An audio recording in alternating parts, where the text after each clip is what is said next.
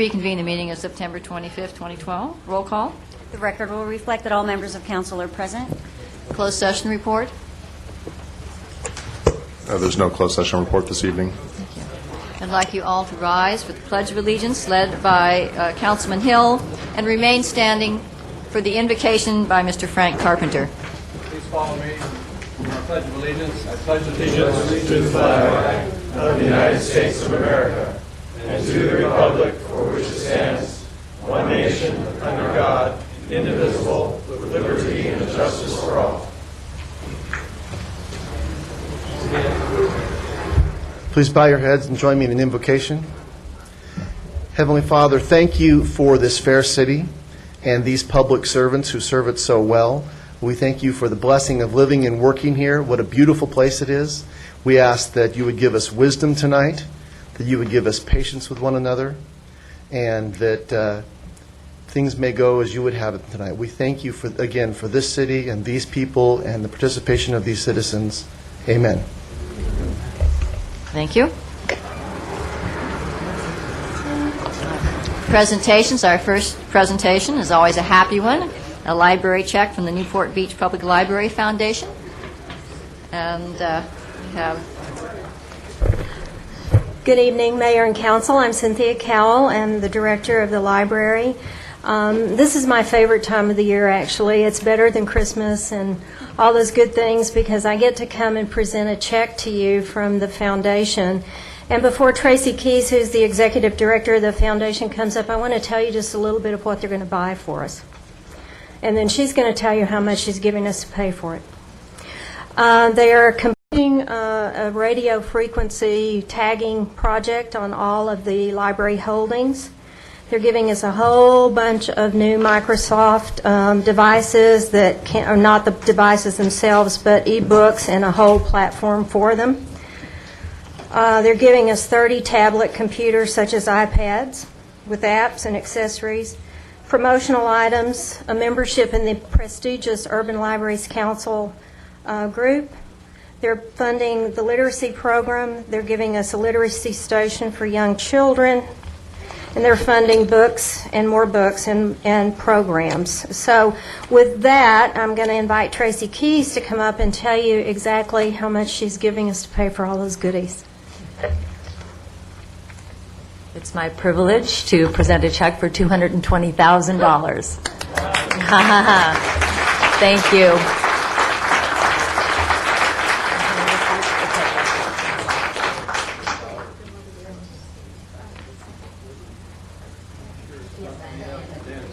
If I lose it, it's okay. No, it's not. It's a doctor's prescription. Oh. 1, 2, 3. Take one more.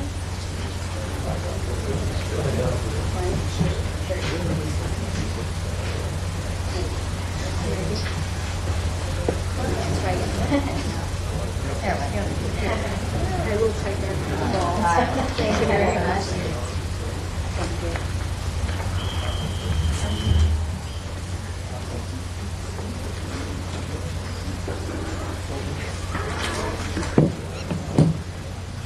And now, Coast Colleges Chancellor Dr. Andrew Jones and Public Affairs Director Dr. Martha Parham are going to be speaking about an upcoming bond measure.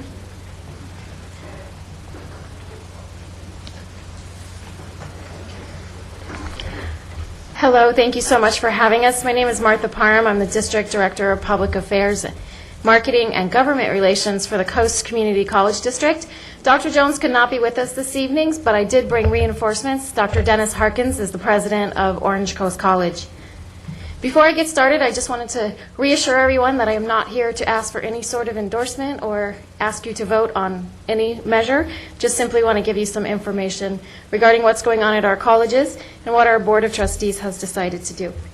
Before I go any further, I do have to say hi to Dave Grant, our trustee who's in the audience here. He represents Newport Beach.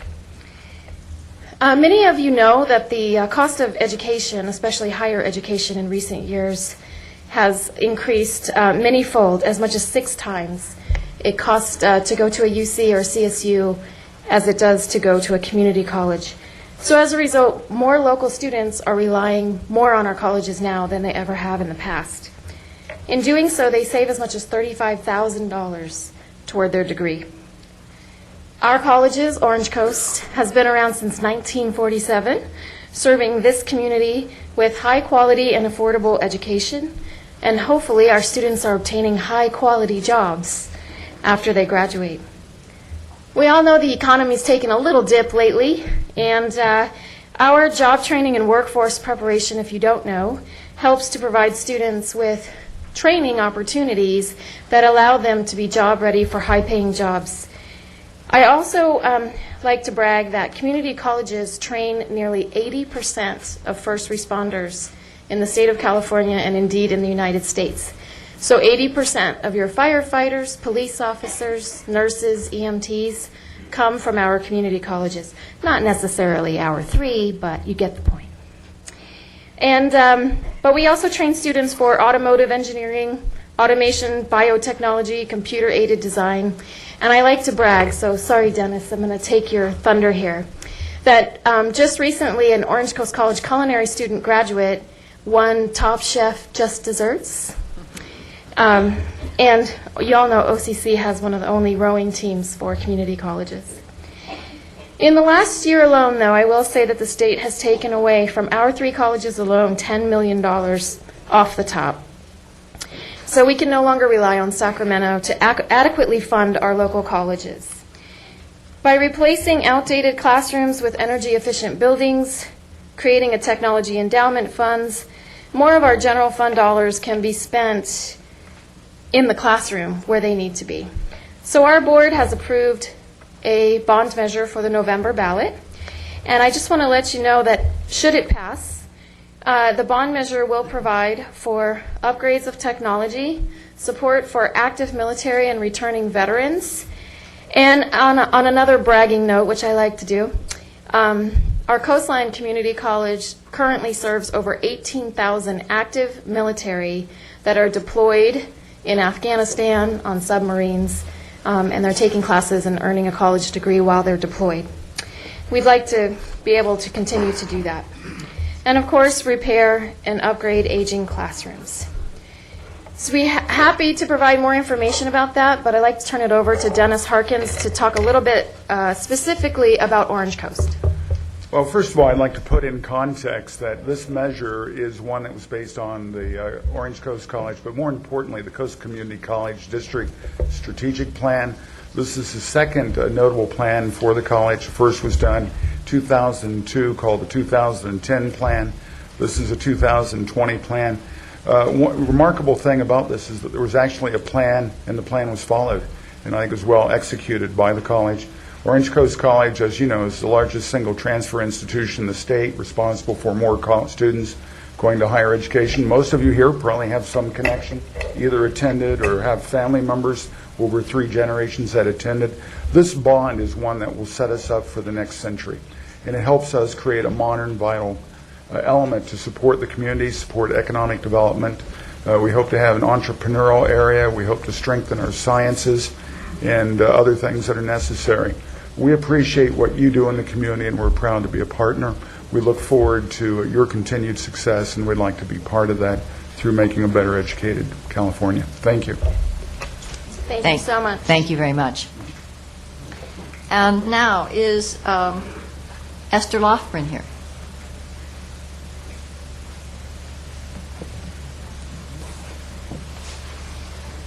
She'd come forward. I have a proclamation. Whereas Esther Lofgren graduated from Newport Harbor High School and was a 6-time varsity letter winner, 2 of them were for rowing. And whereas in 2011 at the Henley Royal Regatta, Esther won the Remenham Challenge Cup and the Princess Grace Cup and is the only woman to win both events at one regatta. And whereas Esther won a gold medal and set the current world record at the Samsung World Rowing Cup 2.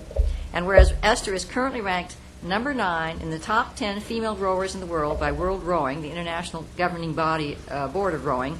And whereas Esther and the U.S. rowing team won a gold medal at the 2012 Olympics, now therefore I, Nancy Gardner, Mayor of the City of Newport Beach, California, on behalf of the entire Newport Beach City Council, do hereby recognize and commend Esther Lofgren for her outstanding actions as a role model and as a representative of the City of Newport Beach.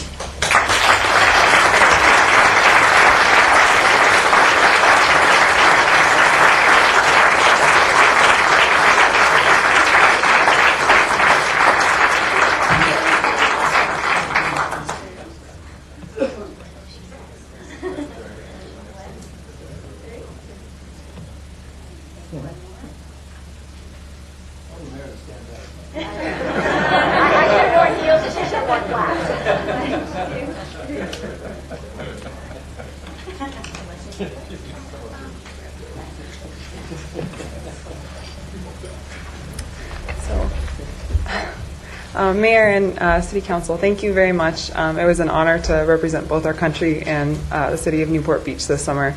And I brought for you a signed picture of our boat. So thank you very much.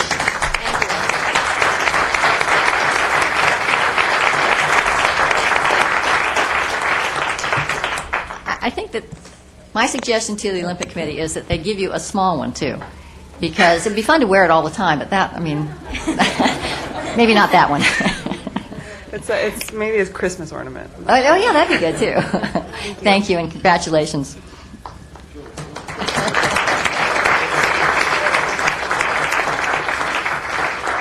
Notice to the public. The city provides a yellow sign-in card to assist in the preparation of the minutes. The completion of the card is not required in order to address the city council. Speakers must limit comments to 5 minutes on agenda items. The city council has the discretion to extend or shorten the time limit on agenda or non-agenda items. As a courtesy, please turn cell phones off or set them in the silent mode. Now is the time for council announcements or matters which council members would like placed on a future agenda for discussion, action, or report. Councilman Hill? Nothing, thank you. Councilman Rosansky? Nothing, thank you. Mayor Pro Tem Curry? Yes, this morning I was privileged to participate in a press conference with Dean O'Malley. Dean is going to sit off on Saturday morning to set the world cross-water record by crossing from Newport Beach to Avalon using a jetpack. If you've seen the jetpacks in the harbor, you know how strenuous that's going to be and what a great event that's going to be for our city. And it's fitting that he does this because it was 100 years ago, in 1912, that Glenn Martin flew from Newport Beach across the water and landed in Avalon, the longest cross-water flight in world history up to that time. And now Dean is going to duplicate that fact using a jetpack 100 years later. So we wish Dean well as he departs on Saturday for Avalon. A couple of other things. I was privileged to represent the city at the recent California League of Cities conference in San Diego. I was there formally installed as the president of the Orange County Division of the League of Cities. There were several interesting workshops, one on pension reform. Very interesting to see both the successes and where the governor's plan has fallen short. It's also interesting to note that we have in many ways exceeded where the governor's plan puts the benchmarks in terms of pension reform here.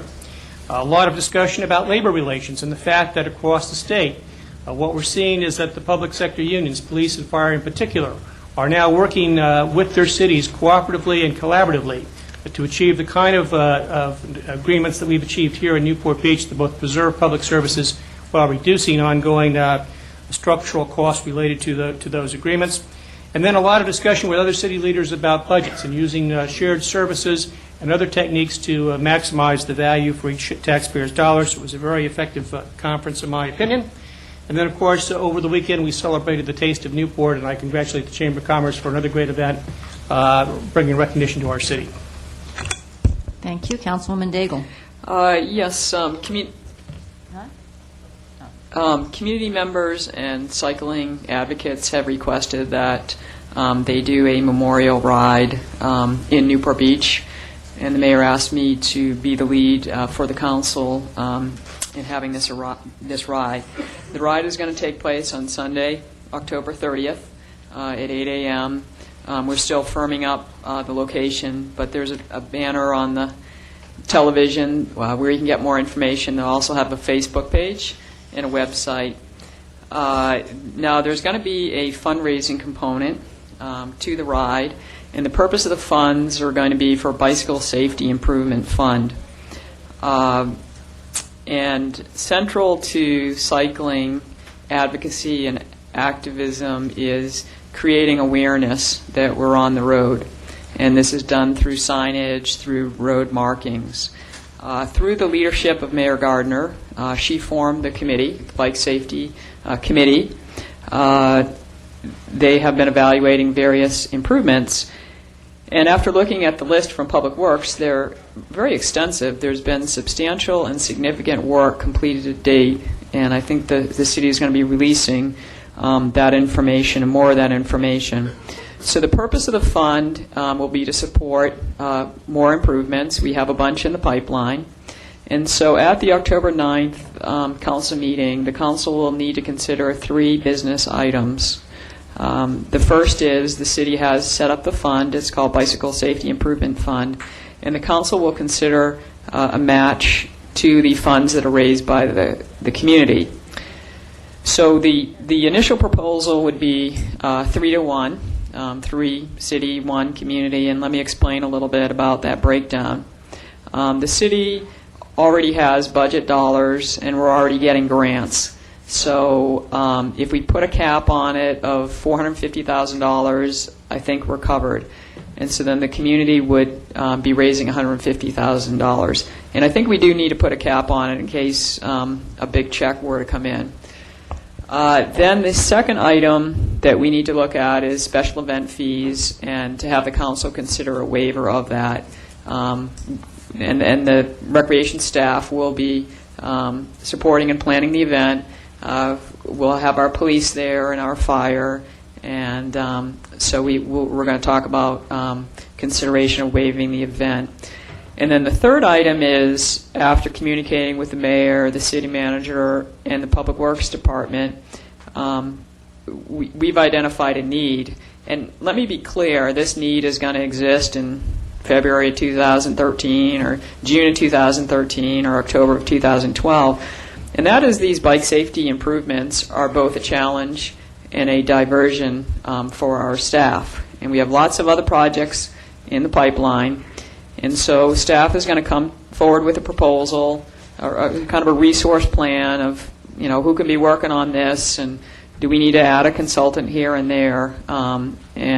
So I'll leave it to them to come up with something that will help get these improvements in place. But I would emphasize that this need is just a question of timing, the request. So those would be the 3 items on that, and thank you.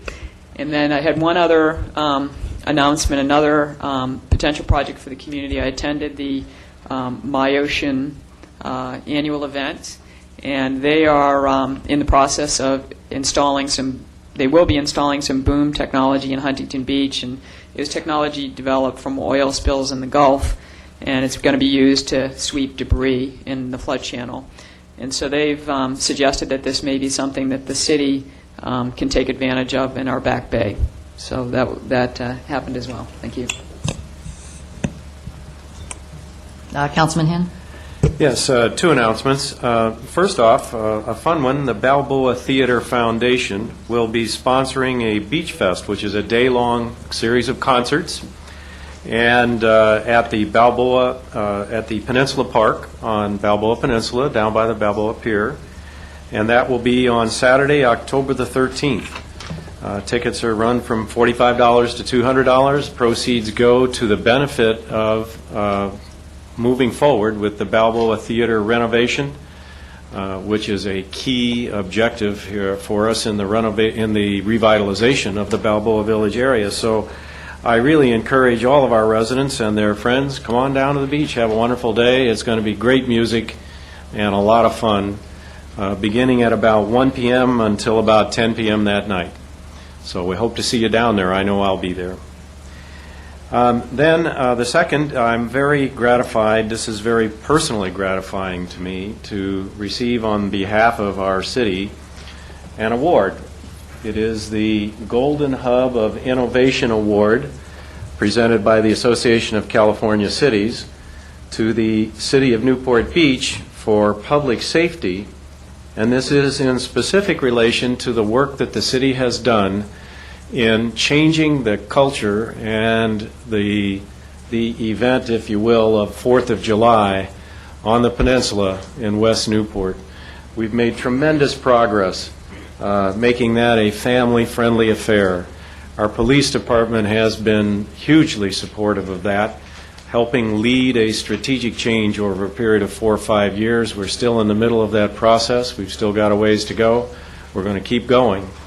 I'm especially gratified and thankful for not just the police department, but our special events, or our Parks and Recreation staff here in the city, as well as the citizens that have participated all along to help this process be a success so far.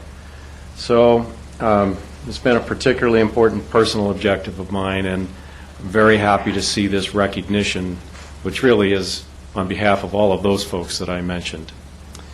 So we're going to keep going. Thanks. Councilman Selich? No reports this evening. I have a couple. West Newport Beach Association City Council Candidates Forum scheduled for tomorrow night, Wednesday, has been canceled, but they will have their regular meeting at 6:30 p.m. Following up on Councilwoman Daigle, a few things have come out as far as bike safety that we are implementing almost immediately. We are moving up our sharrows, which the council approved some months ago, and hope to have them in by the end of October. There is going to be a series of columns in the daily pilot on bicycle safety, and if you're interested in contributing a column, you can contact me or John Canales at the pilot. Also, our recreational department has been talking with some licensed bike safety instructors about incorporating some classes into our recreational programs. So those are some things that are happening really quite immediately, which we hope will, again, forward bike safety. And then finally, October 13th is going to be a very busy day for everybody. We had a walk with the mayor. October 13th is paddle with the mayor. I'll be leaving out of China Cove, and I hope some people will come and paddle around the island with me. So there'll be more details as we go along. Thank you. I will stay in my lane, yes, thank you. The consent calendar. All matters listed under consent calendar, items 1 through 13, are considered to be routine and will all be enacted by one motion in the form listed below.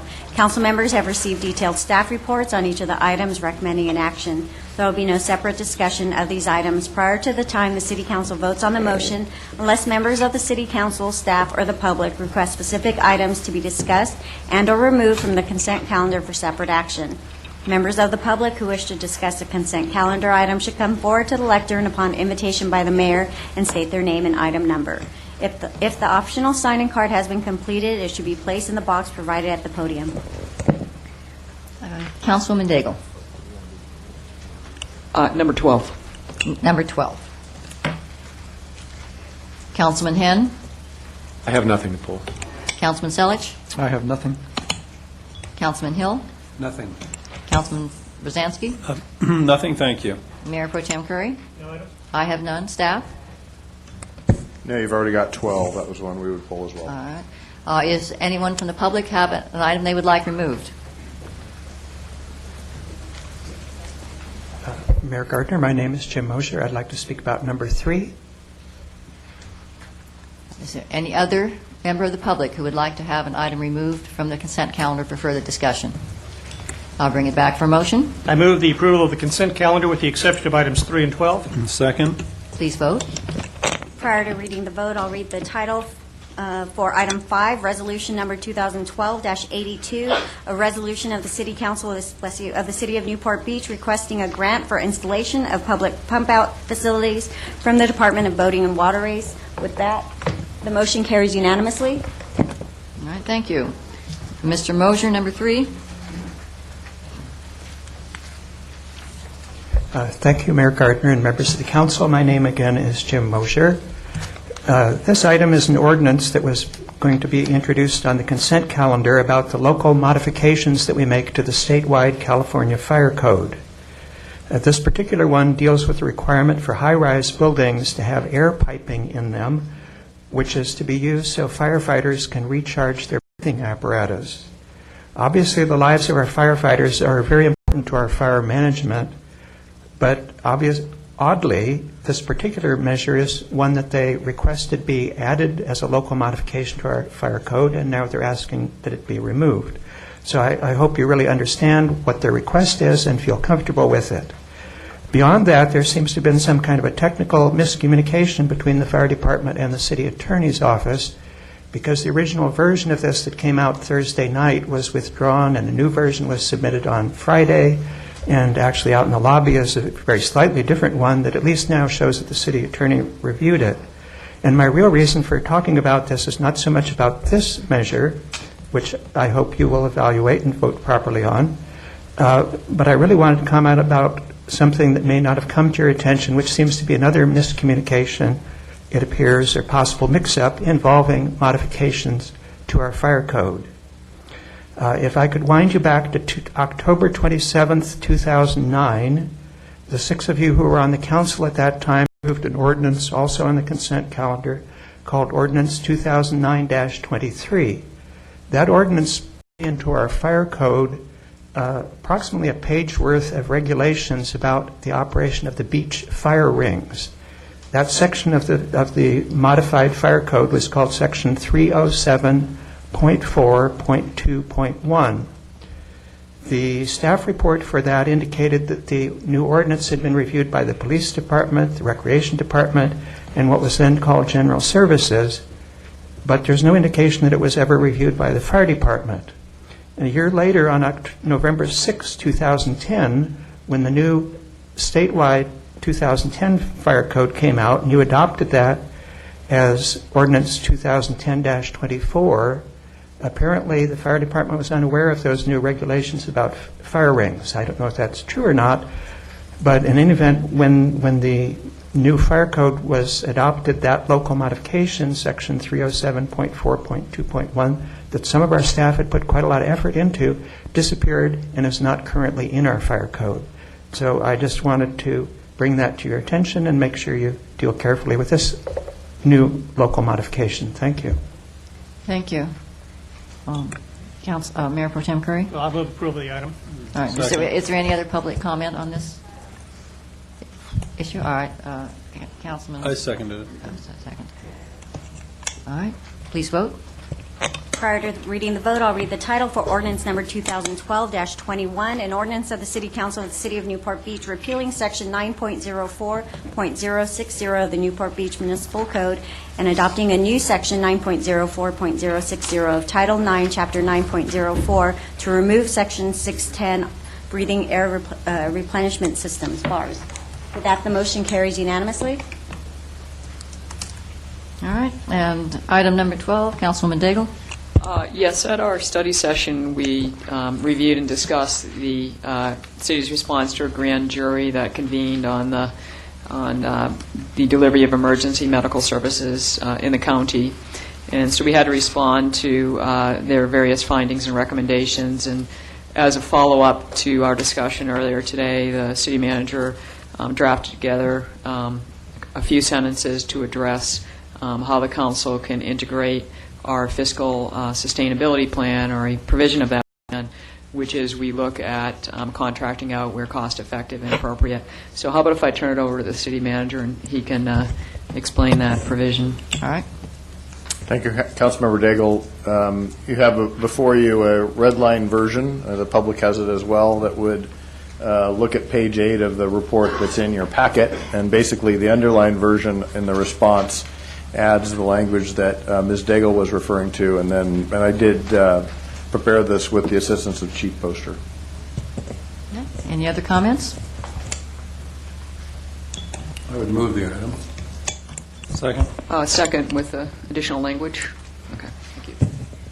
Please vote. Public comment. I'm sorry, public comment. All right, please vote. Motion carries unanimously. And now, public comments?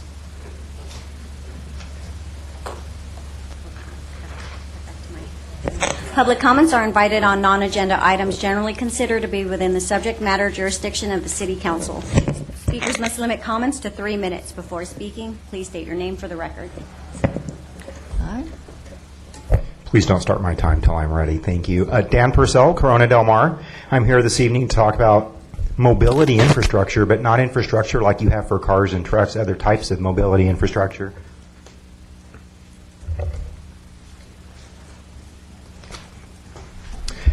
This is the BART in San Francisco. It's a good way to move people and not necessarily cars. It's very effective for the city. San Francisco and the Bay Area is a large city. This is a complex train. It's not something like we need in Newport Beach, but it does accomplish a lot of goals. This goes under the water in places it goes underground, places it's elevated on bridges. It's it's an expensive transportation network, but it's very useful for a large city.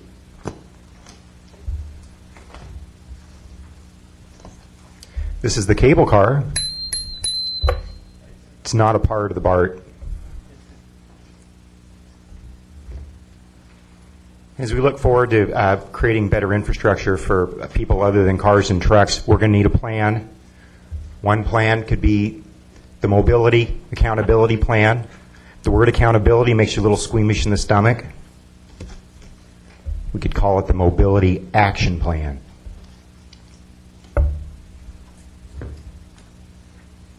We wanted to do something for bicycles and pedestrians. We could do something similar to the BART, have a name for it. We could do the bike route entitlement network, the BREN. Now I know what you're thinking. There's a guy in town. That's his name. He may not want everybody using his name all the time, especially when you're talking about bicycles. Guy likes his privacy. I understand that. I like my privacy too. So maybe we could call it something else.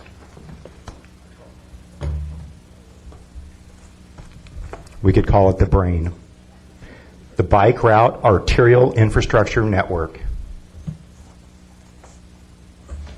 The BRAIN would cover the whole city. One area it would cover is Fashion Island. This would be an elevated pedestrian and bike path, much like the path that's going in at San Joaquin, the bridge to go into the new city hall. But it would loop around, come around all of Fashion Island, and come back out on the other side. Well, like fractals, it's only part of a larger brain. In fact, the brain would be expanded, and you could reach it at the Choker Lane in Corona del Mar, where we're doing the village entrance, go all over most of the city, come out down at Todd Ridgway's project, right down at Mariner's Mile. So I would just encourage you to consider these things as we move forward in trying to protect people's lives in the city of Newport Beach. Thanks. Thank you. Is there other public comment?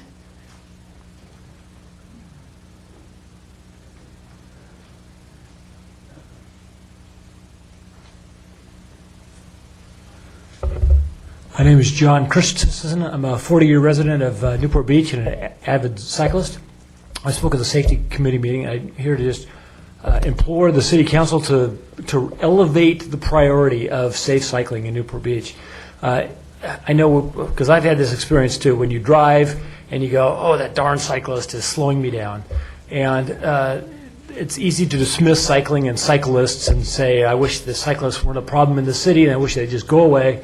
But there are thousands of us, and I know there are several on this council, city staff. There are thousands of cyclists and from beyond as well, who flock to Newport Beach. We are a resort city, and I hope we can, as a whole city, we can take a big, deep breath and realize that this is a resort city. People come here by the thousands to play and relax and recreate.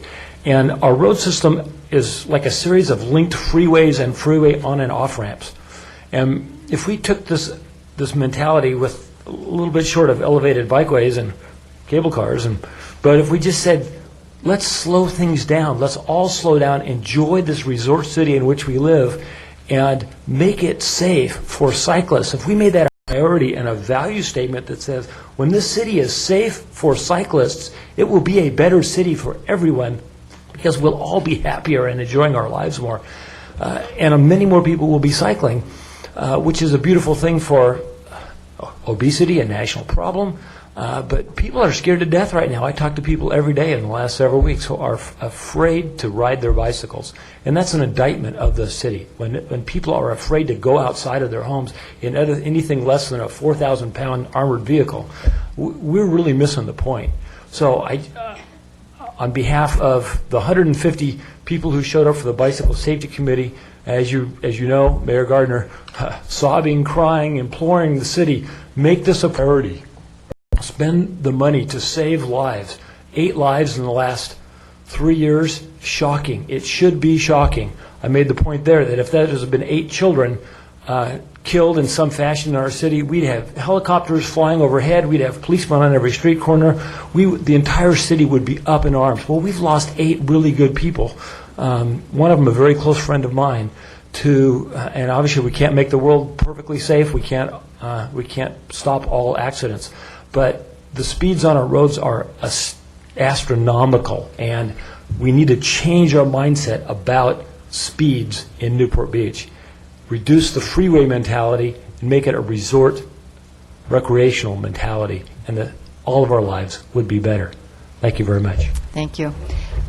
Any other public comment?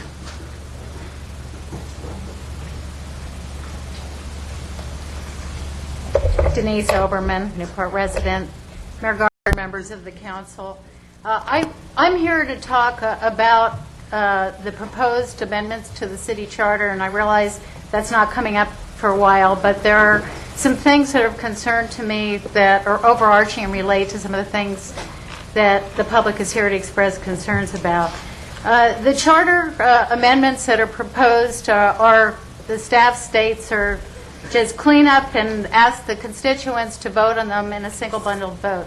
Many of the changes may be good and favorable ones, in my opinion, but I feel compelled to talk to the issue of the proposed amendment prohibiting class actions lawsuits against the city. Quite frankly, this proposal is unconstitutional and would likely be legally challenged with success. In addition to the proposal's questionable legality, of even greater concern to me and other citizens in the community are the repeated publicly stated contentions by one of our councilmen that the city needs to thwart, and I will quote, residents' efforts to shake down the city, end of quote, and that, quote, constituents can address any of their concerns through the administrative process. While I am here to tell you I have been active in a number of civic matters and have diligently spent hours and hours of time, effort, even my personal expense, to try to navigate through the public process. And there are a lot of things that need to be done to improve its effectiveness. The administrative process is well ill-defined, and I'm not going to get into details, but I am able to provide them at a later date. The process is ill-defined, and it's frequently consistently administered, and their stated channels of responsibility and authority always seem to lead back to broad discretion and generally to the broad discretion of the council. People are encouraged and in a quite eloquent manner to participate in public testimony as well as a plethora of committees and other ad hoc activities, which they willingly do at great personal effort and expense, only to find that the city decisions are made with bold disregard to much of the public input and frequently the public interest. So there are times when the city makes decisions that are also outside of the public eye and transparency, when the city fails to be proactive and there are dire safety consequences. And for example, with the issue of the bike safety tonight, people are told, quote, we don't have the budget to deal with these things. Well, for God's sakes, citizens are frustrated. They see a civic center, beautiful civic center, being built in excess of $150 million, complete with the doggy park and a $2 million plus bridge from the doggy park, but they're being told they have to come up with money to go through public safety. So litigation is the last resort, which people do not want to resort to. I urge you, council, to carefully look at things and see, as this, why is there litigation at all-time high from our residents? Thank you very much. Thank you.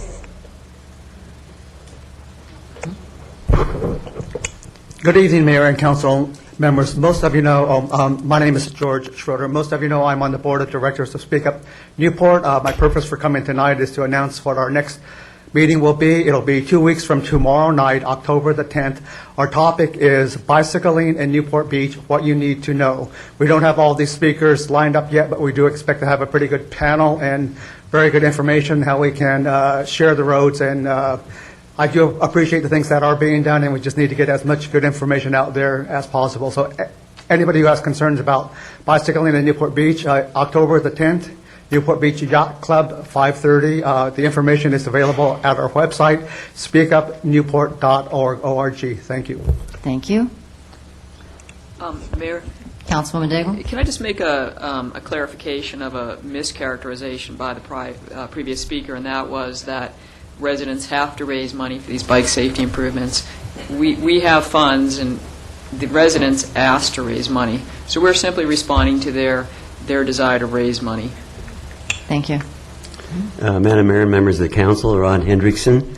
Excuse me. I wanted to speak for a moment about the charter amendments. Unfortunately, when you speak with people around town now, and talk about charter amendments, they say, well, I don't want to talk about Costa Mesa. And they don't realize that we have a group of charter amendments coming forth here. So I wanted to spend a moment this evening for your benefit and for the benefit of the listening public. The 75-word brief description of Charter Amendment EE only describes about 10 of the 38 proposed charter amendments. The city attorney impartial analysis describes a portion of about 15 or 20 of the 38 proposed amendments. So that's about the only simple thing that the public has to resort to right now. And the only way the voter can get a better understanding of the charter amendments is to review the 34 pages of redlined changes which are on the city's website or on the sample ballot. Now, we haven't gotten our sample ballot yet, but I believe they are coming out quite soon, maybe the end of this week. It's not too easy to get to the municipal election on the city website, and I would like to just make a request this evening that some attention, a little more attention. I think there have been some changes, but there could be a very easy change on the home page, where on the left-hand side of the home page, currently there are 3 items with kind of big logos by each one. They're not unimportant, but they're not really important items either. And the third one talks about a meeting that's going to occur on September 15th. So it's a little bit outdated, but I think it'd be really great if the municipal election could be one of those 3, preferably the top one. Right now, to get to it, you have to go to the very bottom that says additional items, and it's very small, and a person is not likely to do that. So I think it would be very helpful to the public if we could make some improvement on our website so when you go right to the home page, you could get to the municipal election. Bottom line, it is not being considerate to the voters to expect them to understand this vast number of changes and then expect them to approve or disapprove all 38 changes with one yes or no vote. And the final straw is the last-minute addition without any prior notice or review by the Charter Update Committee, the staff, or the public of the prohibition of red light cameras, a subject which has never been previously discussed by the council, but it is apparently intended to be the clincher to get the yes vote on all of the 38 charter amendments. It's a 300 single paragraph and would be one of the largest if the charter is adopted. Thank you very much for your time.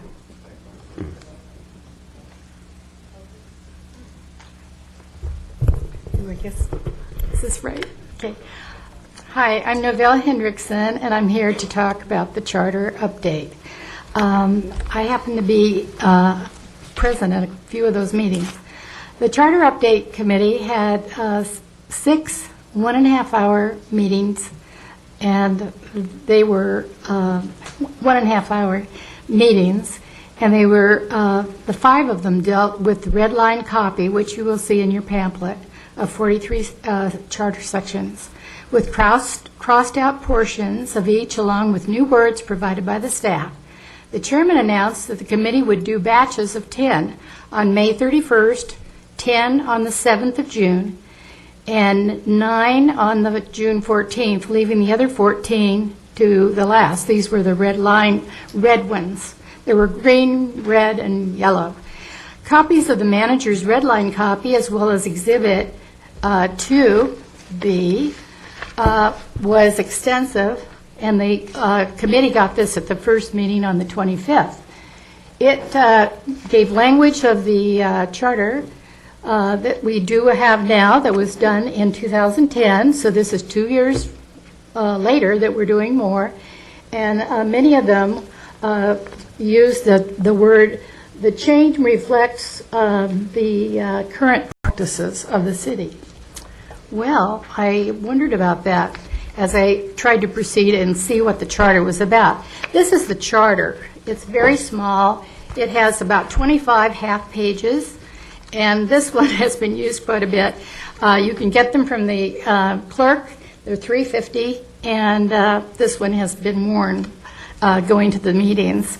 The first meeting we had the committee comprised of 7 people with a equal complement of staff and council members, 2 have served, and 6 to 10 citizens attended meetings and testified. On the 31st, the race began, and I mean a race because it took a lot of time, and it was a very short time to be able to do everything, and it culminated in July 10th at the council meeting, and then these were passed on to go to the election. Now, one of the things that I was very interested in was a very minor change, as it was termed. Minor, change the word and, with, or. Now, that seems very easy, doesn't it? That's Charter Section 200. Well, I took a look at my charter, and I decided, and I found out, my goodness, the electorate is our people that vote are the very top of the page. The mayor and councilor are next. Thank you very much. My time is up. But anyway, it's an interesting story, and I hope that we can get more information out for you to vote no on EE. Good evening. My name is Laura Curran. I'd like to talk about the charter and specifically about 2 amendments. The prior speaker talked about the red light amendment, and it's been noted that red lights might be considered a revenue-raising technique, which have been sold to cities by private vendors who participate in the profits. And it would be important to not include them because Anaheim has, and we may in the future be asked to include them. I would say that the red light camera component is what you call a red herring. If the city council in the future is asked to consider red cameras and decides after careful consideration not to consider and pass red cameras, it has that option, as you do and as you have exercised on so many activities because of your careful consideration and research and of all the input you get on the public. But to take an item such as red light cameras and include it in the amendment in the event that someone might bring it forward in the future, it just doesn't really wash. Otherwise, we could come up with a list of 50 other things we might be asked to consider in the future that we might not want to have, that the council might not have the fortitude to adopt. I think, and I tell my students when I'm teaching business and government this, that if you want good legislation and you want your council to pass good legislation, you need to engage. And as you as members of the council do, when something comes forward, you'll consider it on its merits.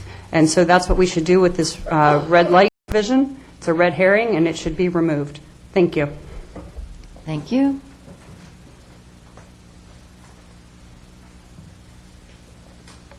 Madam Mayor, members of the City Council, my name is Frank Peters. Perhaps you'll recall I was nominated and joined the Bicycle Safety Committee. I was the last one to make the committee that night. I applaud you for these items that you have mentioned here tonight. Especially, I'd like to single you out, Madam Mayor, for your willingness to move Sharrows up to an earlier implementation. I think it's appropriate and very important. This new fund, the Bicycle Safety Improvement Fund, I'm new to city government. Are there any prescriptions why somebody on the Bicycle Safety Committee could not contribute to that? Is there anything? Probably not. Could I be one of the first to contribute? I would like to donate $10,000 to start off the Bicycle Safety Improvement Fund.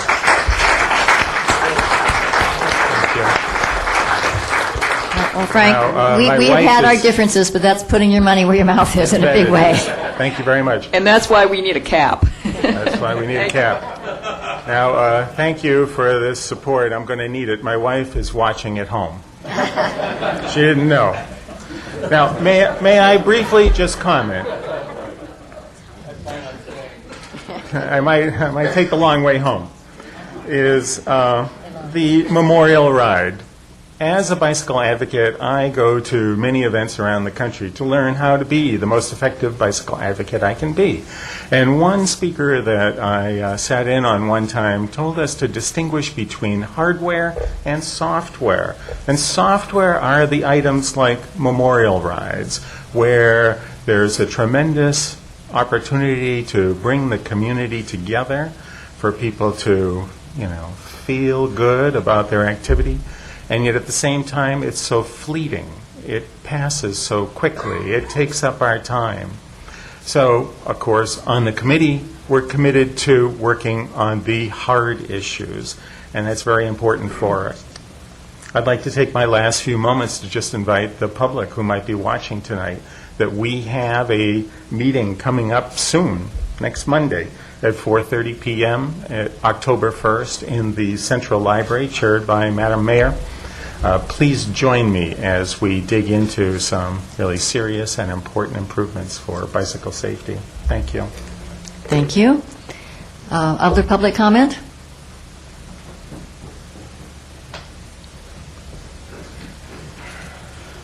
Madam Mayor, members of the City Council, my name is Michael Alty. I'm a member of the Bicycle Safety Committee. First of all, I'd like to thank you all for your leadership in establishing the Bicycle Safety Committee and recently approving sharrows and for moving up the date of installation of sharrows. We all know that Sarah Leaf and Dr. Kathy Campion died last week very tragically, and this has kind of put pressure on all of us in the city to do more in terms of bike safety. I want to mention some of our challenges are in terms of infrastructure changes that need to be done and slowing down the speed of drivers, as well as we have a basic culture of selfishness in terms of the bikers who go on the wrong side of the road, the bikers who are on their phone not paying attention, who give a bad reputation to all the bikers. We have drivers who exhibit all sorts of selfishness in terms of texting and just not paying attention, and as heinous as killing someone and just fleeing and disappearing. And this is a big problem because little accidents of a momentary lapse of reason or judgment can result in the death of someone like Sarah Leaf, who's had such a vibrant future and was such an amazing personality and inspiration as a nutritionist who really loved what she wanted to do and made a difference in people's lives. And her life is over for a split-second decision someone did. What needs to change is that culture of selfishness. We need people to consider others while they're driving, while they're biking, and we can't force them on an individual basis, but one of the ways we can do that is by sending the message that this is a city which appreciates courtesy and consideration, and we can do that by basically pointing people in the right direction. With sharrows, we're basically telling motorists that bikers have a right to the road, and we need to make a statement that Newport Beach is a bicycle-safe, bicycle-friendly city, that bicycles are welcome, and that people need to basically respect each other. That's ultimately the problem is we have laws because people don't respect each other. We adopt laws, we implement them in order to force people to respect each other. And with sharrows, I'm thankful to Mayor Gardner for deciding to move sharrows up to October, and I ask that we look into a kind of innovative design for the sharrows, not just the normal white paint, but it doesn't have to be the green paint like in Long Beach 2nd Street, but it's got to be something that basically makes a statement that Newport Beach is a bike-safe, bike-friendly city, and we want to make a difference, and we want to welcome people and basically have a vision for the future. Thank you. Other public comment?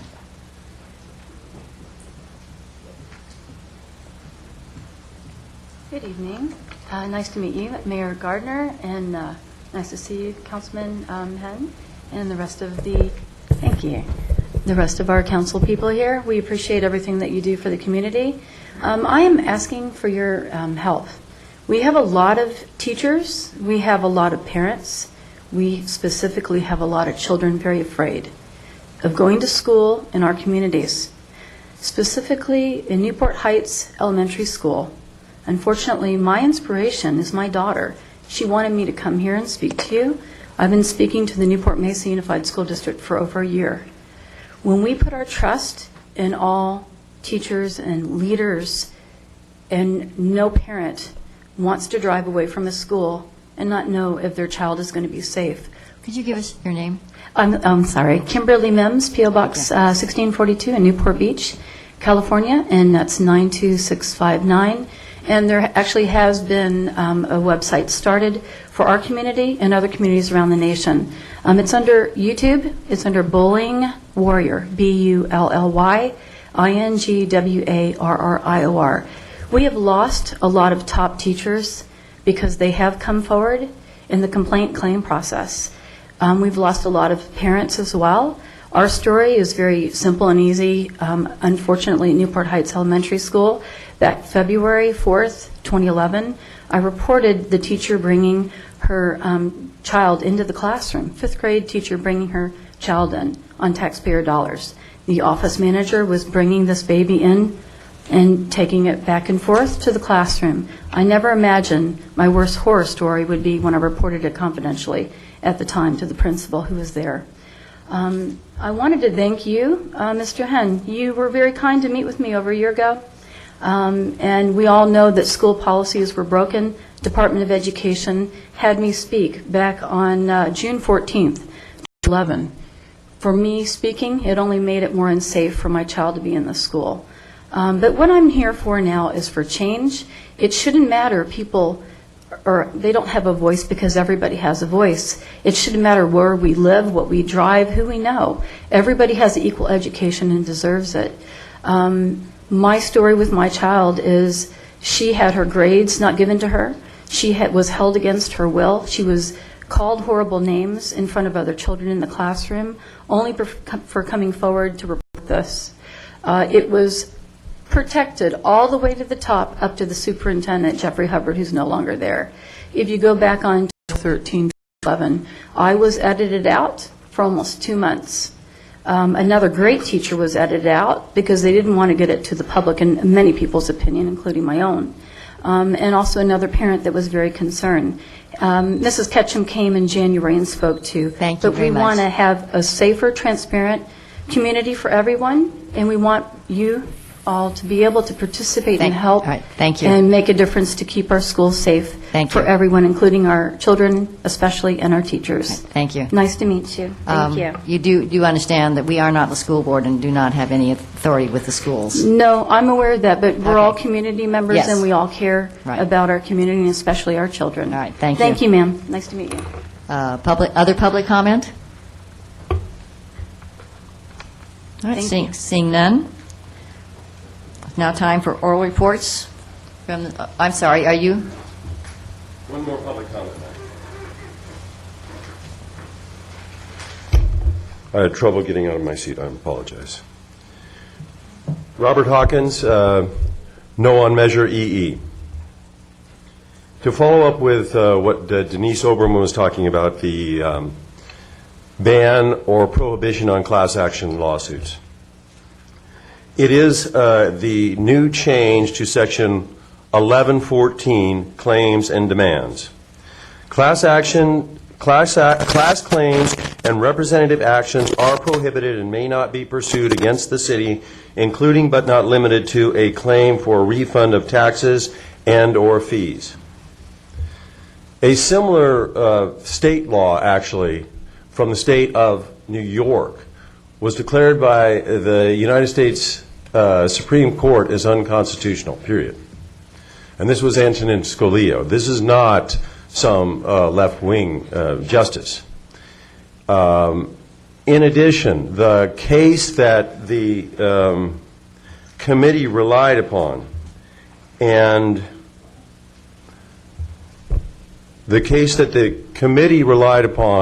in formulating this ban, formulating this proposed amendment, does not apply, does not have this sort of ban in it at all. What it says is class action claims can be avoided if there is an administrative process whereby you can receive the refund of the claim. Now, the case that was cited in that case, and that case was, hang on, let me see if I can find where that is.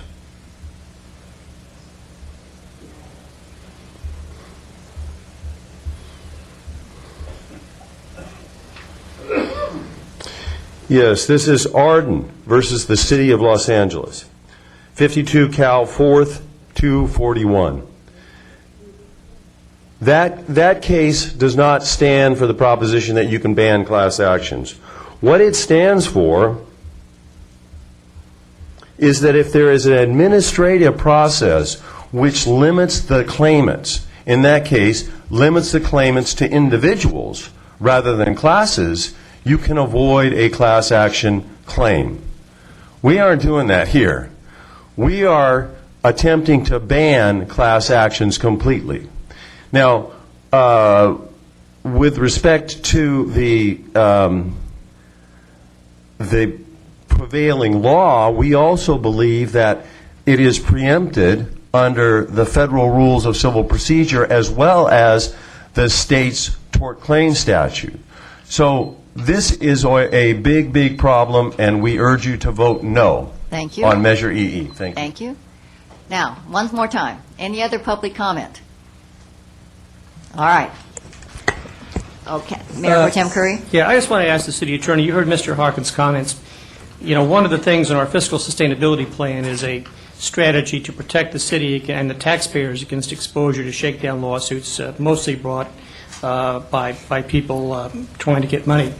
Do you believe that this is an appropriate prohibition to protect the taxpayers that we put in the charter amendment that's on the ballot?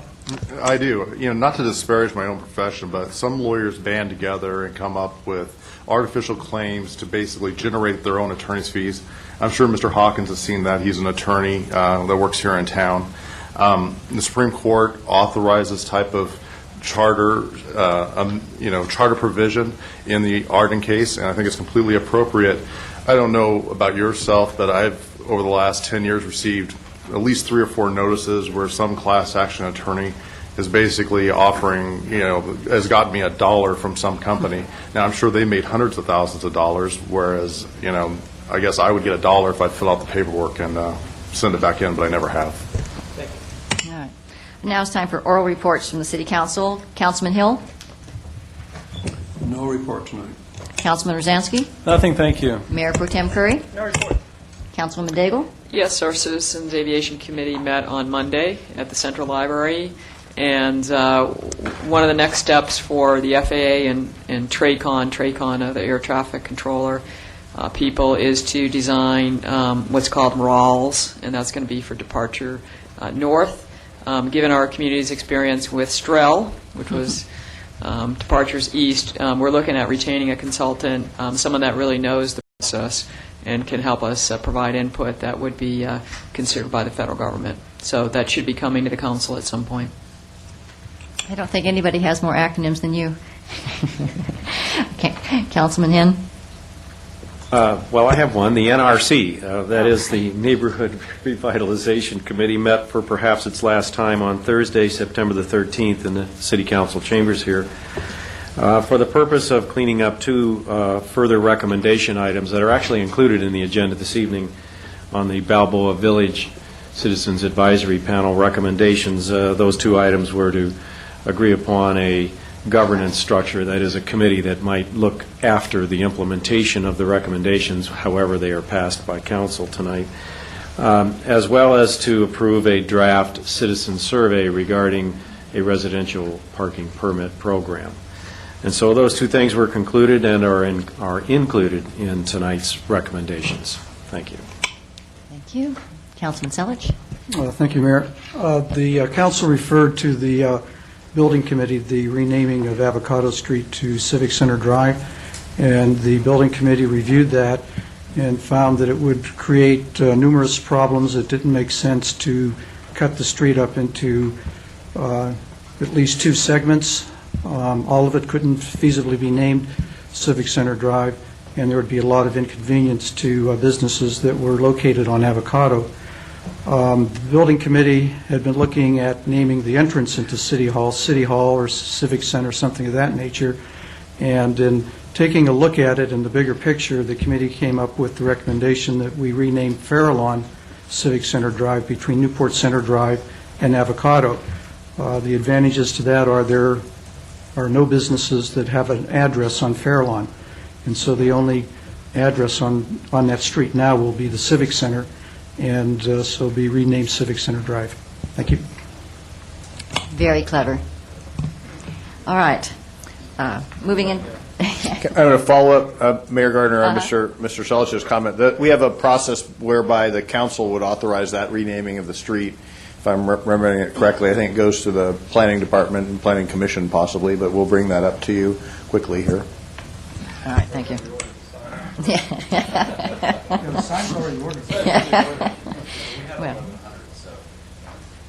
Well, okay. Public hearings. The vacation of an existing sewer easement.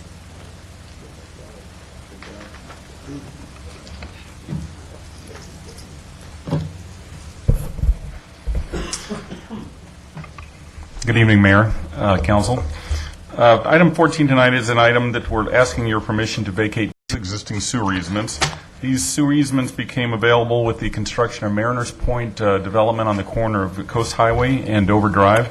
The developer had to eliminate a sewer that's crossing the parcel, if you look at attachment A in your staff report, page 3, and then reroute that sewer behind there. So we've already constructed the sewer. We've adopted a new sewer easement along the back, and we need to vacate these two easements that are no longer needed. So we're requesting you to open the public hearing tonight and take comments, and then adopt the resolution to vacate the easements. All right. Is there any question for staff? No, but I'll move the item. I'll second it. All right. Is there public comment on this item? Seeing none, please vote. Prior to reading the vote, I'll read the resolution title. Resolution number 2012-83, a resolution of the City Council of the City of Newport Beach ordering the vacation of existing sewer easements at 300 West Coast Highway, 303 Kings Road, 100 Kings Place, and 104 Kings Place, and directing the city clerk to record same with the county recorder's office. With that, the motion carries unanimously. All right. And now the Balboa Village Implementation Plan.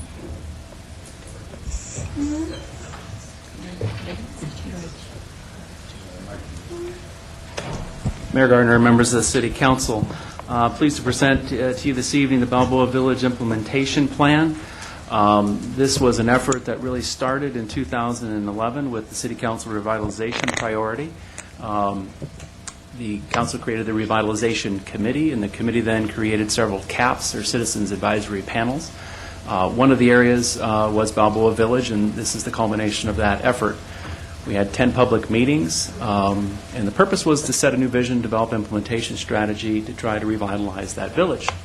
The Harbor Commission and Planning Commission both did review the document. The area that we were discussing is really the waterfront down to A Street and Adams Street. We did start talking about the residential village directly adjacent to the west, and we'll discuss that in a moment, but this is the basic village area, commercial area, and the focus of our attention. Some of the issues and opportunities, the identity, there's really kind of an identity issue down there. People aren't really sure exactly where Balboa Village is, unfortunately. You get it confused with Balboa Island. Vision and branding we're seeing as an opportunity. Parking is an issue at times. Planning and zoning, we wanted to look at some of the planning issues and the zoning regulations in ways to help revitalize the area, get some additional redevelopment down in that area. The appearance and setting a sense of place, we wanted to try to improve upon that to bring again more people into the area to help revitalize and bring about some economic change. We did some market analysis. Kaiser Marston assisted us with that. We had some constraints identified. Population is relatively low. Intervening commercial opportunities and parking and entitlement process all were viewed as constraints to the process of trying to revitalize the area. Some of the opportunities, they did feel there was market support for a hotel, residential uses, and mixed use and residential commercial development were all viewed as opportunities, and the market would support those types of developments. We identified really two cultural catalysts, and that's the Explore Ocean and the Balboa Theater, and those would be potential projects that we can build upon for the area. And then another opportunity was the development of the city-owned property, which is really the parking lot that's down on Palm Street. So those are some of the items that were initially discussed. We started off with looking at the brand and vision.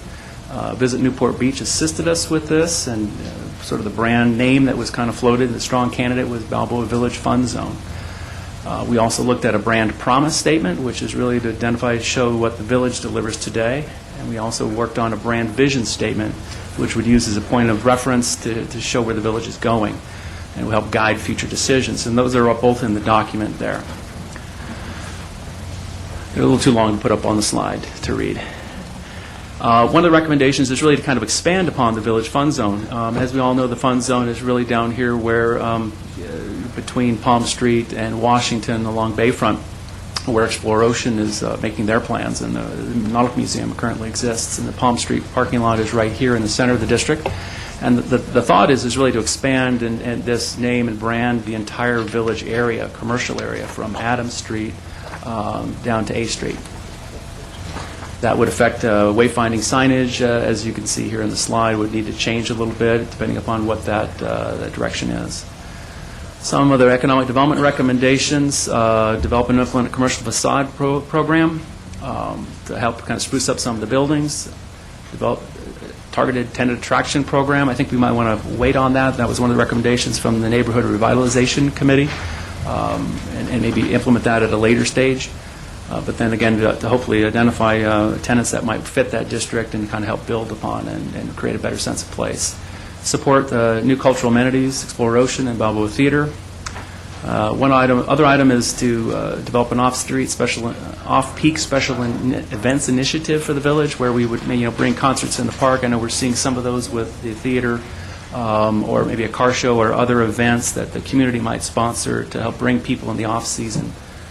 Another item was to create an off-peak season recreational vehicle use program in the pier parking lot. It's working in other communities as a good revenue generator, and I will tell you there's a little bit of controversy over this. Some of the residents in the area are not very supportive, and I think you'll hear some of them here this evening. Allocate additional funding to the bid to promote marketing efforts. Modify the boundaries of the bid. There's a portion of that area in the original map that really is not commercial anymore. It's had a change in land use, so we would modify that area. Consider future development on the city-owned parking lot. We kind of looked at three different options: parking structure, small hotel over the parking, or some mixed-use residential and retail. And so that's also discussed in the document.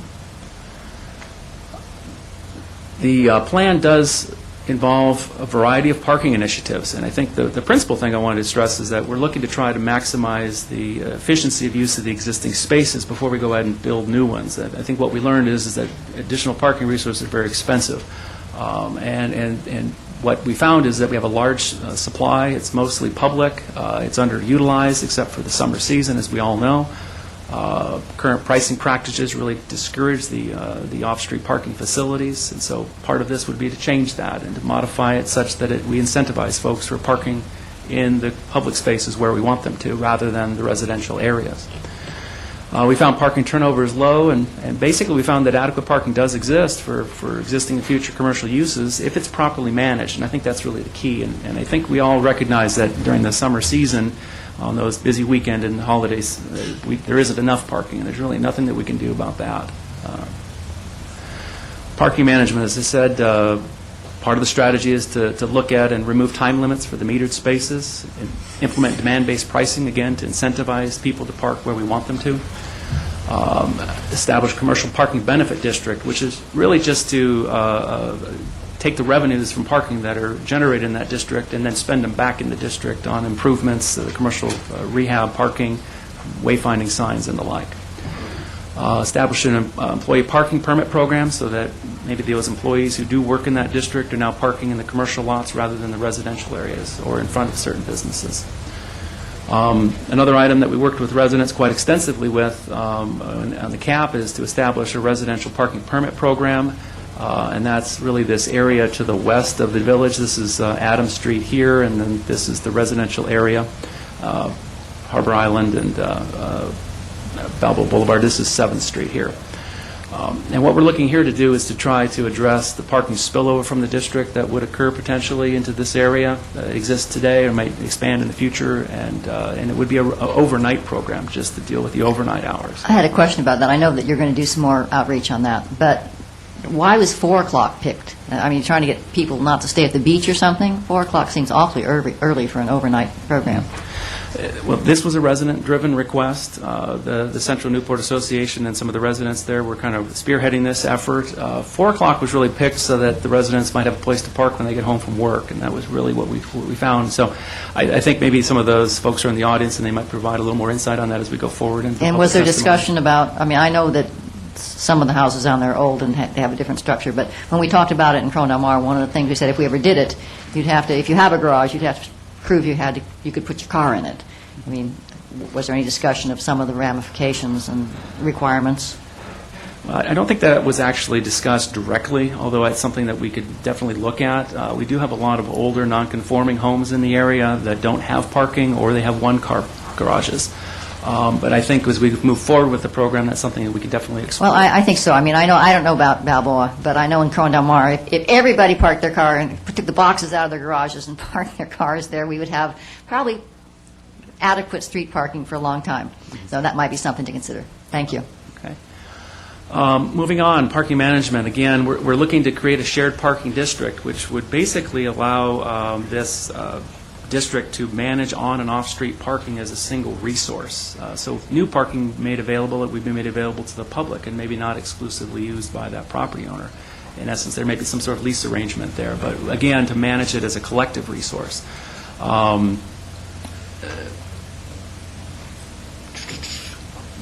Part of this also is to develop a coordinated wayfinding sign program and identify additional improvements for bicycles, and including bicycle safety, but might try to look at different modes of transportation to reduce the need to use the automobile. So all of these components are built into the parking management recommendations of the document. Again, this is a summary, and they're much more detailed in the document itself. Planning and zoning. Moving forward here, this is where the Planning Commission, I think, had spent a little bit more time on, and that was eliminate commercial parking requirements for new and intensified development. Eliminate the in lieu parking program. We have 8 to 10 properties who actually pay into a fund. It's a very small amount per year, but it's really not generating enough income to go ahead and do a lot with. And the thought here is really to you would definitely incentivize redevelopment of some of these properties and intensification of some of these land uses by not having the parking requirement. That may seem counterintuitive. You do want to have adequate parking resources, but the thought here is that if we manage the parking on a district-wide basis and manage it more effectively, there will be adequate parking, and other market forces will definitely dictate the amount of intensity that will come, so that it won't necessarily overrun all the existing resources that we have. Part of it also is to encourage mixed-use development and to continue code enforcement actions on sort of the improving the exterior of the buildings. What we found is that when we approached the property owners a little more directly and asked them to make some improvements, they painted their buildings. And so we started doing that, and we actually got some success over the summer. Part of the recommendation also is to pursue a local coastal program certification, which would help the entitlement process. And some of these zoning amendments here would probably be in that plan and be incorporated within that. So that's also a recommendation of the document. Moving forward into public infrastructure and streetscape, as you all know, we did do a fair amount of improvements almost a decade ago, spent close to $10 million improving the sidewalks and the street furniture and what have you. And I think what we need to do here, and the plan does talk about this, is to kind of spruce that up and identify additional projects down there that might fit within that. We actually, there were components of the original plan back in 1998 and 2000 when it came forward that we didn't implement due to budgetary constraints. And so we might look at some of those other projects strategically to help the village, but we also want to spruce that area up and maybe improve maintenance. And so that was one of the recommendations, is to really spruce up the maintenance area of the entire district. Moving on for administration, what we have really is a document that's a work program. It's several years in trying to get this thing through. We actually have created a matrix of what we would do and when over the next 3 to 5 years, and that's one of the exhibits in the document. But in order to oversee this and administer it, what's been recommended is a committee, the Balboa Village Advisory Committee, that would oversee it. It would be made up of 2 council members, a bid board member, a representative of Explorer Ocean, a representative from Balboa Peninsula Point Homeowners Association, and a representative from Central Newport Beach, and 1 at-large member for 7 total members.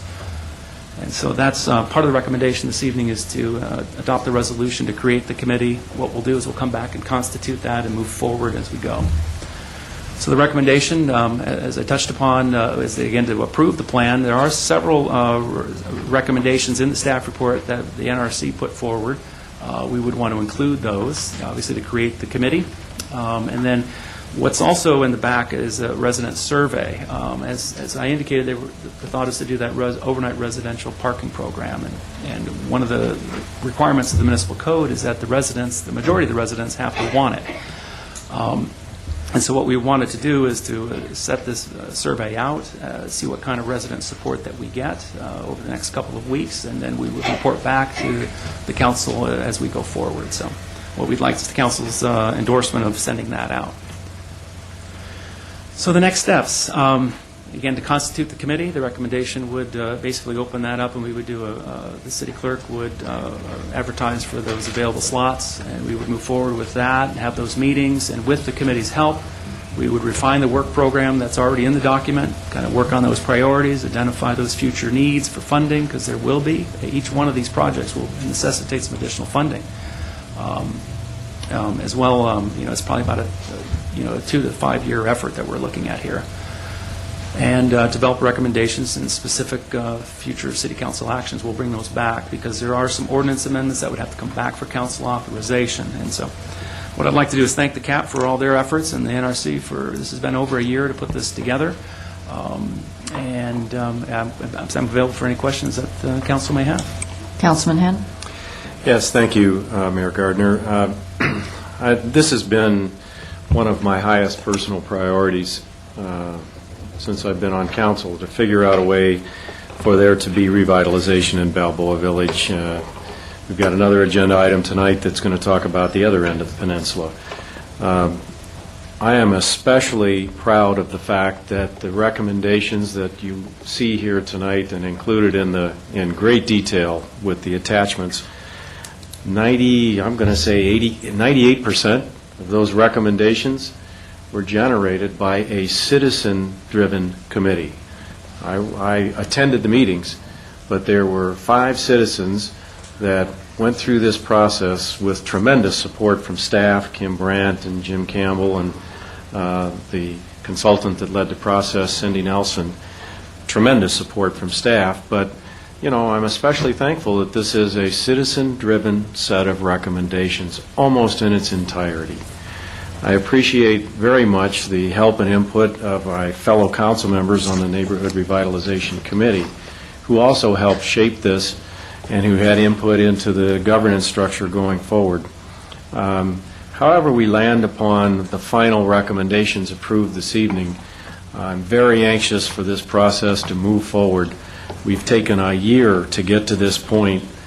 I've got 2 more years on council. I'm in a big hurry here to see how much of this implementation plan, as council approves it, can actually be accomplished over the next couple of years. It will take longer than that, but I'd really like to get off to a great start and really see if we can produce, for the first time in a long, long time, a vital, successful, happy, fun place in the fun zone for families and residents and visitors alike to enjoy. So I'll look forward to the discourse tonight, and with that, be glad to turn the microphone over to others. Councilwoman Daigle? Yes, the council's been receiving communications on the issue of RV parking. Can you explain the background on that before we hear from the public? Now, the implementation plan does include a recommendation just to discuss the possible implementation of an RV parking area. So maybe a small portion of the pier parking lot might be used for parking of RVs during the off-peak season, not in the summer season because the parking is really more of a premium. The thought there would be really to obviously bring some people in the off-peak who might visit the village and visit the beaches and shops and what have you. The other is also as a revenue source, which we could utilize to help spruce up the village, put it into the commercial rehab program, put it into additional parking resources that we may need. And so we recognize that may be a controversial type of project because there are residences nearby, and we have been hearing some feedback on that. And I know you'll hear some testimony this evening on that. But the thought was just to bring more people in the off-peak season, as well as to create some revenue for the city to use in that area. Yeah. I have a number of concerns, and I'm going to mention them now because I get to talk whenever I want to, and those of you in the public only get to have your say once. So you may want to address and contradict what I've said, and that's what I'm hoping. When I first heard Balboa Fun Zone, I thought, my reaction was, okay, they've just said, hey, it is what it is, sort of thrown up their arms and said, we'll just let it be. And then I read the vision statement, and it seemed to be there was a disconnect because, to me, the Balboa Fun Zone says something fairly down market, and that doesn't seem to be what the vision says. So that's just my own personal reaction. I'd be interested in others. The other part of it, though, is going through it. It really seems like, wow. I mean, and again, I'm sure you've got good arguments here, and that's what I'm looking for, but a real government gimme that a boutique hotel would be nice, but it will need financial incentives from the city. Building improvements. We want to give $15,000 to people who don't keep up their buildings. What am I supposed to do in Corona Del Mar and say, hey, you guys were all good.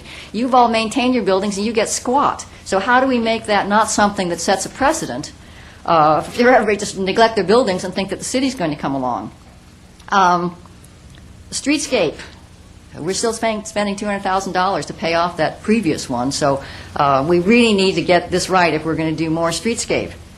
Adding more money to the bid, I think, is premature because we're looking at our whole bid structure, and we should probably wait for that. A question about the parking lot. I was puzzled because when we bought that parking lot, I thought it was with the understanding that the then Nautical Museum had $5 million that was committed to that parking lot, and we were going to do a joint structure or something. And all of a sudden, there are all these other ideas to the parking lot, but I don't necessarily, whatever happened, is that money still there pledged? Are they still part of it? So that's something I would like to have answered. So I guess, in other words, why so much of this is, we're going to hire people to help out. Our city staff is going to help explore Ocean and the Balboa Theater with events, or we're going to create special events using city staff to help them and everything. I mean, I know we do some of that, but it seemed very one-sided, and I don't think that's probably the way it's really meant. But so I'm hoping I will get some of that clarification, because at least from this perspective right now, it does seem like it's asking for the city to do a great, great deal and set some precedents that we may have to deal with later. So, with that, because there'll be a lot of people that are going like this. We've opened to public comment now. Okay. Well, everything's fine, huh? That's right. That's right. Just stand up and say your name. Okay. Hi, I'm George Miljutinovich, and thank you all for listening to us. I was excited to read the 290-page Balboa Village implementation plan. It's exciting to think about Balboa becoming a destination for theater goers, to explore Ocean, the expansion of the Balboa Fun Zone, think about new hotels, everything family-oriented on the peninsula. It sounds wonderful. With all the positive improvements that are in the plan for the Balboa Village and everything transpiring, the difficult part comes when you think about the suggestions of how to utilize the off-season vacant parking spaces. And here's where the contradiction comes in my mind. If you're going to be doing explore Ocean, the hotels, everything improving, those extra parking places during the off-season are going to be non-existent. There's going to be so many people down there taking advantage of all of the redevelopment.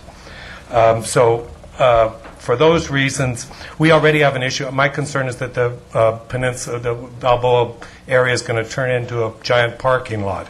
We already have the Catalina Flyer that ushers people away from the island, takes money away, and utilizes a lot of the parking. And to think about doing something in that regard is difficult. I'm urging you to eliminate the option of long-term RV parking from the implementation plan. The thought of where these RVers would shower, bathe, do laundry, go to the bathroom, empty holding tanks, even have to dispose of their daily trash. It would stand to reason that they would use barbecues, portable barbecues, that would burn holes in the parking lot. The leftover coals would cause fire problems in the trash containers, health and safety issues. If any of you have driven down to Oceanside and would see in person what a decision like that has made to them, you'd all agree the long-term parking, RV parking is a disgrace. I'm certain that the revenue being spent would, in staffing, the repairs, the additional police, would cause unforeseeable deals.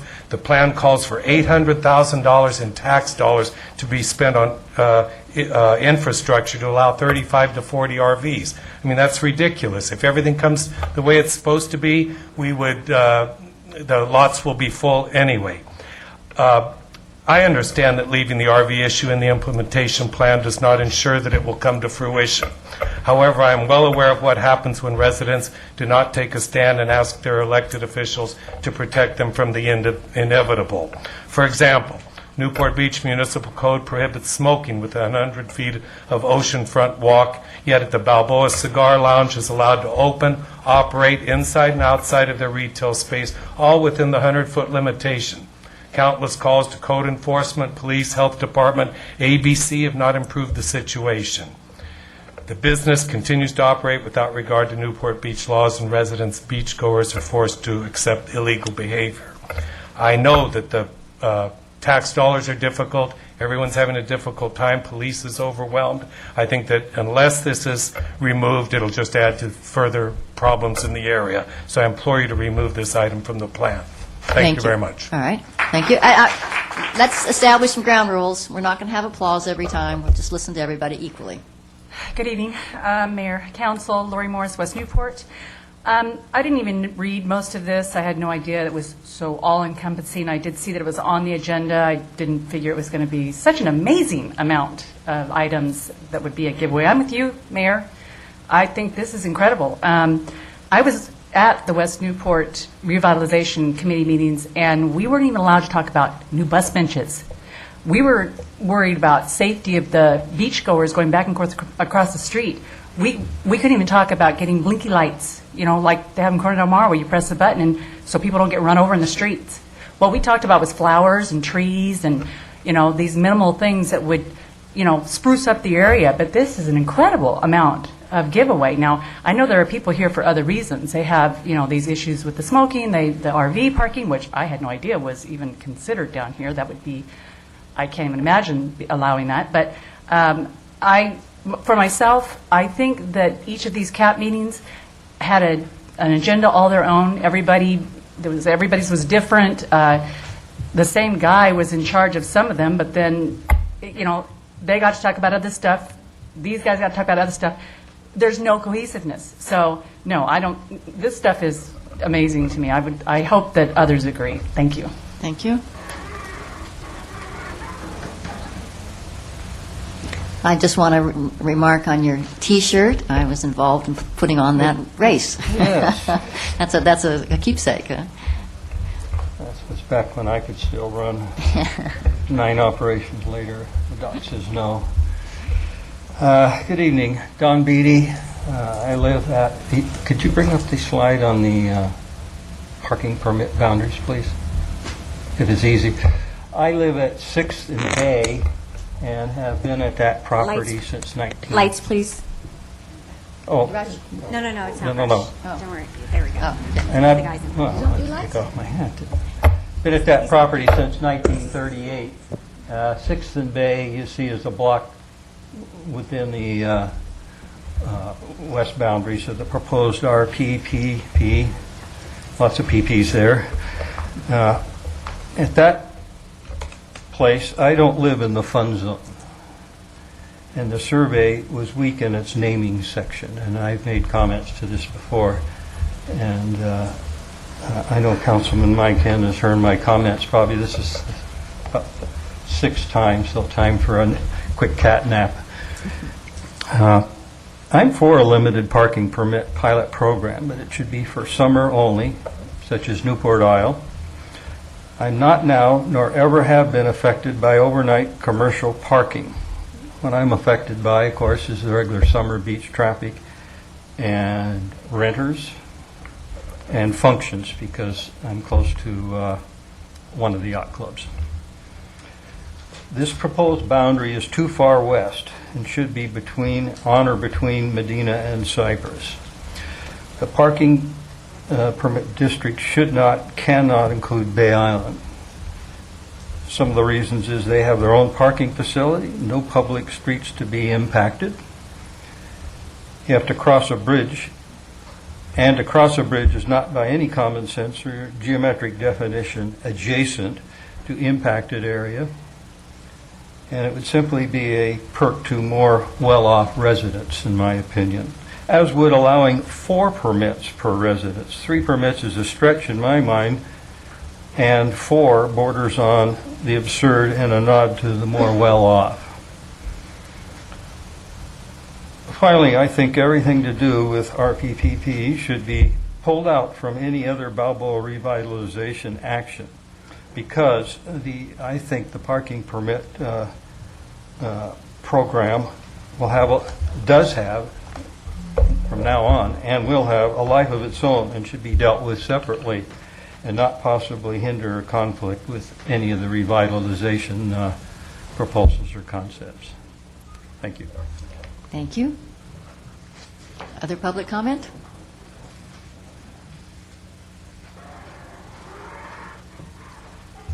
Mayor, council persons, my name is Howard Hall. Here's my card. I'm a longtime resident, property owner of Balboa, and in that respect, I just need to say a little about the history because it does impact what has happened.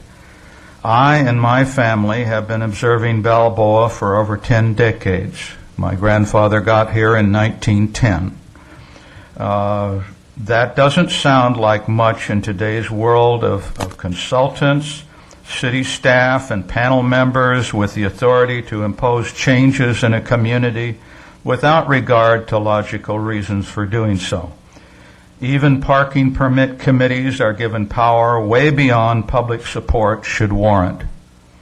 Historically, Balboa was a center of city activity. Even the Chamber of Commerce was located across the street from the Balboa Theater. Balboa Island was like a stepchild across the bay. We, on the other hand, in Balboa, had a hardware store, a large clothing store, 2 drug stores, and 3 gas stations. So what happened? In 1948, parking meters were installed along Main Street. Gradually, over the years, they spread until encompassing all of the commercial district up to Adams Street. Over several decades, business in Balboa decreased, even being eclipsed by Balboa Island. Also, the parking lot on the ocean front, which had been free except for holidays and weekends in the summer, now charged a constant fee. What does all this mean? Now, parking, accessibility, and convenience was limited. Businesses began disappearing.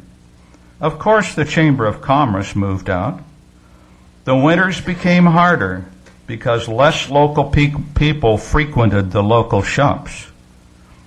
So here we are today. We say we are revitalizing Balboa with a new crazy name, Balboa Village Fun Zone, voted on by mostly people outside the Balboa area. We're going to give the businesses paint, signs, and furniture with grants of money.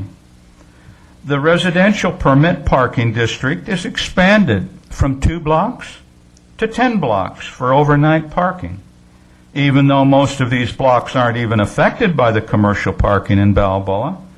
No one will say anything about reducing the size of that permit district. So I will say it.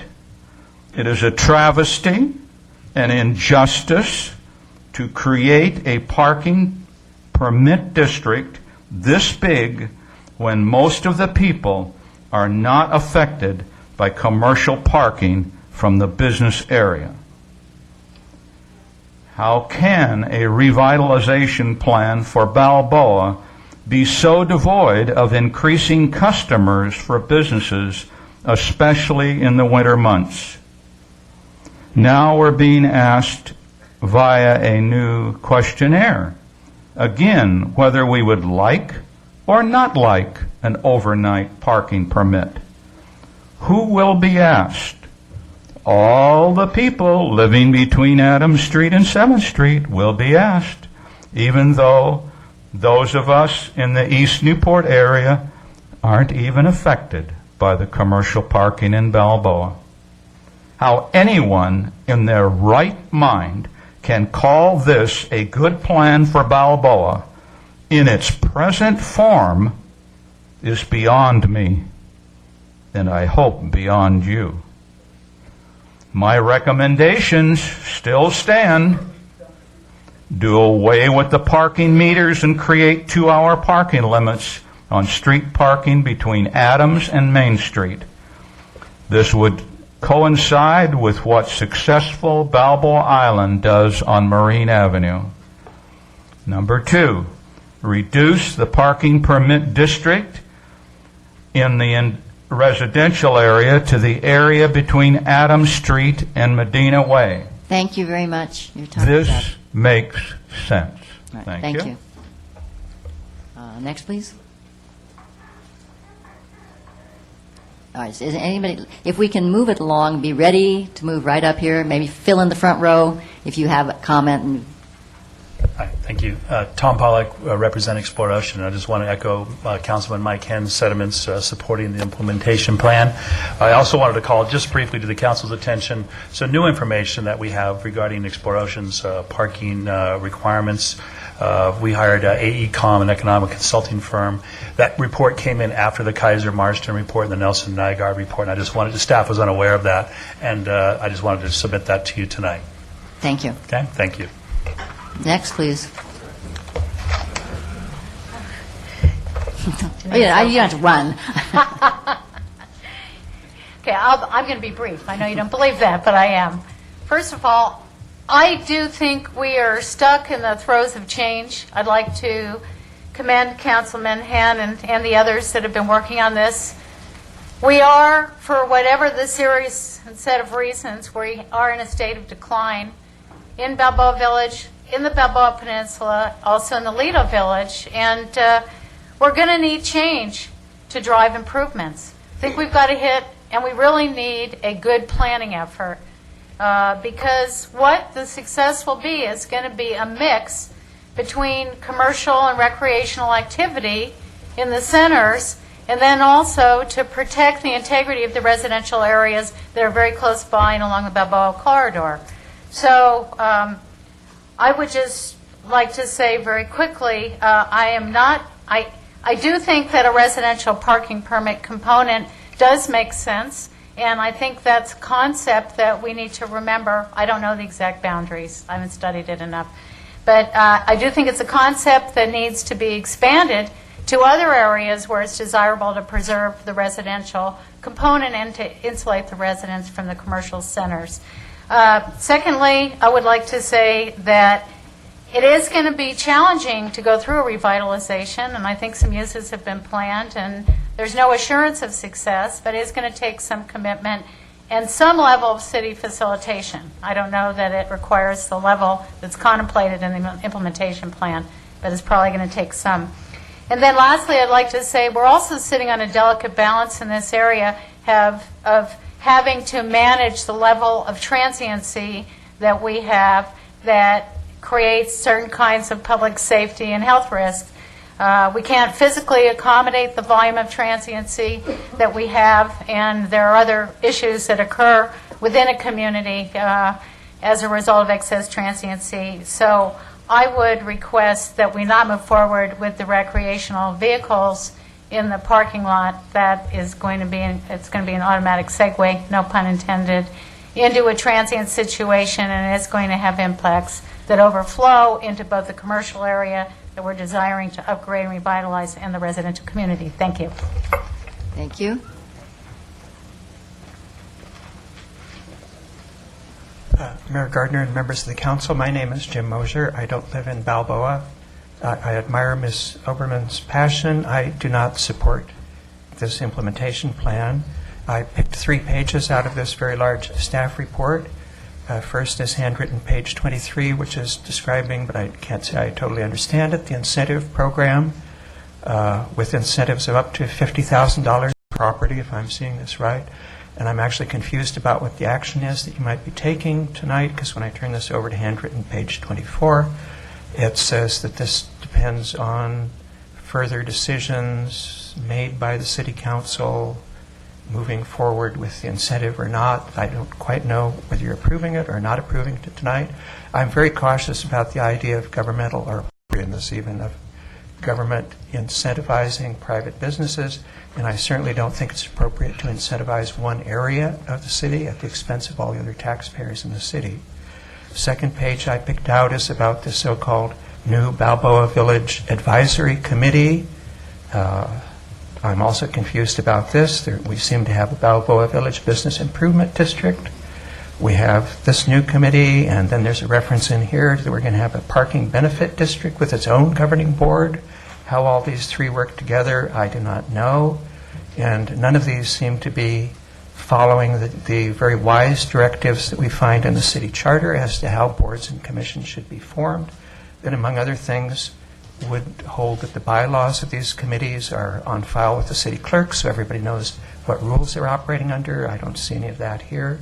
The idea of additional funding to the bid I find troublesome. As you perhaps know, I have the very radical idea that the bids are voluntary organizations that are contributing extra money to the city rather than the other way around, and making recommendations for how that extra funding should be used by the city Public Works Department, not spending it themselves. And finally, the last page I took out is handwritten page 282, which a couple of speakers referred to. This is a survey that's going to be circulated among the residents. I spoke to the Neighborhood Revitalization Committee. I find this survey extremely odd. You have 3 choices. You're either in favor of the parking program, you're strongly in favor of it, strongly opposed of it, or maybe in between, and only the people who are in between are asked to fill out the actual questions about what they feel strongly about. Therefore, when the survey comes back, if it came out 51% strongly in favor, 49% strongly opposed, you have no idea what those strongly in favor or strongly opposed people felt strongly about. And I would think if we're going to the time, expense, and trouble of having a survey, at least we want to know what the residents are feeling strongly about. Thank you. Thank you. Other public comment?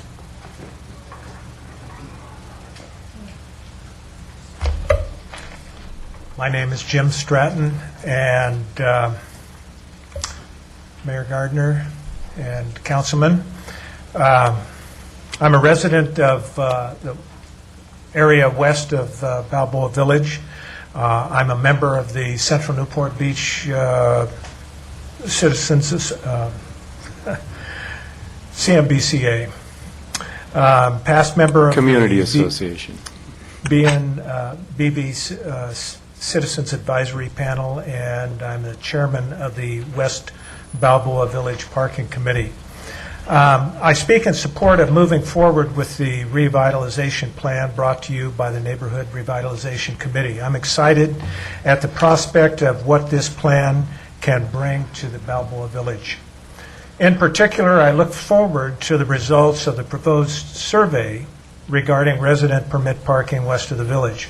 This area has long been burdened by Balboa Village overflow parking and those visiting the village simply seeking free parking as opposed to using available public parking. This permit parking plan has been a resident-driven plan that we have worked on for over 2 years. Through counts in the off-season of February and March, it was determined that in the evening, much of the target area was over the 85% load recommended by the Walker Parking Study. If Exploration and the Balboa Theater are successful, which we anticipate they will be, the parking load in our area will be even worse. In my hand, right here, are signed petitions of 55% of owners and residents in the target area, 94% of which indicated a desire to have some form of permit parking. Now, we've heard from people that don't want permit parking. These people want permit parking. I'm confident that the results of the proposed survey will bear out our conviction that residents living immediately west of Balboa Village are seeking parking relief in the form of a permit program. This resident-driven overnight parking program will drive long-term parking before and after hours to the lots, and thus increasing city and Tidelands revenue, which helps the village. Part of that revenue goes to Tidelands maintenance. Part of the revenue of the city parking area goes back to the bid. And this increases daytime availability for more short-term parking by driving them into the main parking lots. As a resident owner of the revitalization of Balboa Village with the recommended changes will improve the overall visitor and resident experience for years to come, and thus bring the next generation of a Balboa Village as a destination. I look forward to the changes, not only in the village, but also in Lido Village and West Newport, as the city develops an overall proactive plan for our Balboa Peninsula. Thank you. Thank you. Any other public comment?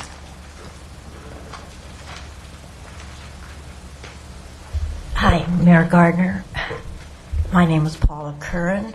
I've never spoken at one of these before. I'm a tenant between Adams and Main Street on the ocean front. And when I heard about this proposed RV, I was shocked. And everyone I talked to, renters and owner alike, said that'll never happen. I've lived there for over 10 years, and I know if today I walked by and there was an RV park there, I would never have rented. I've seen businesses in the 10 years open and close, and someone mentioned parking meters, and they are only 30 minutes between Adams and Main, as well as I know people that live above that smoke shop that said they can't even open their windows. And then the proposed fire pits, you think that's bad. With all the RVs out there, are they equipped, as someone mentioned, to handle the showers and the bathroom facilities and all that? I just think it will drive people away rather than bring them in. And thanks for your time. I vote no. All right, thank you. Other public comment? If there's anybody else, you might want to move forward. My name is Jim Petrolli. I'm a resident at 2501 Bamboo Street. I live in Newport Beach for 25 years. I'm also an owner of a property at 504 East Ocean Front. I think you'll hear tonight, I think there's differing views on the Balboa implementation plan on most of the items. I think the one item seems like there's universal view is people do not want an RV park in the parking lot. The other items are not necessarily a negative to any one particular homeowners. I think the RV parking is a negative to all the homeowners. I have an article of where it was considered at another oceanfront community, and people with homes in escrow started to fall out of escrow while these actions were pending. That's similar to what happens when they consider a freeway coming through or an airport or something. This is not a positive for the area.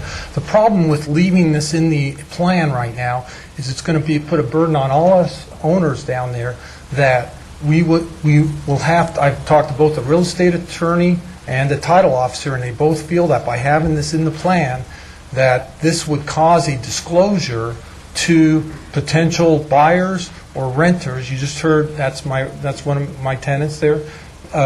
that she would not rent my place from me. I would have to disclose that there's a possibility that, and she's been a tenant of mine for over 10 years, I'd have to start disclosing to tenants that there might be a parking lot, or RV now parked in front of their place. And this goes for, from what I can tell, there's no designation of where the RV parking would be, so this affects everybody, probably from really the C streets, probably all the way up to Coronado, even people that aren't on the parking lot, because I don't think they would view, you don't know where these RVs are going to be parked, somewhere in the lot, and there is lots on either side of the pier, so the parking could be on either side of the pier. So I think that people that along the ocean front, even if you're not right on the parking lot, you would not, for instance, if you're just on the other side of Adams, you might have an RV still within a few feet of your residence. And and it's going to block the view of not just the people on the parking lot, but even expanding. So I would encourage everybody that's within Newport Beach, within those areas, to oppose this. And I think it would be a disclosure item on any residents along the ocean front between those streets, because it could possibly happen, and this would be something that could potentially, you disclose it to a potential purchaser, they might not want to buy your property. You disclose it to a potential renter, they might not want to rent. So by just having it in the plan, it causes a uncertainty that's going to put a cloud over all the real estate along the ocean front, I think, from C Street to Coronado. I noticed that overall with the plan, I'm okay with it. I think I've owned my property for 24 years. I think I would like to see some things going on in the revitalization of Balboa. I think the hotel idea, I think the events, all the rest of it I'm okay with. But this particular part is a negative to all the owners and residents in the area. I don't think you'll hear one positive comment of an RV park. There is going to be a vote, from what I understand, for the Central Newport Beach Community Association on October 11th, and they're going to consider opposing the RV parking in the oceanfront lot. You'll notice the one gentleman said he had 55% of people that would maybe, are in favor of some sort of a parking thing. I don't think you'll see very few people in favor of an RV park. I would recommend, if you do vote yes on the plan tonight, that you vote yes, but you exclude that item 4, or the item, I don't know if it's 4 or 5, but you exclude the RV parking, because nobody wants it. And if you keep it in there, then, like I said, it's going to be a disclosure for all us owners or that own property down there. And I think it's going to put a real cloud on the real estate in that area. Also, I'd like to point out that any revenues that might be generated by the RV parks, I think you're going to lose them. I do use vacation rentals. I think I'm going to lose. I use the property myself, but I also have vacation rentals. In the off season, I do get people that come down there, and some of them do like it because it's not as crowded. And if they start having RVs parked in front of them, I think you're going to lose that the tax revenue, the transient tax revenue. You also, as home values drop, you're going to use the property tax. So I encourage a vote for the plan, but exclude the RV parks. Thank you. Thank you. Is there anyone else?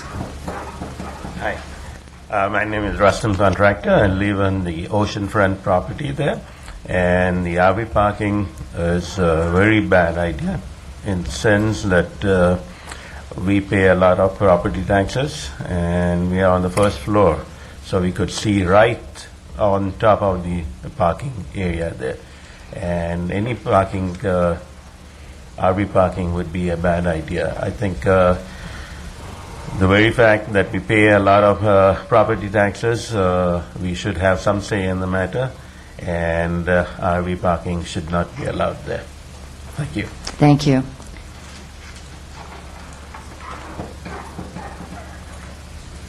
Robert Hawkins, resident of Newport Beach. I'm commenting on the parking recommendations, the establishment of a commercial parking benefits district. The specifics of this are unclear, especially when you combine that with the elimination of minimum parking requirements for commercial and intensification of use applications, and then the elimination of the in lieu parking fee.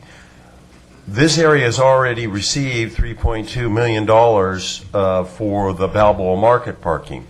That money needs to be paid back to the city's parking fund to establish parking in other areas, including Corona Del Mar. So this needs to be fleshed out further, and the elimination of parking requirements for new commercial and intensification is extremely problematic. In addition, Mayor Gardner, I share your concerns about what appears to be a gift of public funds for this incentive program. And if I understand the figures correctly, these are substantial amounts. I would encourage you to rethink this program, rethink the elimination of commercial parking, minimum parking requirements, and redevelop this. Thank you very much. Thank you. Is there other public comment? Okay. Are you public comment? Or are you just standing up? All right. Please come down. If there's anybody else, please come down. Thank you. Hi, I'm Shelley Petrilli. I know my name wrong. Anyway, I am against the RV parking, and one of the things that I've noticed is in Venice Beach, it's now called the Slum Beach because they do have an RV parking there. Then I guess my husband was saying something about Huntington Beach, how they have the RV parking, but it's very different situation than what would be considered here. Thank you, sir. Thank you. You've had your moment. Sorry. Sir, please. Okay. Anyway, here. All right. Thank you Sorry. very much. Is there other public comment? All right. Bring it back. Yes. Is there anybody else? Because I really would like you to come forward. Thank you. Good evening, W.R. Dildine. I wasn't going to speak tonight, but I've heard a comment from you, Mayor, which I would just like to comment on. Jim, if you can pull up the area that we're talking about removing from the bid. I live in the bid now. I've owned the property since 1965. The 300 block of East Balboa Boulevard and Bay right up there. You see the alley? Can you point the alley, Jim? Parallels. We'll go to your right there. That's Cypress, over one. In those units, all R2, there is room on the street for 30 cars. There are 30 units with no parking. The one unit, there was the two-lot parcel you see right next to the alley, that was fee until about 18 months ago. Or was the lease land. It's now fee. I sat through the hearings for the Project 2000, and one of the things is parking. I'm still concerned about parking, and I was at the meeting when you, the City Council, after the Walker report, and we in the area raised Cain, added to the revitalization. Back 1995 to 2000, I wasn't living here. I made a lot of 400-mile round trips to come to revitalization meetings. I just hope something now can be done about parking. Thank you. Thank you. Is there any other public comment? Really, no. I mean, really. No, okay. Just before you start, Councilman Hen, I sort of think that we got this backwards. Maybe we should have started with a study session and taken it apart piece by piece. That would have been easier. But we didn't. So do you want to speak to the issues? I didn't have my questions answered, frankly. I'd like to give that a whirl. Before I get to that, though, I do want to make sure everyone understands that this plan, every individual initiative included in this plan, is subject to further vetting, review, and approval in a public setting like this before it would go forward. Everything. So what we're talking about here is a blueprint that is subject to a lot more scrutiny. There is no doubt that the Balboa Village is in an advanced state of decline. It has been for years. To change that circumstance requires, and reverse it, requires a broad-based, comprehensive plan. We have to think expansively about what we can do to change that, because there is a lot of negative momentum already built in this area. I recognized when we started with this that not everyone would agree with everything that's being proposed. That's the whole point of public discourse and public input. We had a lot of public input along the way, many, many public meetings, lots of consideration of the input at those meetings. And although we've heard a few naysayers about this item or that here tonight, by far and overwhelmingly, the people that were involved all along on this process felt that this was a good plan to recommend to go forward. And so I take comfort in that as well, the people that paid so much attention along the way in helping to build it. Now, there's been an issue raised, one of the issues the mayor raised and others, about the size of this sort of giveaway as it's been characterized. We need to make sure we understand that there is a very significant difference between Balboa Village and Corona del Mar, Balboa Island, other areas of this city. Balboa Village raises millions of dollars every year through parking revenue that is generated in Balboa Village. By and large, that parking revenue has gone over the years to help other general fund needs in the city.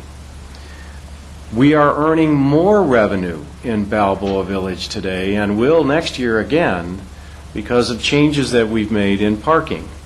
So all that this plan suggests is to slice off a small part, not just of the revenue in total, but even of the increased revenue in the area, to plow back into the village to help support the initiatives.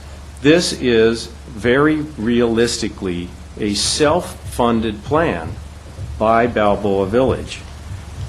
So we really need to bear that in mind as we're looking at the broad-based and comprehensive nature of this. Now, Mayor, you did raise some issues, and I think every one of the issues that you raised was a reasonable one to raise, surely. And I would just like to provide either some answers or perhaps counterpoints along the way. The issue of this Balboa Fun Zone moniker has been raised. That didn't just appear out of nowhere. That was based upon actual consumer survey work done by a professional supervised by Visit Newport Beach to determine what the brand promise is and what the brand vision should be for Balboa Village. One of the striking things that was determined out of that research is 30% or more of the visitors to Balboa Village, when asked later on, thought it was located on Balboa Island. 30%. And the single moniker that identified Balboa Village very accurately and very uniformly was Fun Zone. Not Balboa Village, Fun Zone. So the idea here is cut off that little extra part of the key there, shrink this to what really is the commercial area of Balboa Village, broaden the sort of the fun aspect of the village by broadening it over the whole area from Balboa Pier to the ferry, so that we create a broader, what you would call fun zone, but it is commercial, that will help with the identification of this area. That answer was, we had participation all along the way by representatives from Balboa Peninsula Point Association, from the Central Newport Community Association, as well as the BID. And so this was a conclusion that was drawn based upon a factual, research-based effort and confirmed by the people involved in closest to the process here. With regard to the streetscape, yes, we have spent a fair amount of money years past on the streetscape, and I'm glad we did that. It wasn't really money that was fundamental to the improvement of the area like this plan will be. And so I see that as a very different part of this, and we need to have an integrated approach here, so the additional streetscape money that's being spent will be used to further enhance the identity, the sense of place for Balboa Village, and I think it is an important part of the recommendations for that reason. As to the issue of more money for the bid, yes, it's true. We have thinking that we have to do about the bids and the bid administration and how best to handle that, and I'll tell you my own view is before we conclude on that piece of it with a further implementation item, we need to make sure we do have a strategy relating to bid support, a broad strategy, and whatever we would do in Balboa Village with that bid needs to be interpreted in light of that broader strategy, which I think we are working on to bring forward. So I'm happy to let that develop itself as appropriate, but I do think it is important ultimately for the bid to have more money to use to improve the commercial viability of the area. As to the parking lot, yes, it's true. We did spend money to acquire the Palm Street lot. It has been now turned into a full surface lot, a full square block surface lot. And there is, the report itself could be a bit confusing. The initial proposal is not to erect a hotel or any other such thing.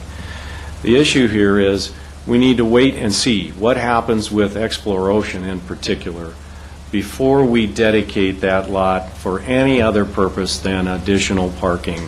We need to understand what the plan for exploration is. If it turns out that that plan, for whatever reason, doesn't go forward, or somehow or another doesn't require parking, then we can consider other uses that would make the expenditure of city funds valid and supportable. As to the special event piece of it, just a real tiny little piece is included here to help with special events. My personal view is that Balboa Village is not the destination it used to be. It needs help to become a destination again. We hope it's going to get a lot of help from exploration, from the Balboa Theater, as those projects move forward, but it also needs more help in terms of events like the Beach Fest that's coming up in October to really try and produce reasons for people to go to the destination. This is as opposed to advertising, which is sort of push out. What we need is pull in from people in the off-season to help make this a year-round viable event. As to the parking permit plan, my view of that is the residents need to tell us what to do. That's why we have a survey here. If the survey comes back strongly in favor of a residential parking permit plan, then we'll go forward, I hope, to pursue that idea. It'll take a lot more vetting, including Coastal Commission, before it ever gets finally approved, as to the hours, as to the extent of it geographically, many, many things. As to the issue of RV parking, I recognize that's controversial. My view is that really needs a lot of study and review before it would go forward. And, we do have, I think the village bid was in favor of it. This issue of the members of the CAP not being residents of the area, that's just not true. Terry Pasquale lives right next to the commercial area. Craig Smith lives just a few blocks north. Ralph Rodheim has businesses in the immediate area. So does Craig Batley. I mean, there's the people involved here are people who know the area and have it in their best concern. So I'd invite, although we heard, problems with regard to this or that, I still think and really truly believe that the plan taken as a whole is a good plan, understanding that each piece of it will be subject to further review. So I've said a lot, and I'm sorry to have dominated that, but I feel strongly about this. I appreciate your indulgence. That's right. A blueprint, to me, is something that really sends a message that this is the way we're going to go, and it doesn't give me comfort that we have a blueprint that we're going to then tear apart piece by piece. So I just don't feel comfortable with this. I understand your rationale. I can accept them, but I can't. I feel that by voting for this, I'm really voting and saying, I approve of this, and I don't. There are too many elements that I feel need much further discussion before they are approved in any form. So, unfortunately, I know how much this means to you, but I can't support it. So, do we have a motion, though? Oh, I'm sorry, Councilman Rosansky. Yeah, no, we don't have a motion yet. I'll add my 2 cents worth. I also don't feel that it's appropriate for RV parking on the beach down there. I understand there's revenue generation capabilities and it will bring people in, but I guess I side with the oceanfront people and just keeping the parking lots open. We already have an RV campground down at the dunes, and I believe they have lots of open spots in the winter. I'd hate to be in competition with them. I'm also generally opposed to parking permits and resident parking, because there's many areas of town, many residents in many areas of town would like to have parking. I live in Newport Shores. People would like to have overnight parking permits there. People in Corona Del Mar want parking permits. Virtually anybody who has parking issues wants parking permits, and so we're going to turn the whole town into basically a parking permit area.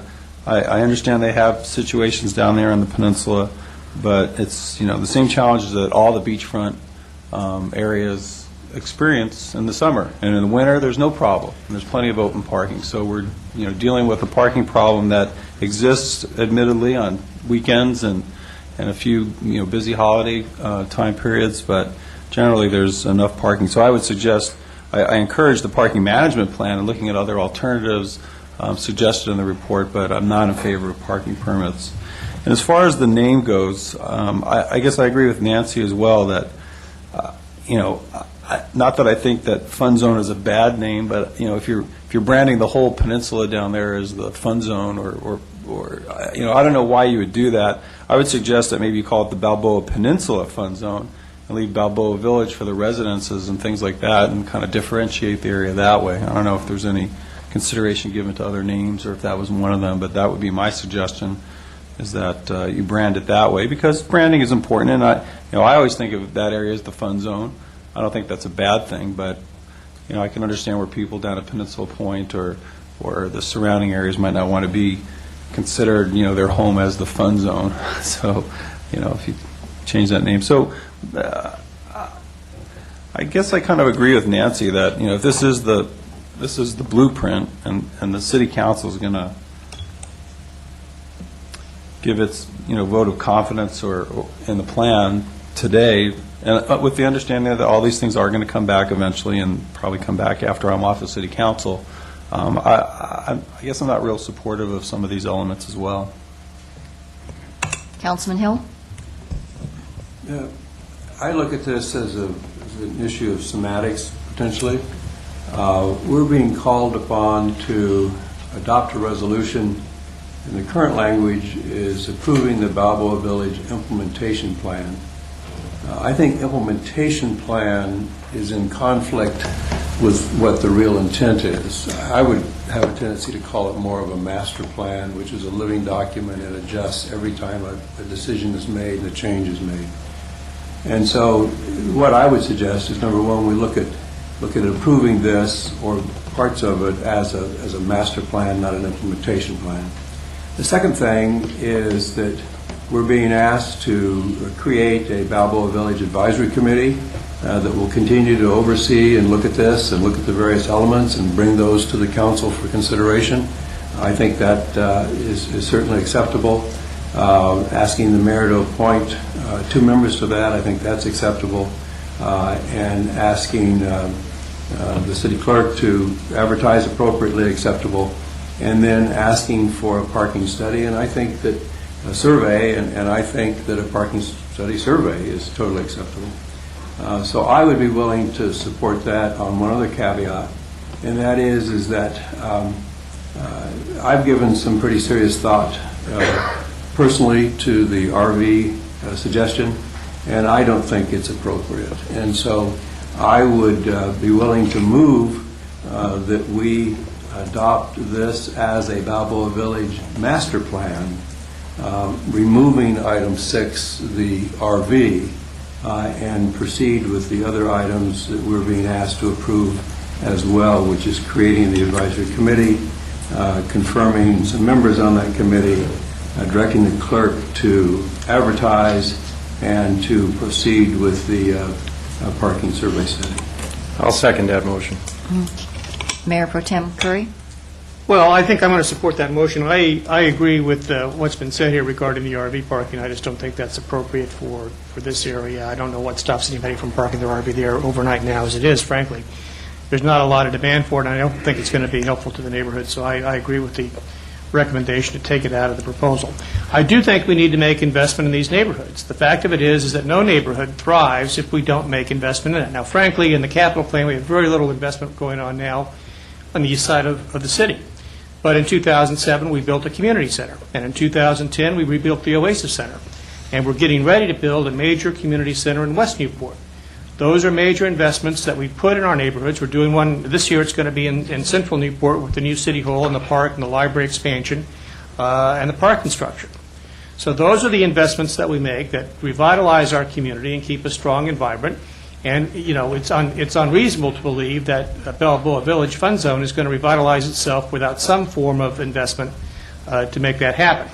So I'm not as troubled about some of the investment requirements that we have here. I think Mayor Gardner is accurate that we haven't really got this defined, and it's unfortunate that the committee didn't sort of more synthesize some of the public comments before this got to the council, so that things like the RV parking were taken out.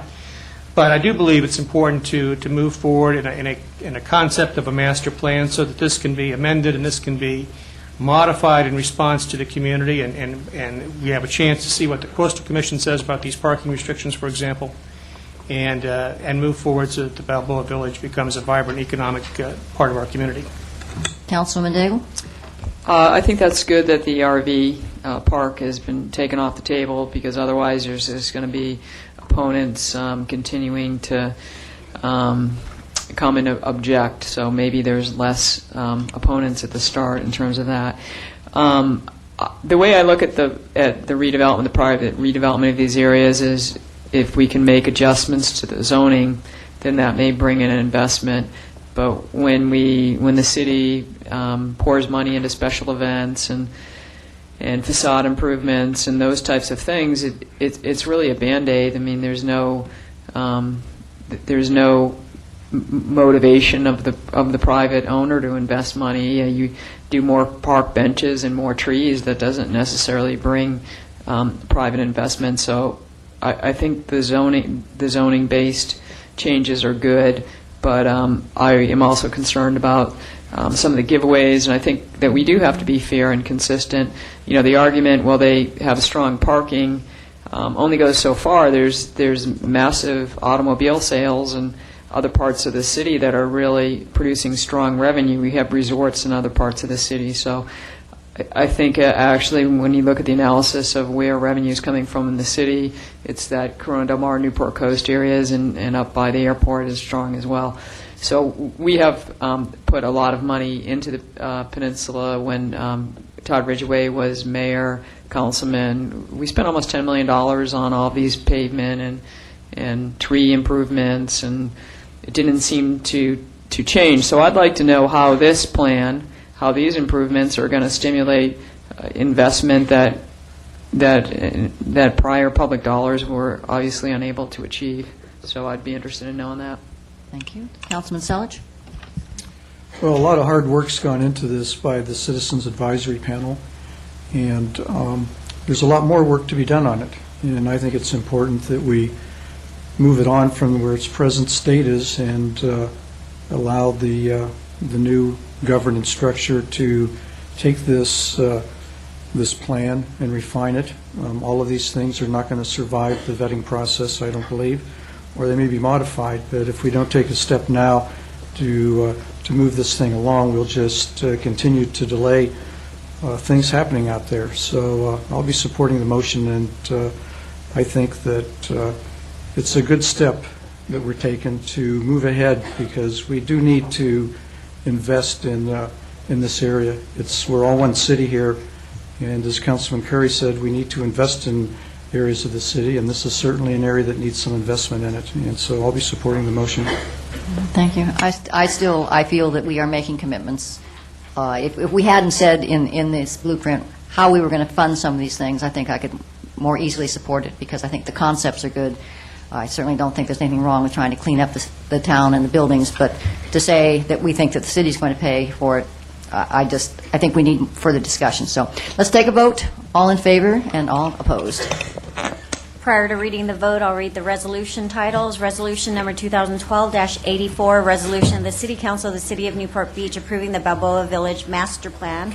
Resolution number 2012-85, a resolution of the City Council of the City of Newport Beach creating the Balboa Village Advisory Committee, with Mayor Gardner and Councilmember Daigle voting no. The motion carries. All right, thank you. Thank you for all your comments. And now the...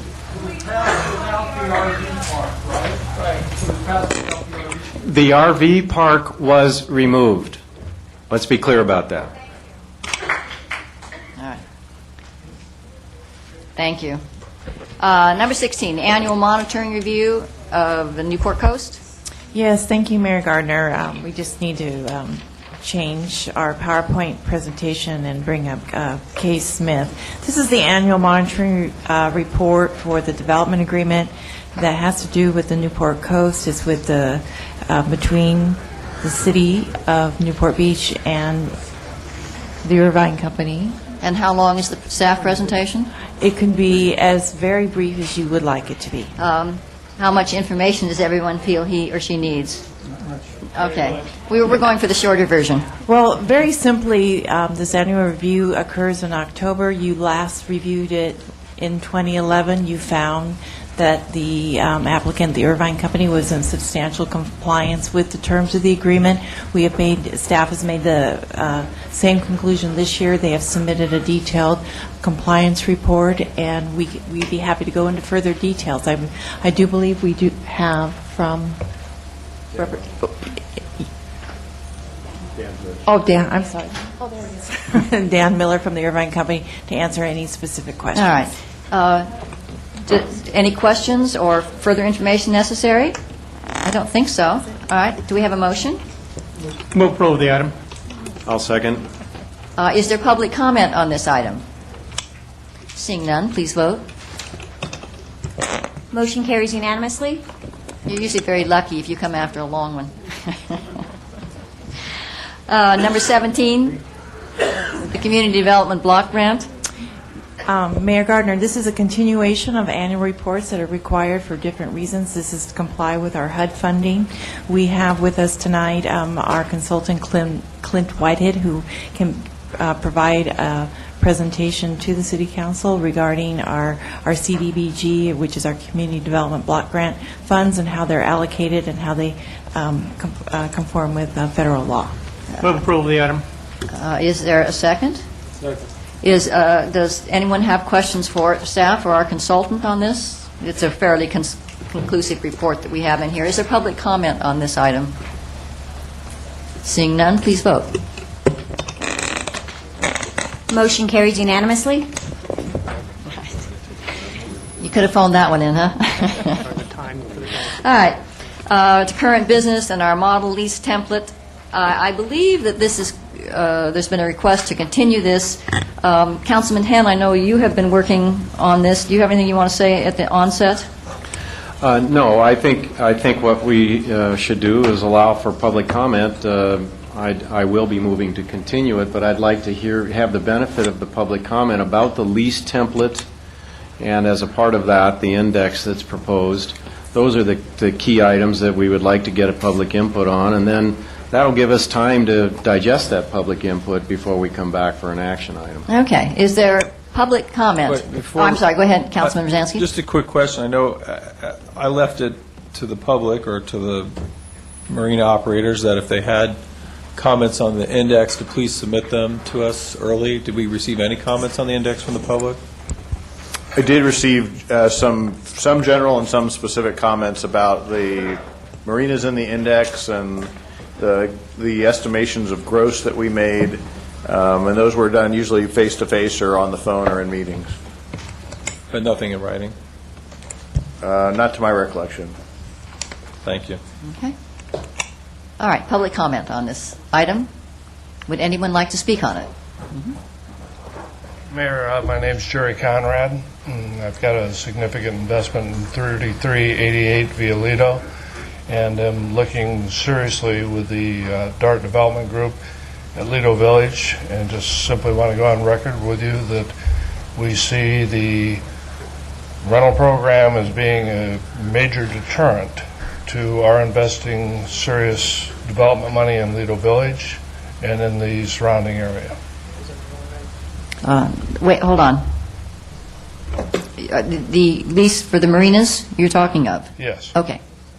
All right. Thank you. There was a question up here, sorry.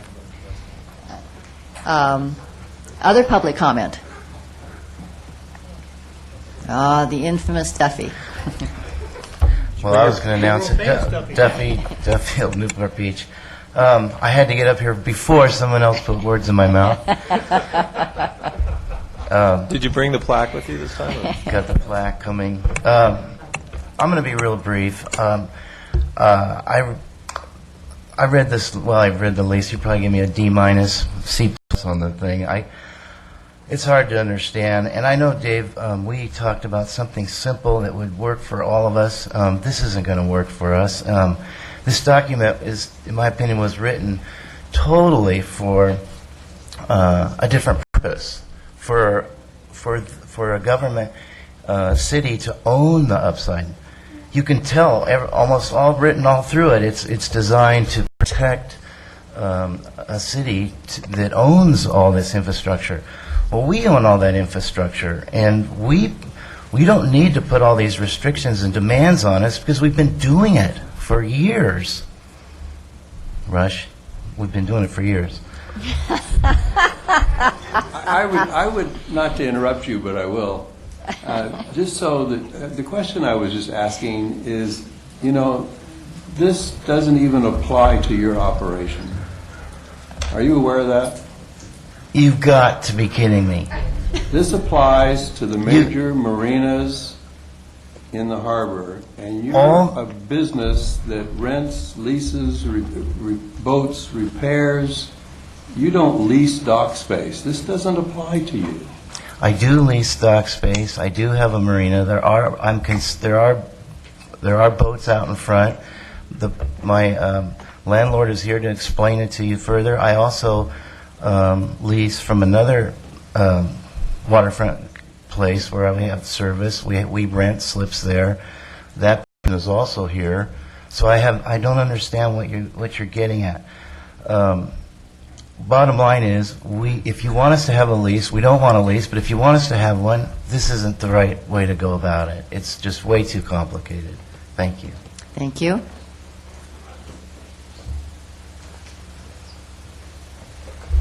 Madam Mayor, City Council, I'm Tom Purcell of Lido Anchorage. Following up with Duffy's comments, I think after 40 years of commercial real estate and having signed hundreds of leases as landlord, the complexity of this 66-page lease that came out to us on Friday is what someone would expect if they had invested all of the money in the deal. And so, very simply stated, I would hope with some work together we could sit down and work through how those issues should really be resolved, because the city doesn't have the risk of capital, the state isn't mandating that. So I think that's something we could solve. As it relates to the lease, you're going to hear lots of comments from people. I'll just give you a few comments that, at the end of the day, exemplify what I'm talking about. Number one, the city imposes operational requirements on how we're going to run our businesses. I think you know that most everybody knows how to run the business. Two, having said that, the city restricts assignments of the private lands next to the water. Number three, the city requires owners to quitclaim the docks, the very improvements that they've installed at the end of the lease if the city decides that's what they want. And by the way, that's for free. The city can change the index that will be discussed later at their sole discretion. The city now wants a security deposit, which would involve a 25% of the annual estimated fee to be paid up front. So as you can see, there's a lot of things that are problematic. The economic side of the lease is also as important and is problematic. Number one, prevailing wage index. You have that on your agenda. You know what that means. It doesn't belong here. Possessory interest tax. That's just something else that with this contract, the city is saying that's where you're headed. That's a significant amount of money that has been imposed in other cities, counties, and it hasn't worked. So the marine owners are still very concerned about the city failure to properly value the water parcels. They've been valued in many different ways, but the highest and best use of the independent water sites is really what you have to offer. And without our uplands, the values are not real great. So we're anxious to get not forced governance, but cooperation. And we have reached out, you have reached out, and I believe that there's an opportunity to try to do something. But I think what we need to do is we need to look at the coastal land use plan. We need to remember that we've been promoting boat berthing and harbor support facilities in this plan, and we're trying to protect, where feasible, all of the things that are in this great harbor. So the last meeting we had, the public testimony, people said, how about unintended consequences? I think this lease demonstrates all those unintended consequences, and I think we need to work through those. We would recommend a special study session where we could go through all these, work through them together, and hopefully we can come to something that will work rather than have to do what most people will be doing tonight. Thank you for your time. Thank you. Next, please. My name is John Vallely, property owner in Newport Beach. It seems that the city now is moving to the next phase. They've accomplished the cram down of a lease negotiation. They have not considered the 3 different balanced appraisals, and that the George Jones appraisal was disregarded in their effort to come up with a fee or tax that would be charged. The Tidelands grant, as I've read it, says to get a fair return. If you take the Beacon Bay portion of that part of the business and take it out of context, I guess you could say fair market as it relates to a property that has the upland and the tidelands involved. According to the city now, this city lease is going to tell us how to perform maintenance on our marinas that we bought and paid for. The city and staff will now be our new bosses. The lease calls for a deposit, as was mentioned before. When we have been operating these marinas longer than most of you have been alive, you now want a deposit? Yeah, I'd look down too. This lease calls for a piece of our parking, a % of the parking revenue generated by the marina. We paved the parking lots. We built the parking structures. We manage the parking. You want a piece of our parking? And now the city wants to tell us how much to pay our employees who work on the docks that we've built and managed for decades. A possessory interest tax?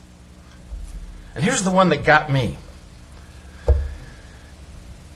None of us business owners are going to be allowed to sell pornographic materials. Is the city really sure, Mr. Paradigm, that you don't want 20% of a pornographic business? You don't want that? You just want 20% of all the legitimate business. This city and staff lacks sincerity. It lacks transparency. It lacks cooperation, honesty. There is no integrity in this. There is no sensitivity in this negotiation. As my father warned in 1975, with the Tidelands tax, John, the state or the city will take over the water. Yes, there is a new paradigm. The paradigm in Newport Beach. It is called the destruction of the small businessman on the water. Nothing less than eminent domain. Thank you. Jim Parker, Port Calypso Marina, and I have to say that this draft lease is the most oppressive, one-sided, game-changing lease document I've ever seen, closer to being an eminent domain than a lease. I agree with John. On our meeting on the 12th, you promised a plan for the future we could count on for our planning. Tonight, you're offering us a marina index that can be changed or totally ignored at any time at the discretion of the city manager. You promised a free enterprise system in the private sector. Then you offer us a marina index that allows the city to set the slip rental rates for elements of the marina index. You promised a fee structure that could go up or down according to the index. Now you're offering us a rent rate plan that cannot go anywhere but up, regardless of the future direction of our slip rates.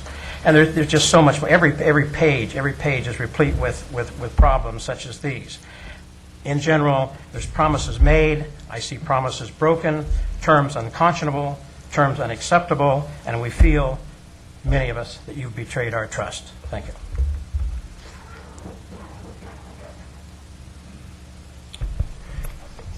Good evening, Mayor and Council. My name is Sherman Stacy. I live on Balboa Island, and I'm a boater.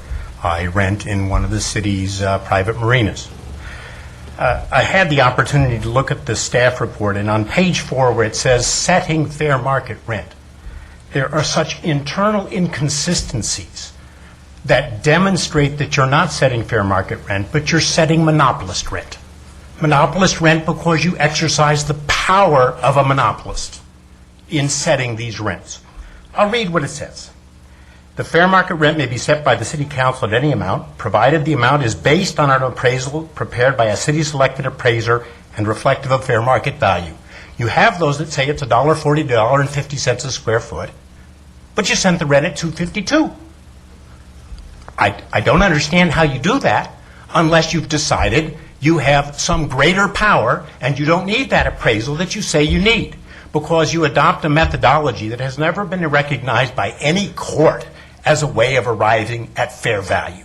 Fair value is a willing buyer and seller in an open market with an equal amount of information making a willing transaction. You take the willing part out and say that the lessee must do your will at your price. You go on to say that the commercial rent holders pay 36 cents a square foot, only 24% increase since 2001. If I go backwards, that means 2001 was 29 cents a square foot.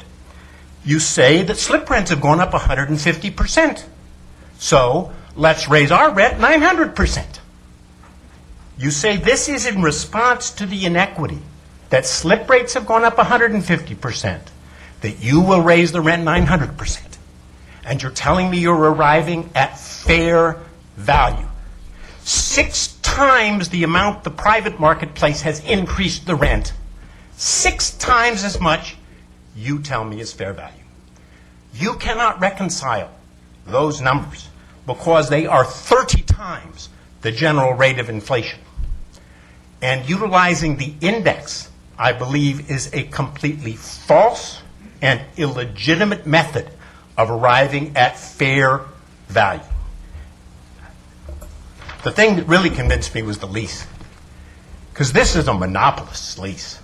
This is not a commercially reasonable lease. I've practiced real estate law for 38 years. I've read hundreds of leases.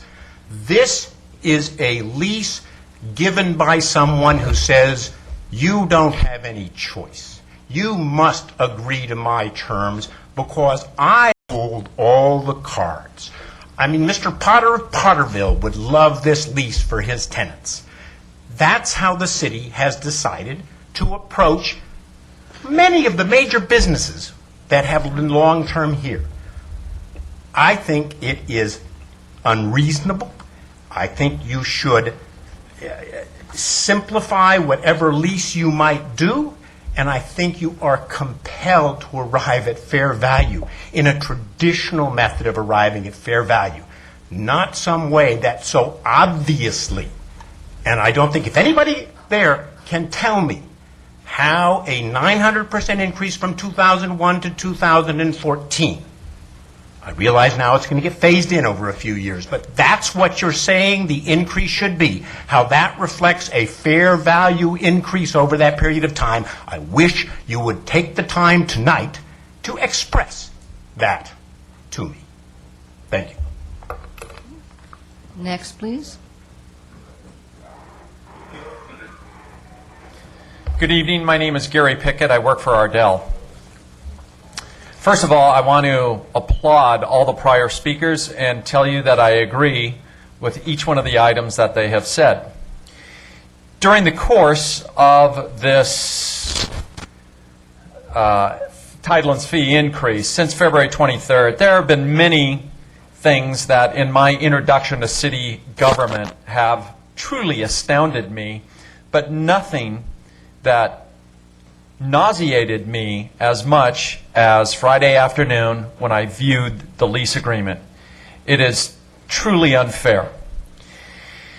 I remind you that you have informed us it's the city's obligation to charge fair market value, and not doing so could be a gift. And you've repeated over and over again, you don't want to do that.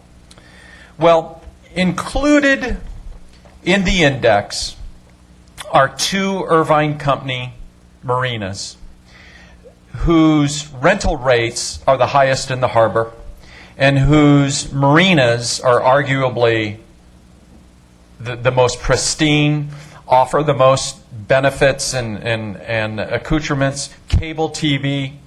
They're phenomenal. They're hard to compete with. The Irvine Company truly isn't a marina operator. It's a huge real estate company. And they are able to charge whatever they want to charge at a rate far greater than everyone else until their vacancy gets to 10%, and then they peel back a little bit. For instance, Ardell, which because of the economy and because of our vacancy rates, haven't increased our rates in 4 years. Currently, our rates are about 66 to 70% of what the Irvine Company charges, looking at the various slip rent sizes and so forth. Now, I'll also remind you that it's the city's obligation to charge fair market value, and not doing so could be a gift. Yet, I look at what Balboa Yacht Basin is charging, and Balboa Yacht Basin is about 60, or in some instances, 56% of what the Irvine Company is charging. Yet when you look at the index, you have 3 marinas that you do not have the revenue numbers for. One of which is Ardell, which, as we just recently learned how you calculate gross revenue, we would be happy to volunteer that to the city, even go so far as put it in writing, or give it to a CPA firm. But to the other marina that you do not have the gross revenue numbers for is Bayside Marina, which is owned by the Irvine Company. And I am submitting that, in fairness, that Irvine Company Marina should be removed from the index and replaced by the Balboa Yacht Basin, which is owned by the city. Because currently those tenants in that city are enjoying a gift, compliments of the city, who are not obeying their obligation to charge fair market value.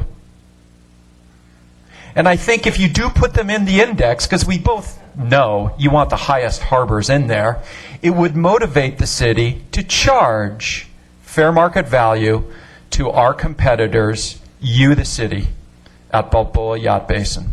So I respectfully submit that you substitute Balboa Yacht Basin for Riverside Marina. Thank you very much. Thank you.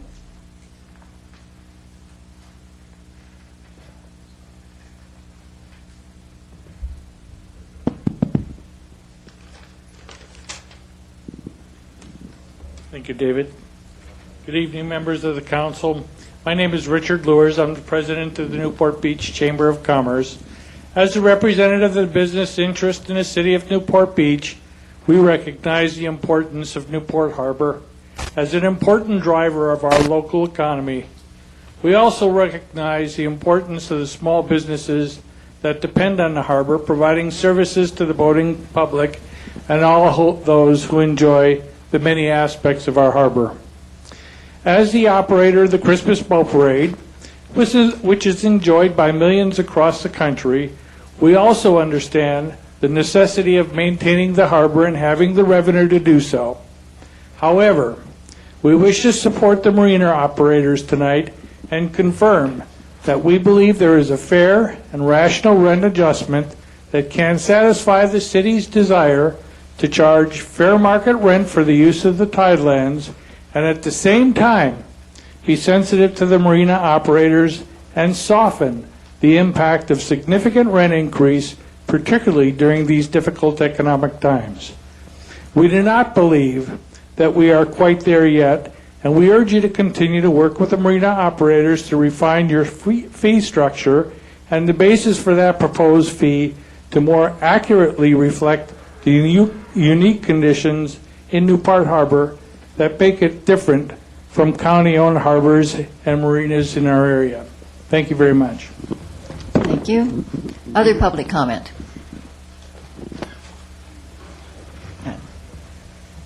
You can move forward if you think you're going to speak.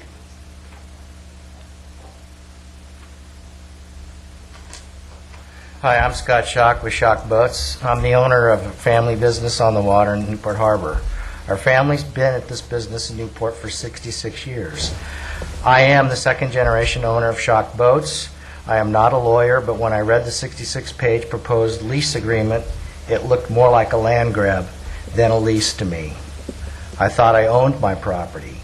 Now you're asking me not only pay a dollar amount determined by you, but I will need your permission to maintain, improve, sell, or lease my property. If you wish to own my property, please make me an offer to purchase. Don't steal it.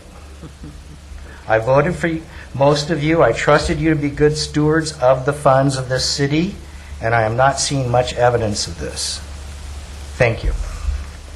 Thank you. Is there other public comment?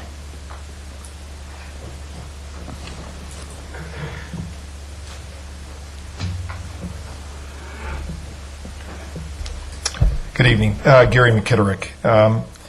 Couple of things. We spoke on the 12th. I implore you to govern like you would like to be governed. This is not it. There is an opportunity to listen to the citizens. I think probably the answer is maybe a study session. The lease is one-sided. It's what I do for a living. And you've heard a lot of these things on here. It's just not commercially reasonable. So it's too much detail for tonight. It would engage all of you at once to probably listen to the issues. They're complex. They're intertwined. I encourage you to think about and listen to the testimony on the 12th. The 12th had a lot of discussions about indirect consequences. I made a statement about bilateral monopoly, the impact of bilateral monopoly. It's real here. There is one judge, one jury right now, and it's you. We're begging. we shouldn't have to beg. We should actually have a dialogue. We've had some dialogue. It needs to be more. You need to listen to those that are in this business. Think about the impact of the harbor. And please do the things that are required, which are look at the consequences, think of the impact, look at your land use regulations, all of which are critical to what we're doing. One thing that's important is for you to recognize and think about as you govern. You are a direct competitor to everybody in this room.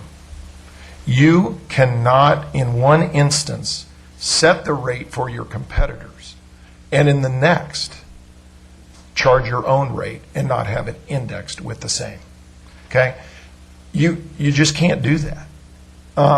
Because if you do, you will never be governed the way you would like to be governed. It's important that you listen to your citizens. Follow the lead. These aren't unreasonable people. These people want to have an audience, but be candid, it hasn't worked the way it's worked. A study session where all of you, can hear the detail. All of you can hear the importance. For example, that lease does not have one option to have an independent view of value or a dispute. Okay? I can submit to you that I've represented several companies, actually, of which some of the people on this council are members. Never would those people sign leases unless, at the end, when you have an option to extend, you have an independent view so that there is no gaming of a system. There's none present in this lease. There's no possible way to keep it fair. So I'm going to be short. But I implore you, please govern the way you would like to be governed.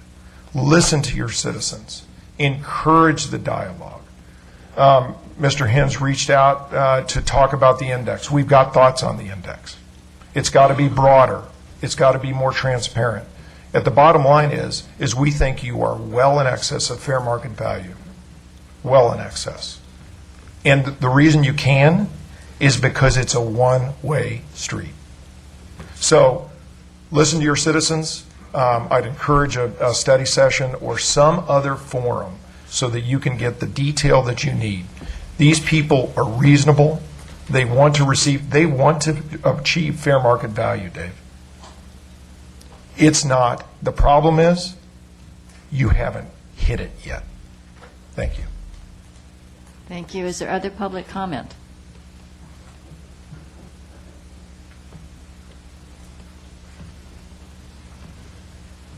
Good evening, Madam Mayor and council members. John Coro.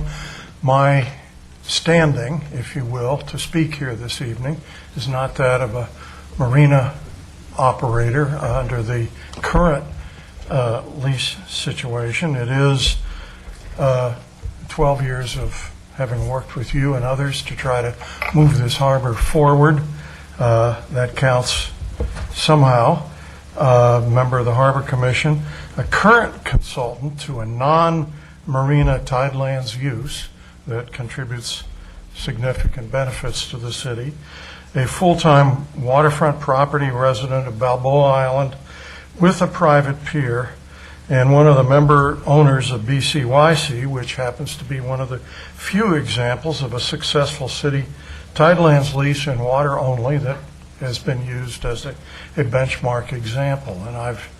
And I'm here essentially because, as goes the direction of this particular component of this whole leasing program, the perceptions are being sent out, good or bad, to the next groups that are going to be subject to leasing, which are the non-marina tidelands uses that occupy water, and those are 27, almost the equal number to the marina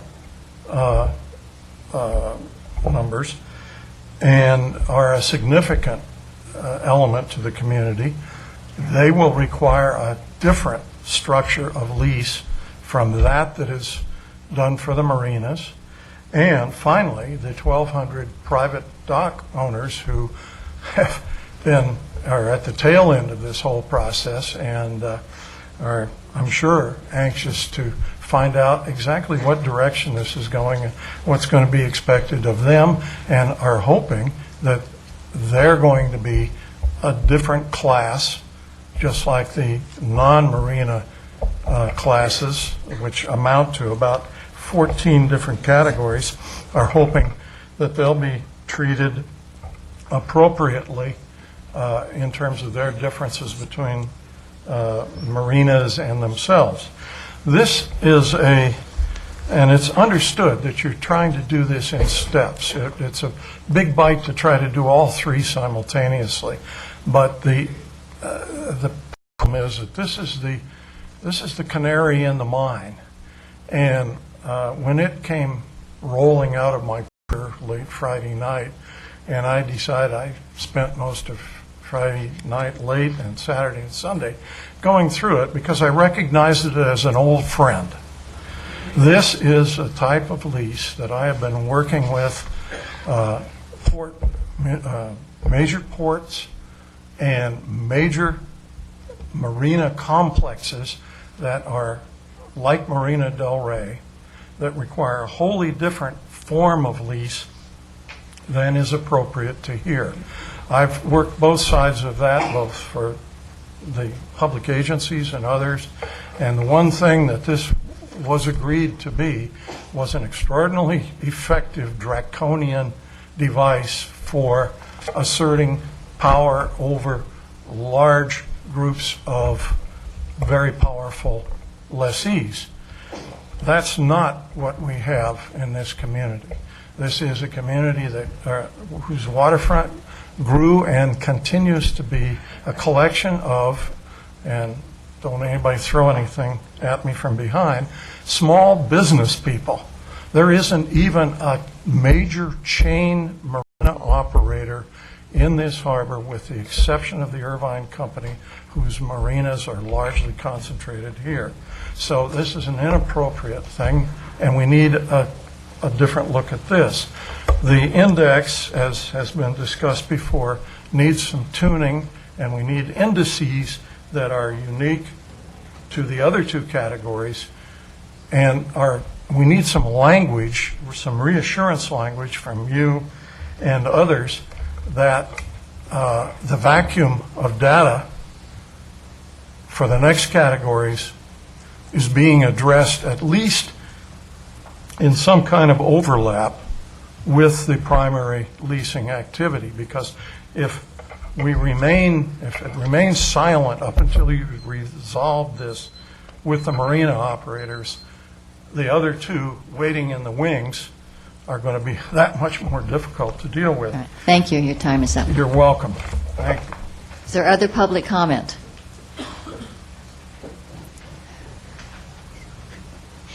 If there are others, please come forward. Good evening, Council. I'll be really short. The 2% vote knocked us down. We got up. The lease template, which we just received Friday, it shocked us, and it knocked some of us down again. Okay, we're trying to get back up again. Okay, and I hope we can work with you to try to find a better template, because otherwise we're not sure if we can get up and we can live through this. So I just hope that's not your intention. Thank you. Thank you.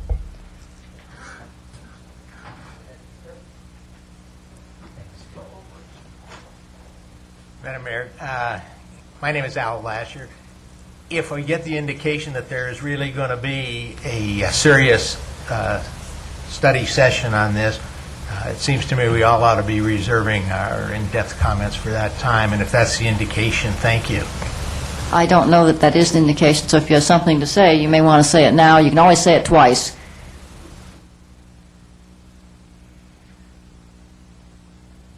All right, in order to stick to the time limits, I'll try to stick to my notes. My name is Al Lasher. Excuse me, it may be that you want to try and, identify the major items that are of significance to you, rather than the whole list. So. This will be 2 minutes or less. For a lack of a better title, I'm the chief cook and bottle washer for the Dwyer family at 2001 Coast Highway, where the Dwyer family has been for over half a century, and we're sandwiched in between our good neighbors, the Sea Scouts, and our Dell. We don't see the issue before us or before the council as to whether Section 21D or Section 24B of the lease is good or bad. We see the issue as the relationship between the government and the people being governed. A couple of years ago, I was up in Wyoming helping my daughter and son-in-law dig an irrigation ditch when their governor signed into law an official government code of ethics based on a code of cowboy ethics. At the time, I thought it was kind of corny, but I later came to think it was a pretty decent idea. I looked for my copy this morning and couldn't find it, but I did find Gene Autry's 10 Commandments of the Cowboy, and that applies equally to the cowgirl. I don't have a lot of time, so I'll only read the first 2 commandments. 1, a cowboy never takes unfair advantage. 2, a cowboy never betrays a trust. These seem like pretty decent ideas for the relationship between the government and the people being governed. In the lease documents, there are a lot of whereas and a lot of now therefore, and in these meetings there has been a lot of palaver about what is fair and about acting like trustees. You folks are all grown-ups. You can all ask yourselves whether whatever you do here is being really fair and keeping the trust between government and the people being governed. My mentor, Dick Dwyer, who was a pretty well-respected guy in this community, always tried to teach me that if a deal isn't fair to everybody, it isn't fair to anybody. So thank you kindly for listening and for your public service. Thank you. Is there other public comment? My name is Bob McCaffrey. I live here locally. I hope you've listened and listened hard this evening. I think it's time for you folks to consider a revote.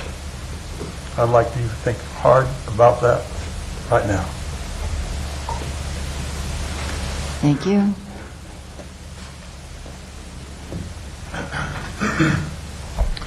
My name's Gary Hill. I have a fuel dock, you're right, not a marina, but I have a feeling that this is coming my way real soon. And I don't understand how we go from a one-page permit to a 66-page lease.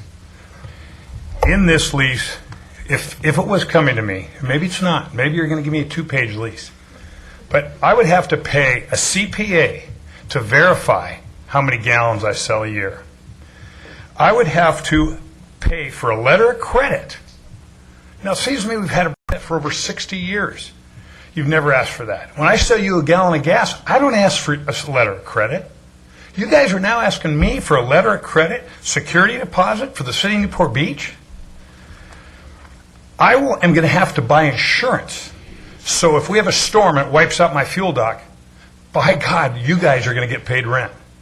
I have no fuel dock, but you're going to get paid rent. But I have to pay that insurance premium according to this lease. I am going to have to pay a qualified marine engineer that you pick to let me know if my dock is safe or if it's in good shape. Because God bless, I don't know because I built it and I've been doing it for 40 years. Thank you. Please, let's look at these leases a little harder. Thank you. Is there other public comment? All right, I will bring it back to council. Mayor Pro Tem Curry. Well, I appreciate the testimony here tonight. I think it's important to note that I think most of us on the City Council haven't seen this ourselves until last Friday. And frankly, I think it does need some work. You know, we were here 2 weeks ago, and we could have reached an agreement proffered by the marina operators that would have put this deal on a trajectory to being done. And now we're wading sort of further into a morass with this lease, and I think we are not doing ourselves or our businesses or the community a service in what we're doing. So I do think we need to sort of rethink our strategy. We either need to have a study session where all of this is on the table so we can revisit it and make some decisions on how to move forward. But I think we need to sort of recalibrate ourselves to understand the business community in our city and to be business friendly, or at least business friendlier than what we apparently are doing. I think we need to look carefully at the economics of this and take a better understanding of what it is that we're actually doing and move forward in that way. It's unfortunate, in my opinion, we didn't do that 2 weeks ago. Councilman Selich? I just got a couple of questions here. On this idea of possessory interest tax, aren't they already paying possessory interest tax through their property tax bills? That's assessed through the County of Orange. Pardon me? That's assessed through the county, not the city, and it would be the same here as well. And I think some of them are currently paying possessory interest tax. I think we found that out when we did the Balboa Yacht Basin and the moorings, what was going on with possessory That's interest correct. tax. So that's not anything that's not already being done. That's correct. And this lease doesn't require an additional tax, It does not. possessory interest No, it tax. just maintains the status quo. Okay, all right. And then what's the reason for the prevailing wage? The prevailing wage is only there depending on the project. If the property is actually redeveloped as part of the lease, in some situations, prevailing wage might be applicable. As the language is now, it doesn't require prevailing wage. It only puts the burden on the lessee to the extent it is required that they will comply with prevailing wage. All right, thank you. Thank you. Okay, then just one comment. I'd like to see us consider in the lease that there's been so much made about upland support being provided and everything that somehow in the lease we designate where the upland support area is, where the parking spaces are, whatever, to the extent that there is upland support, that we have some provision like that in the lease. Councilman Hammond? Okay, if there's no other comment from council, I thought I would take a crack at summarizing a way forward here. Well, go ahead. I'll just make a quick comment. 2 weeks ago, I asked for written comments with regard to the index. We apparently received none. I guess there was some communication, but I wasn't privy to all that communication. So again, I think this is headed to at least a continuance, if not a study session, although I don't think we need a study session. But I'll put it out to the public here that if you do have comments about either the index or this lease, that you put it in writing. Because coming up to the podium in a 3-minute session, I agree, is not a suitable way to negotiate a lease or to develop a template for a lease. And a study session is not going to be a suitable way to develop a template for a lease. If you have comments, whether they're 1 or 100, put them in writing. Send them to the council so that we can look at them and don't send them Monday night because, this lease came out on Thursday or Friday, and some of the council members are saying that they didn't have an opportunity to look at the lease. So, again, I think you're going to have another 2 weeks to take a stab at it, and I welcome your comments. I agree that, there probably are some changes that need to be made. It's a work in progress. We never said that this was the final lease. And, that's all I can say. I mean, at the end of the day, people come to the city, or the main complaint about city or government is that city and government doesn't operate like a business. And a one-page lease or one-page permit is not the 21st century. That's the 19th century. Okay? In the 21st century, it's just a lot more complicated. Unfortunately, for better or for worse, there's a lot of attorneys out there. We have some out in the audience. Some are representing clients or potential lessees here. And so that's just the way it is. I, years ago, used to practice all myself. I never saw a one-page lease. It just didn't happen. It's just not the way things are done. So a lot of it's boilerplate. We had some people focus in here on pornography in the lease. If that's your biggest problem with the lease, then this is going to be very easy to solve. You can sell all the pornography you want in marinas for all I care. You can deal with other people about that. But if you have legitimate concerns about the lease, put them in writing and send them to the city manager, and he will pass them along to us so that we'll have time to review and evaluate them, and we're not having to respond to people at the podium. That would be my suggestion. Councilman Henn? Did you have anything else, Rush? I'll make a few comments. I can hardly wait to see the headlines that Councilman Rozansky suggests city sells pornography, But if you do, we do want the 20%. Yes. As I have not gone through the detail of the full lease. I went through the deal points, and I was comfortable with the deal points. I will go through the full lease. And the items that I have a concern over, I negotiate a lot of leases myself. I think the security deposit should not be a black and white item. If we have somebody that's operated for years and years and years and has paid all their bills, I mean, the purpose of a security deposit is being afraid they're not going to be current. I think we've got other ways to deal with that in the city, so I would look at the security deposit item. I want to understand what the maintenance language is. Us approving their maintenance doesn't make any sense to me if, in fact, that's what the language is. This is the first time I've heard that there would be a percentage of anything other than dock rental fees. And so a percentage of parking, if that's in there, I don't understand why that's in there. I can understand the paranoia of why one might dictate what an employees are paid so they don't start paying employees $2 million a year to lower the revenue. But if we're dealing off of an index that's gross and we are working with logic, I think I want to look very carefully at that. I think that if we are working from an index, then if the index goes up, the rate goes up, the dollars go up. If the index goes down, the dollars go down. I don't understand why that would not operate in that way. I have faith in the index, the concept of the index. And I think that working together so that everyone agrees that we have a fair representation of the marinas that are in the index as it relates to the harbor is the first thing that we have to work on.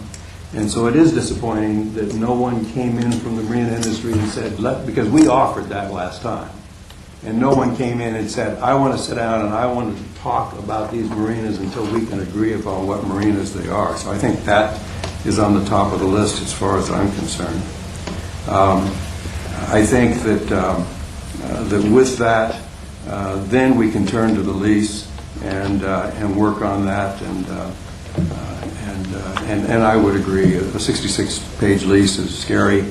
I don't know that we'd ever get it any less, but I would like to see it in much more plain English and minimize every place that we can. Councilwoman Daigle? I thought the comment made by a member of the public as to the potential use of one of the city marinas in the index is intriguing, and I don't know if any members of the committee have an immediate response to that concept, or maybe something to think about. What was your comment again? It wasn't my comment. It was a member of the public that said... Include the Balboa Yacht Basin. Yeah, why don't we use... Put BYB in the index? Right, Yeah. so, yeah. So any response to that? Immediate or... Yeah, I can. Councilman Hand? Okay, let me see if I can identify a way forward here. I agree with Steve's comment. We can't negotiate this lease in a study session with 14 or 40 people out there all, suggesting changes and so forth. We have to have a way to amalgamate these suggested changes in a way that, we can turn something back around that we think is more representative of the comments that were made here, the ones that we believe are reasonable. And I agree with the idea that we want to try and make this lease simpler and shorter. And so I'm fine with that. But let me start, this is going to take just a few minutes here. Let me start by at least addressing what I think are a few, because people have had only a very short time to look at this, I think there's already some misconceptions about what the lease says. There is no intent to charge 20% of parking revenue. The intent here is for the city to be compensated for slip rental. The lease ought to make clear that that doesn't include parking revenue. We're talking about slip rental here.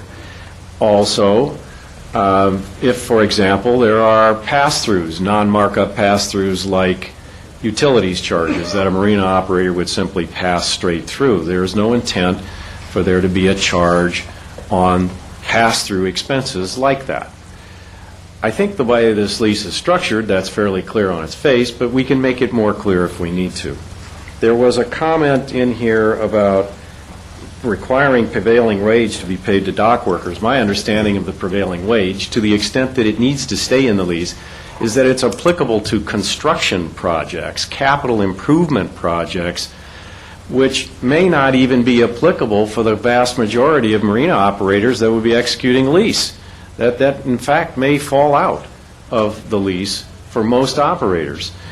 This is designed to be a template. It therefore includes a variety of circumstances, many of which may not be applicable to an individual marina. So it's going to be tailored. Each of these leases will be tailored to the individual circumstances of a marina. All right? So there was a comment about the rent only goes up, it doesn't go down. No, that's not true. The way this index works is every year the index is calculated. If the index goes up, the rent goes up. If the index goes down, the rent goes down. Okay? Now, there was a comment in here about the $1 to $40 to $1.50. The $1.40 and $1.50 in those appraisals, and I have carefully reviewed this myself, in both cases, that $1.40 or $1.50 was stated as a base against percentage rent. In the case of Rasmussen, it was $1.50 against a percentage rent of 17%, because that's how he came back with his appraisal. In the case of Netzer, it was $1.40 or $1.45 against percentage rent of 20%, like a retail lease would be structured. That base was never intended to be the equivalent of 17% of revenue or 20% of revenue. So now, that concept of base rent really kind of goes out if we use this index approach, because we're just talking about a simple calculation. How many square feet of public tidelands do you have times the index rate for that number of square feet? It's actually very simple. The complicated part about this is in the index itself, describing the index and how it works. I'd be glad to do that in more detail at another forum here and another appropriate time. But once we are able to arrive at a conclusion, hopefully a mutual conclusion, about how the index can be structured, what are the components, and how do we manage the components over time, et cetera, and how does the exact calculation work, once we arrive at an understanding of that and it becomes embedded in the lease, then the rest of the lease, the fundamental economics, becomes very simple to determine rent. And the same for everybody. A square foot of water times the rental rate for the major marinas. Now, the purpose of these public meetings is to get input. We've been listening, and I think we do need to have another crack at this lease, another significant crack at this lease. And what I'd like to do for the benefit of staff is take a minute or two and enumerate what I heard. Anybody up here that thinks I heard it wrong should say so. But I'm gonna go through it. We want to have a lease that's shorter and simpler if we can, recognizing that there may be aspects in here that, again, are template related that won't apply to every marina. I heard, and this is one that was a new one to me tonight, this restriction on assignment of private uplands. We'll have to have a look at that, but it wasn't my understanding that it was our intent to restrict assignment of private uplands. My understanding was that the restriction on assignment had to do with the lease of the tidelands. Is that correct? But nevertheless, we'll take another look at that. I heard somebody raise the issue of quitclaim and how quitclaim would be handled at the termination date of the lease. What happens to the dock improvements? Right now, the way the lease is written, at termination, the city can require the marina operator to remove the docks, or the city can keep them, and the dock owner, the marina owner, quit claims them to the city. I think it's worthwhile for us to think about that some more, how that quit claim should work to provide a better sense of equities on both sides. As it relates to the index, I heard tonight that there's a lot of concern about using an estimating procedure in the index. I would like to work toward a goal where we have an index that's made up of marina components where all the values are known. Right now we have an index of 7 marinas. 4 of them we do know the values for. 3 we do not. If the 3 that we do not know the known values are willing to contribute known values so that we have an index of 7 marinas where everything's known, that would be my preference, to have an index with known values. If there are concerns about contributing, a private marina operator contributing private information about their business, I believe we can work out a system whereby the information is contributed to a third party who does the calculation and therefore not directly contributed to the city. We can provide that. That has to come along with audit rights for verification. But that audit and verification can be done by the third party. It doesn't have to be done by the city. So I think there's a way to resolve that issue. And so I'd like to look at that.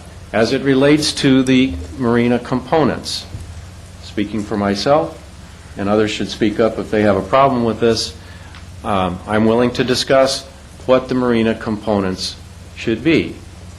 We spent a lot of time thinking about this. We think the 7 that are in there are reasonable. And I would point out to those that think the city was trying to aim at a high number, the dunes are included in that index with a 46% weighting and I think it's the lowest rent per square foot in the index, lowest or second lowest. 46% weighting. It was our intent to build an index that is reflective of the harbor in total. And that index then would include some marinas that have high rents, some marinas that have low rents, and in a weighting that is reasonably reflective of what the harbor in total looks like.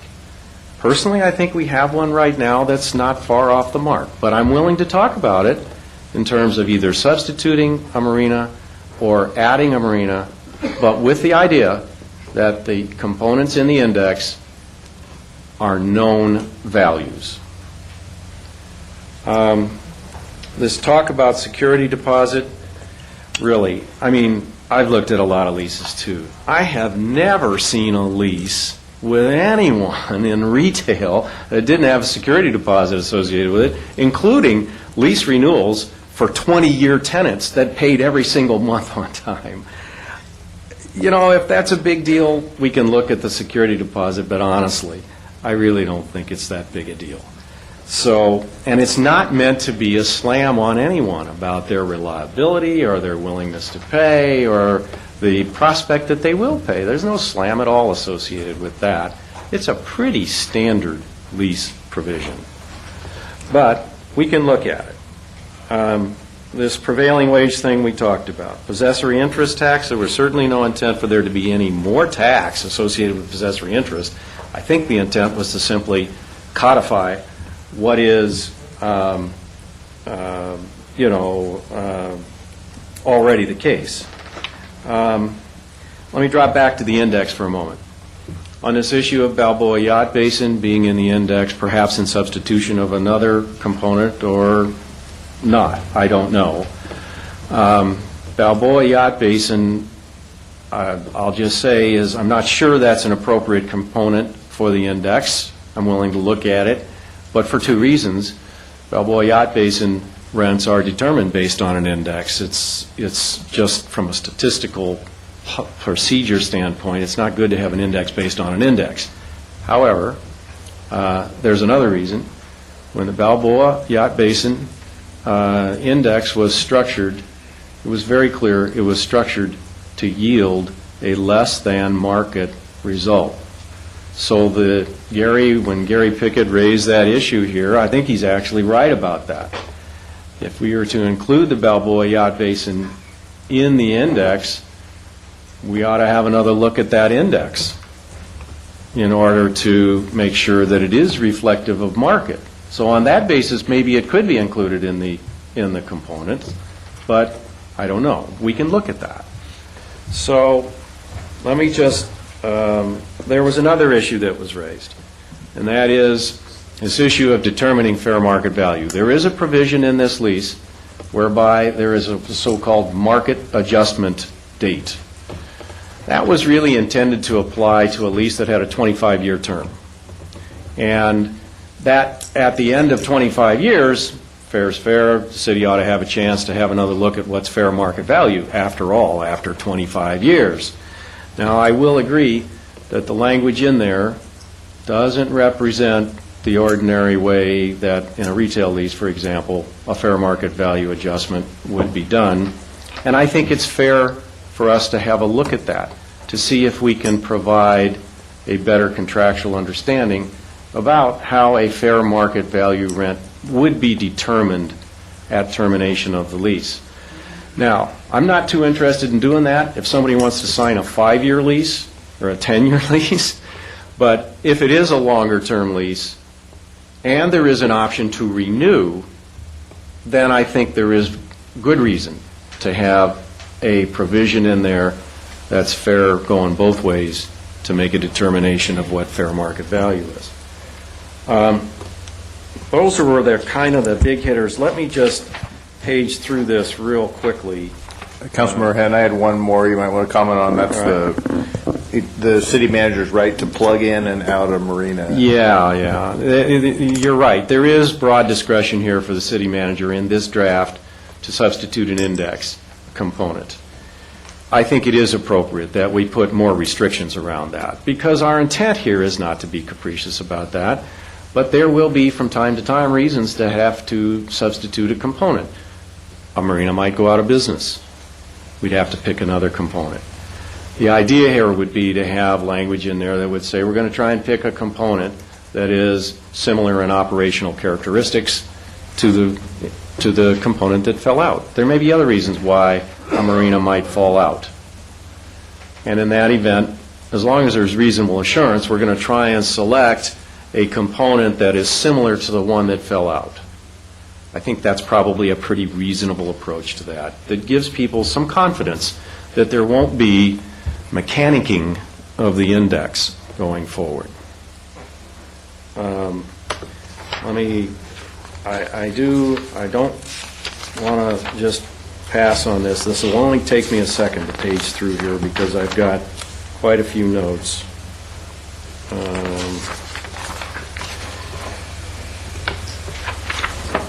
Now, on this issue of the language in this template here about if you do volunteer your information, how does all that work? To me, that ought to just drop out of the template. That's language that will only apply in those very few circumstances where we're trying to write a lease with somebody that has agreed already to voluntarily contribute their information. And we've talked about how that might happen in a fair way.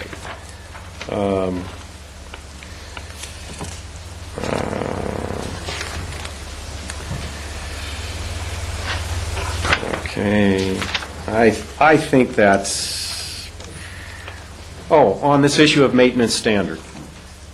The city is not trying to tell marina operators how to operate their marinas, but it is not inappropriate, in my view, to have a simple maintenance standard in the lease.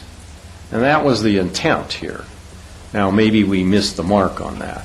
I mean, I'm happy to have another look at that, the maintenance standard in here, to make sure that we're not overreaching, but that we have a reasonable assurance. That's what we're trying to accomplish.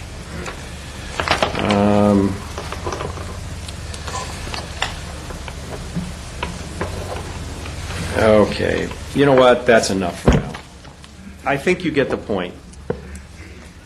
Did I say anything up here that troubles anybody? No, I think you said that there's a lot of problems in this lease. It probably ought to get rewritten. So what I would suggest I do have one question. You've been talking about known values. Can you define what you mean? Is that audited, or what do you mean by known values? in 4 of the index components, because we know the numbers from public records, we know what the real numbers are. It's publicly verifiable then? Yes, There's for no those value. components.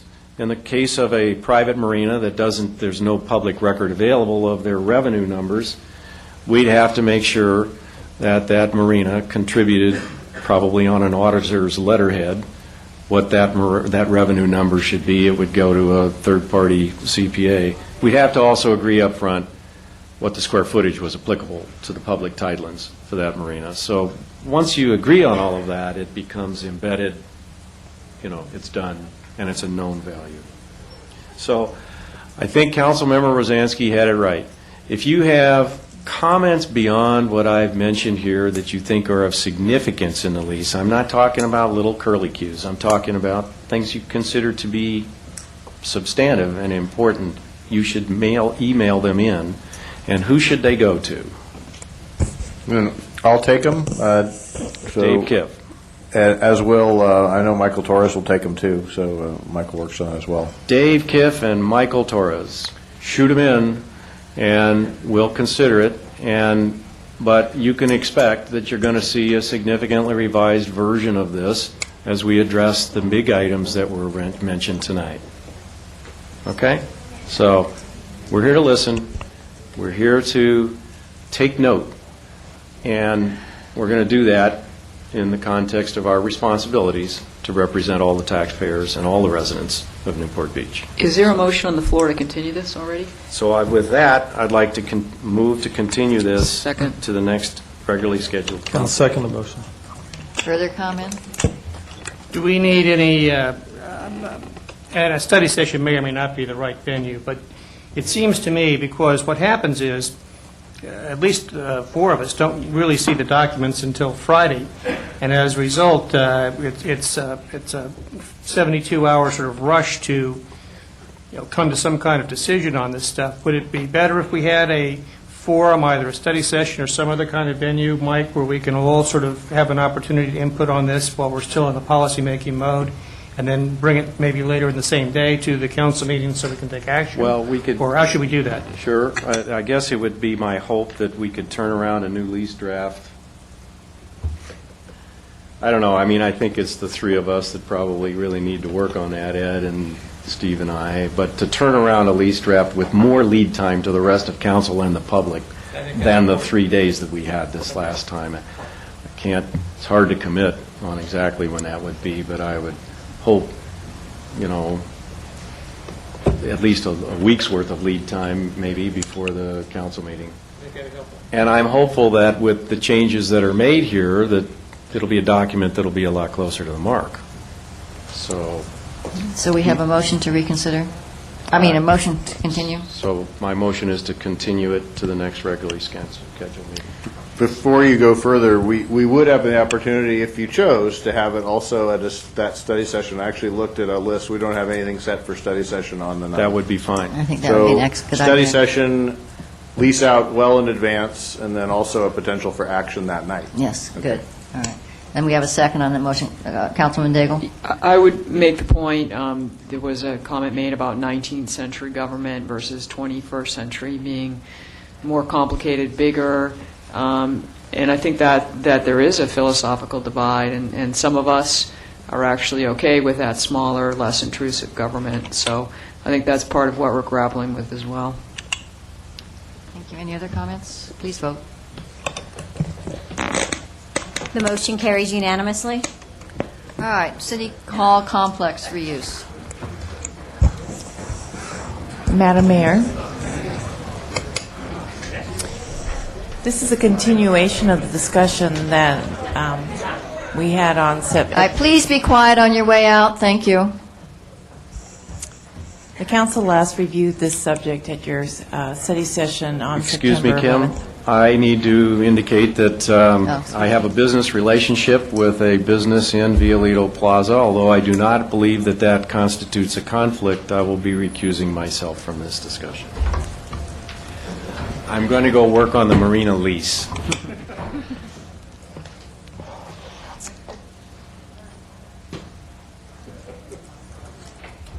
Mayor Gardner, this is a continuation of the discussion that we had with you on your study session on September 11th, when we gave you a very extensive presentation on the preliminary findings of a market feasibility analysis for a hotel on this property, as well as some preliminary numbers in terms of the economic and fiscal impacts associated with either a hotel development or an apartment development on the property. We have, since that study session, released the final documents that provide the support for the conclusions that we gave you earlier, and they have been available to the public for over a week. We are certainly able to go through the final findings of those analyses. We have with us Bruce Bolton from PKF Consulting, who can certainly answer any of your detailed questions. We also have with us Dennis Stone, who's helping us prepare the RFQ. But our recommendations are included in the staff report, which are to accept the development parameters for the general plan and zoning and coastal land use plan amendments that we are currently in the process of drafting, as well as going forward with a RFQ that is a dual track, which would solicit a request from solicit statement of qualifications for both an apartment community on the property as well as a hotel. So we do have a brief PowerPoint presentation if you'd like to hear it. Otherwise, we're here to answer your questions. All right. Does anyone need a presentation? All right. A question I have is, does anyone on... Lights, please. Thank you. Having read the material and having heard from the residents, it certainly seems to me that the hotel is the preferred option. But I'm sorry, it's late and I'm getting really tongue-tied. Do we still want to do the dual? Is there enough conviction that we need to investigate more into the apartments? Councilman Selich? Well, I think the reason we need the dual approach is we need to have a backup. We don't know that we're going to get an acceptable proposal from a hotel developer. So the numbers here show the hotel option being the one that's generates the most revenue, but we still don't know whether we're going to get a proposal. So rather than spending 9 months going out and doing through the process with the hotel developer and then being back starting all over again, if we had a residential one to compare with it to see what the market will actually bring to us, and would have a better basis for making a decision. Good point. Councilman Hill? I would just echo that. We have, once again, a sense of urgency due to our move off of this site, that we would like to see some kind of development to begin as rapidly as possible after that. And so I think it's important that we fast track the activities. I was a major negative last time we met. I was very comfortable with the dual track RFQ, was very uncomfortable with the dual track RFP. But in talking to some other people, and the reason I was negative on a dual track RFP is keeping the developer interest and sounding serious about it. And I think that the process of drafting, and I don't think it needs to be 2 RFQs. I think it would be 1 RFQ that allows, that acknowledges that we are interested in hearing from the development and operator community that feels they are qualified to develop a high-quality 120 to 150 room boutique 4-star hotel and operate it, and or a 92 to 99 unit high-quality apartment home complex to develop and to operate, and that we will be selecting 3 or 4 of those RFQs that we feel are most appropriately fitted to what we're trying to do. We will be asking them to provide specific proposals then And then they will compete amongst themselves as well as with the opposite groups of the best one in each category. And then we will have real numbers to be able to make a real decision and can select the one that is most valuable to the city. And then piggybacking on what Councilman Selig said, we won't be at a position where we don't like any of the proposals that come in, and we have, and therefore we want to go change and go back out again. We don't have that luxury of going through the process twice. Okay. All right, good. All right, I'll open this for public comment. Again, Mayor and Council, Jerry Conrad representing DART and Conrad Management. As you know, we're a stakeholder in 3388, and we have interest in potentially being involved in the development of the city property.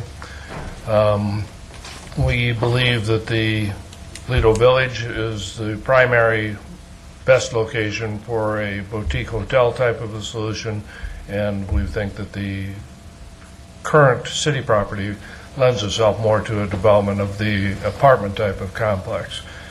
And I think the only thing that we want to voice is that we find a real conflict where our property is adjacent to yours, and we're having problems getting clearance to build to 32 feet, and we're proposing for the city's property to have a 55-foot height limitation. And we'd like the council to think very seriously about the rezoning of both the Lido Village and our property and the adjacent properties and other surrounding properties to a 55-foot height, so that there is an opportunity to make these economically viable for redevelopment. I've already made my comments concerning the dock rental. You know how we feel about that.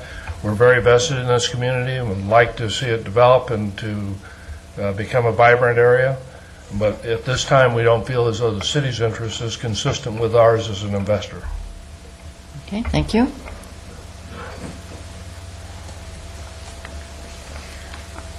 Cindy Kohler, West Newport. I was going to give this to Dave. It's a copy of an article from the Orange County Register that's quoting PKF. And the quote, I'd like to read it to you. Buyers have been attracted to improving hotel financial fundamentals. A recent report by consultants at PKF showed a key metric of hotel cash flow, dubbed RevPAR, up 8% in 2012's first 6 months versus a year ago in Orange County. That's for the record. Obviously, you're all aware that there's a tremendous amount of resident support for the boutique hotel. I had not heard of anybody here or with staff who had gone out and talked to the business owners. So Lori Morris and I went out and spoke to at least 20 of them. And the response was overwhelming, of course, for a hotel. And that was before we even told them what the staff report stated, and I quote, "The overall economic impact of the hotel to the community is over 10 times that of a residential use." We've also made the case at prior city council or study session that an upscale boutique hotel would be a better choice to drive the economic engine for revitalization in this long-time blighted area of our city. And our own city staff report concluded the same, and I quote, "A 120-room or larger hotel may be the basis to finance other community needs and would serve as a catalyst for the area revitalization." We are all aware that a hotel on this site would be viewed by the Coastal Commission, which, as a matter of fact, is supported again in your own staff report. And I quote, "Lastly, a hotel is generally open to the public, where a residential project may not be. The Coastal Act prioritizes visitor-serving uses, and hotel development would likely be supported by the Coastal Commission." End of quote. And our own Gary Sherwin, President and CEO of Visit Newport Beach, who promotes Newport tourism all over the world, came before you at the study session. And his quote was, "One of the only cons we face when selling Newport is we have very few hotel rooms on or near the beach. We lose business because of this." End of quote. PKF's hotel study reported this area could support 2 hotels. End of quote. And there's one other point I'd like to make. You're suggesting an apartment building of 99 units, which take an average of 2 people per unit. It's 198 people. That's 198 consumers. You put a hotel with 120 rooms, take an average of 2 people per room, that's 240 new consumers. That could be daily when it's summertime, holidays, depending on what the average is. That's a lot more consumer dollars going into the revenue for this area than apartment. And the city staff report backs that up. What I'm really confused about is with all of this positive information, why we're on this 3-track now is how I see it, where we would put a condo, apartment / hotel, or even the 2-track with the residents. It seems like with everything that's brought forward to you, that the hotel is the best use for this site.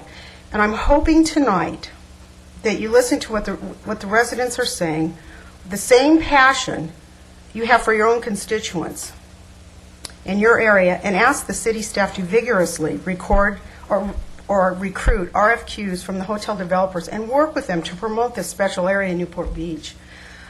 I understand what this gentleman from DART said, but the bottom line is this is our time. This area is long overdue for improvement. If he wants to put a hotel there, I just don't understand why it wasn't done years ago. Thank you. Thank you.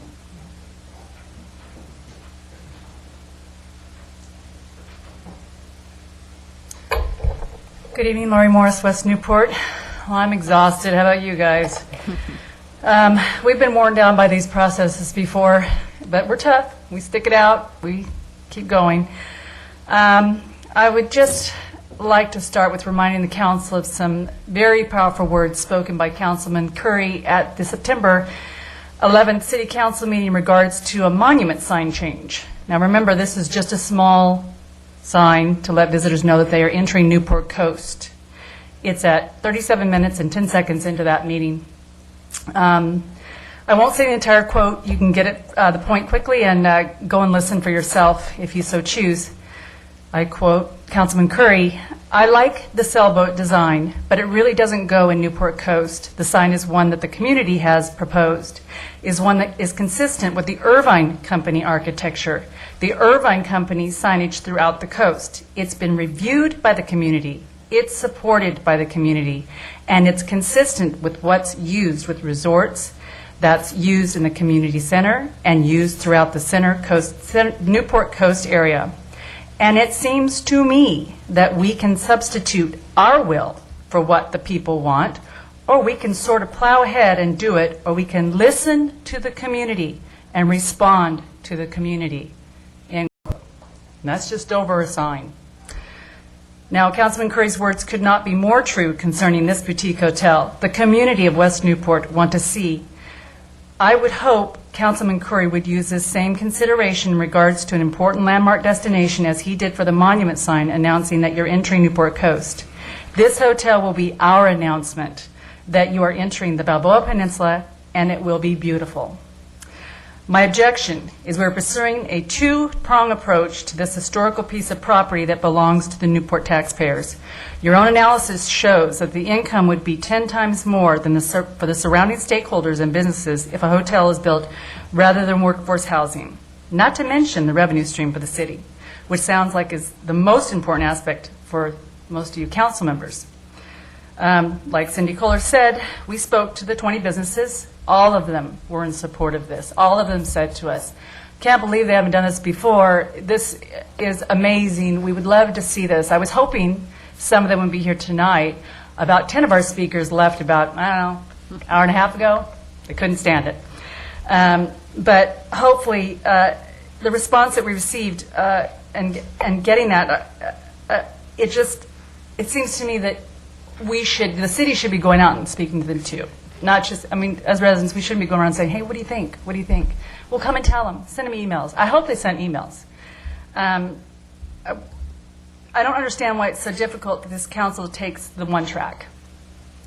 When you put out a dual track process, you're basically telling hotel owners they're not really serious about this. They're kind of dangling that carrot.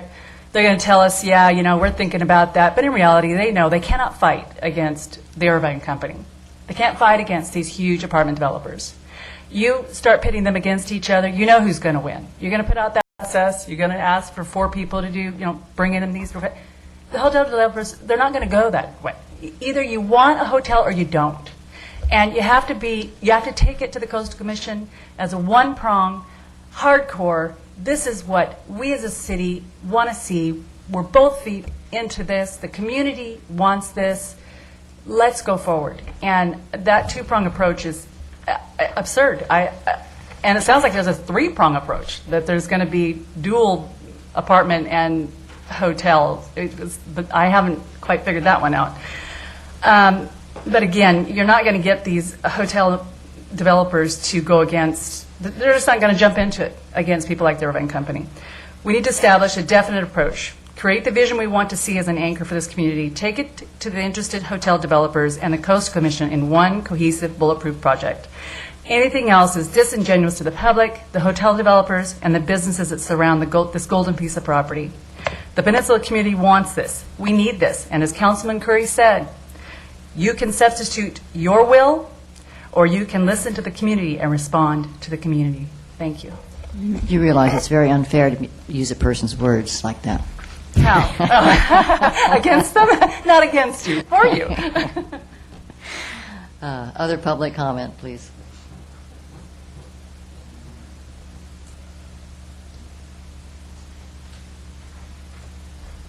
My name's Pam Whitesides. I live actually down the street, and I've been in Lido Village long enough to have seen it when it was just a lovely place to go visit.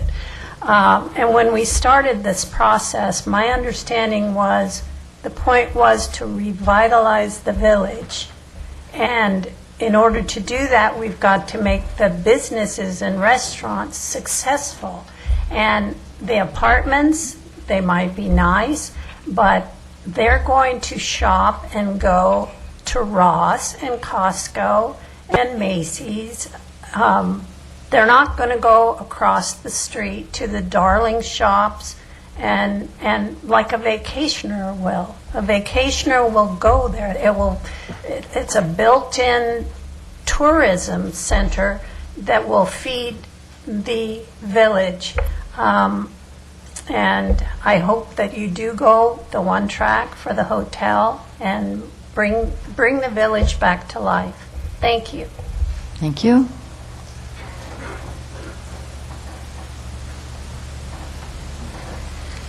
Denise Oberman. Most of the comments I wanted to make have already been made, but for the benefit of the public that did not have the opportunity to read and register in detail the 200 pages, give or take, of the reports, I just wanted to give a couple more facts and then summarize. The hotel case is compelling, and it's actually even more, it was very well vetted by Mr. Bolton in his studies, both his market analysis and his economic and land use revenue analyses. So in addition to having a fiscal benefit to the city of an excess of 10 times that of a residential use as proposed, there will be spending of probably between $360 and as much as $450+ million. If you look at the average daily room rates that were quoted and which were potentially understated, as was also indicated by Mr. Bolton at the September 11th study session. And even if you look at a comp of Huntington Beach, Hilton, and Hyatt's, their average roommate rates begin in the 300 to 310 range. So over a 10-year period, we're looking at $450 million of revenue to our city from what the people want. It's a win-win. The other thing is that from an anchor use to drive the revitalization, we heard the talk of destination anchor with Balboa Village. That destination is still not clearly manifested there. This location can establish that anchor without any challenge. It's a great site. It is not directly on the water, but it actually doesn't need to be. The ownership is clear. There's one owner that owns it. It's an adequate parcel size to give a good-sized hotel and also provide open space for the public, and that would complement the circulation of people within the village. So really, the benefits, all the benefits from perspective of the marketability, the economic return to the city, and the benefit to both the residents and the visitors in the commercial Lido and Balboa Peninsula community, an upscale hotel represents without question the most attractive and sustainable use option.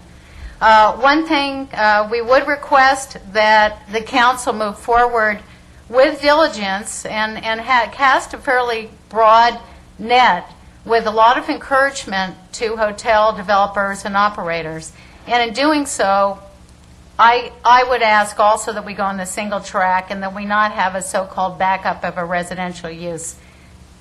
It's going to muddy the waters, and it's going to send a message of lack of commitment to a use that serious developers and operators are going to be looking for.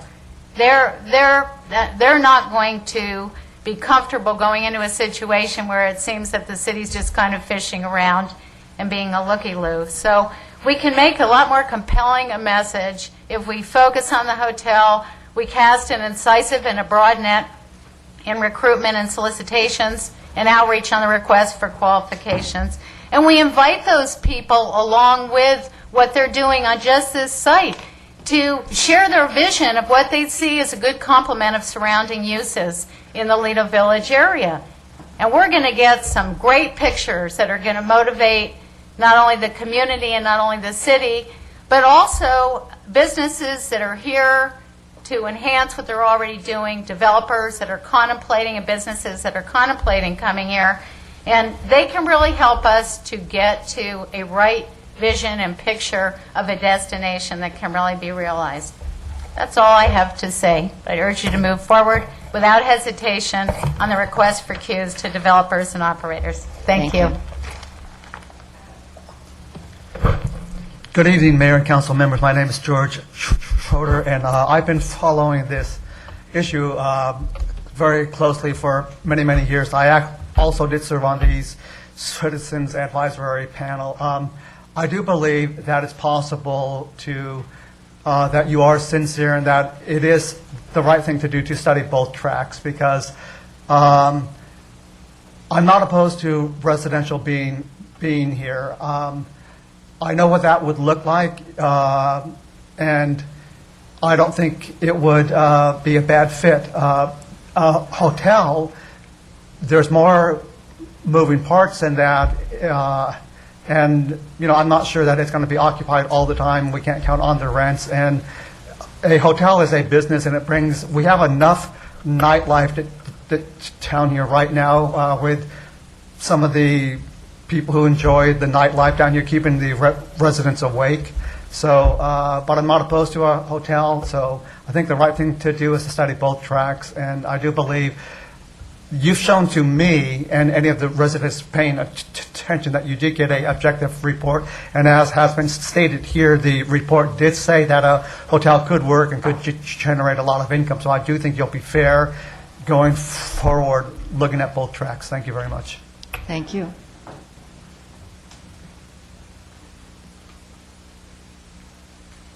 Mayor, council members, I'm Hugh Helm from Lido Isle, also a member of the Lido Village CAP. I would share George's comments about going forward in a dual track.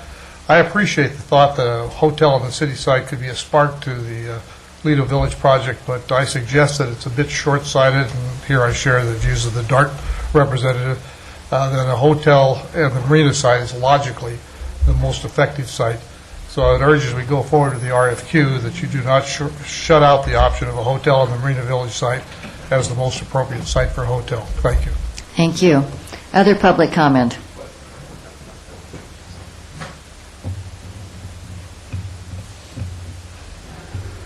I know the evening's late. Mike Brand-Sawatsky, 26-year resident of Newport and 12 years on Lido. I think it's been an interesting discussion. I not often come to the meetings, but I learn civic governance every time I do.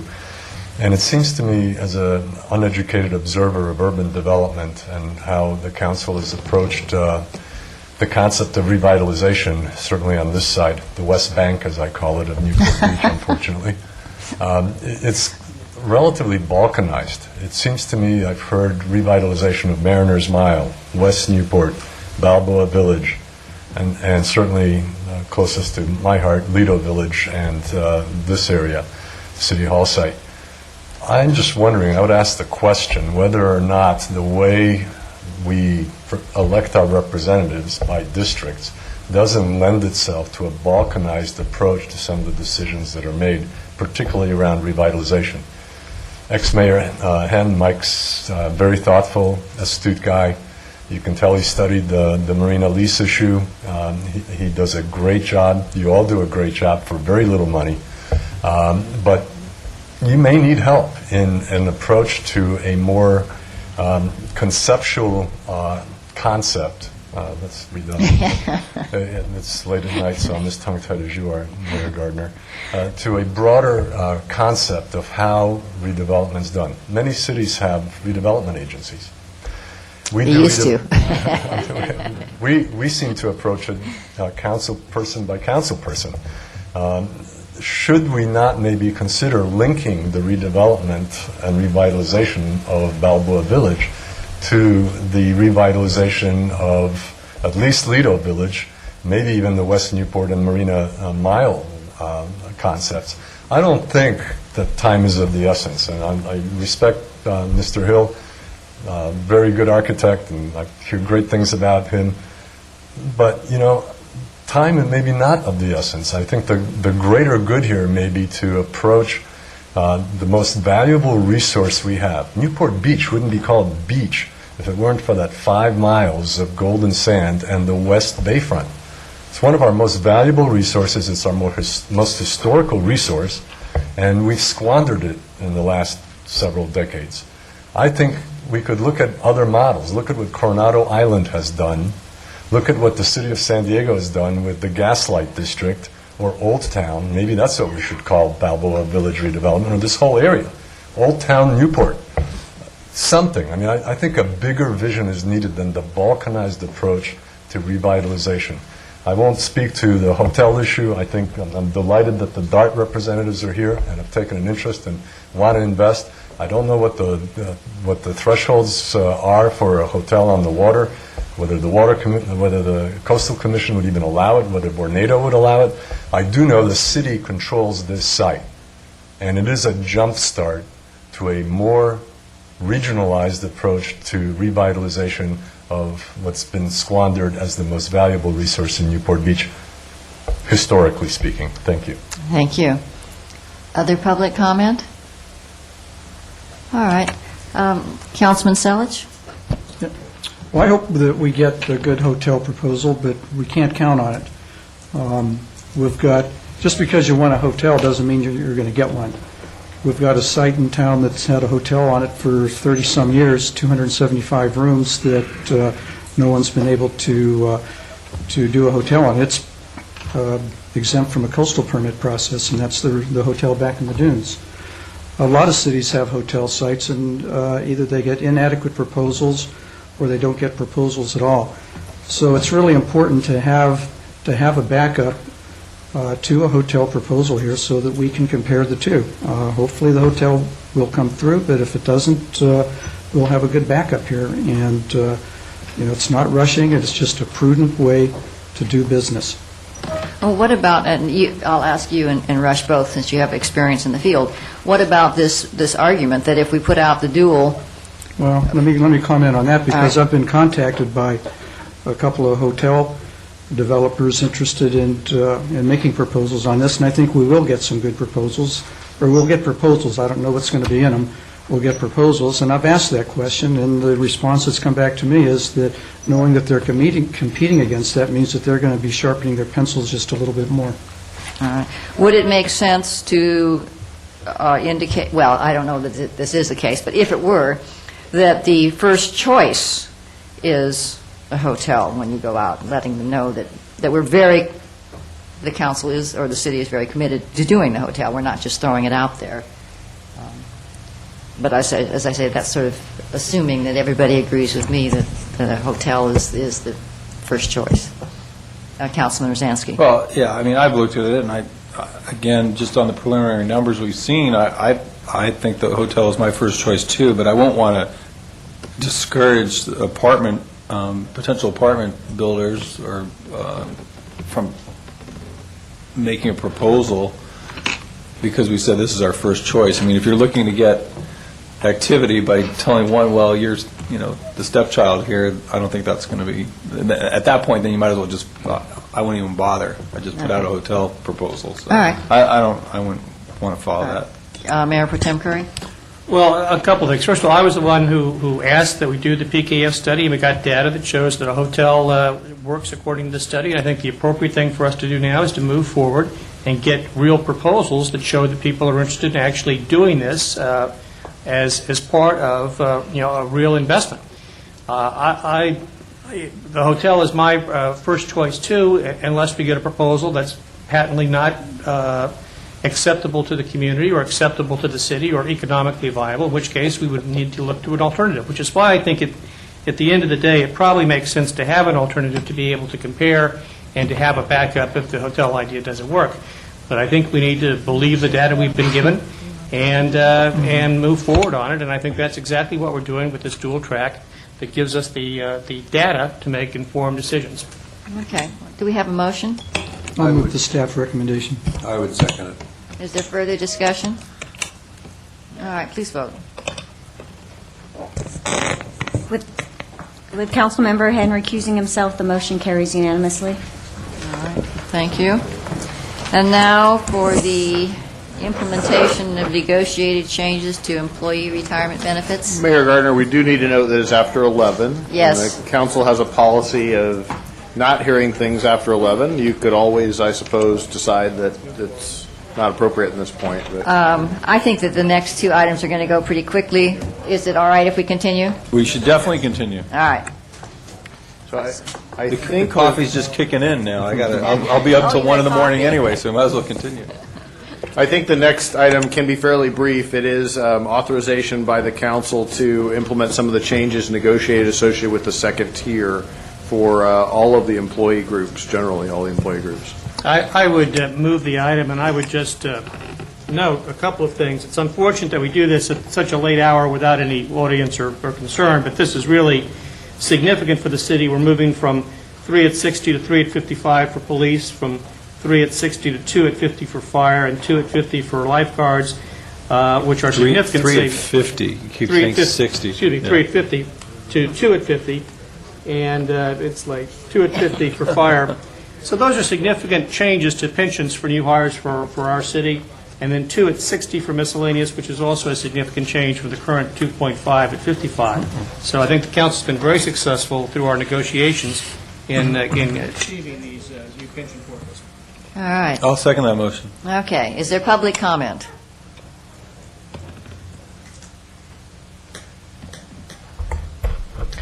Yes, Mayor Gardner and members of the council. Oddly, there is audience concern about this item.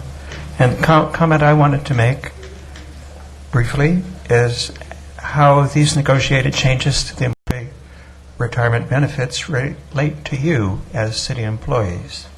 Since our city charter identifies you with some clarity as elected volunteers who serve without compensation for your service, many will be surprised that you are in this retirement system at all. But through some backdoor argument that I don't accept, staff has concluded you are employees because you're given an expense allowance without having to itemize your expenses, if I understand their argument. I think that argument is flawed because there's good California case law saying that a reasonable expense allowance can be set by a city charter. And if you doubt that, your city attorney can review with you the case of Porter versus the city of Riverside. However that may be, if one does believe that you are employees, it's, at least I do not know what category of employee you fall in and what package of benefits you qualify for. There is nothing that I know of in our current city charter that identifies what negotiating group you are yourselves a part of. And despite your claim that Measure EE is going to make clear and transparent exactly what you're entitled to, I personally don't know if you're in the first tier or the second tier, And I don't know if you feel you have an entitlement to the key management benefit package, or the professional employees benefit package, or the regular city employees, or maybe the Employees League package, or as our commanders-in-chief, perhaps you think you qualify for the fire and police benefit package. I don't find any guidance on that in our current city charter, and it's not, Measure E is not going to help me on that. Thank you. Once again, can I ask the city attorney, Mr. Mosier has told us what he doesn't know. Perhaps you inform us on status of pensions, where they come from in the city charter, and why they're not part of the Measure E campaign or the Measure E amendments. Yeah, just to recap kind of what we covered earlier this evening, the IRS designates all the council members as employees. Because the city does not participate in Social Security, the city is required by the IRS rules to offer a retirement package for the council members. The retirement package that's offered by the city is the PERS retirement package. Was there any other information that you'd like? That's a separate section. It's not involved in Measure E, is it? That's right. That's a separate section of the charter. And the last time I looked, the city of Newport Beach does not control the IRS. Or PERS. I wish you did. But we are getting to the Air Force next. Other public comment. Those acronyms. Richard Nichols, Corona Del Mar. I go in somewhat the same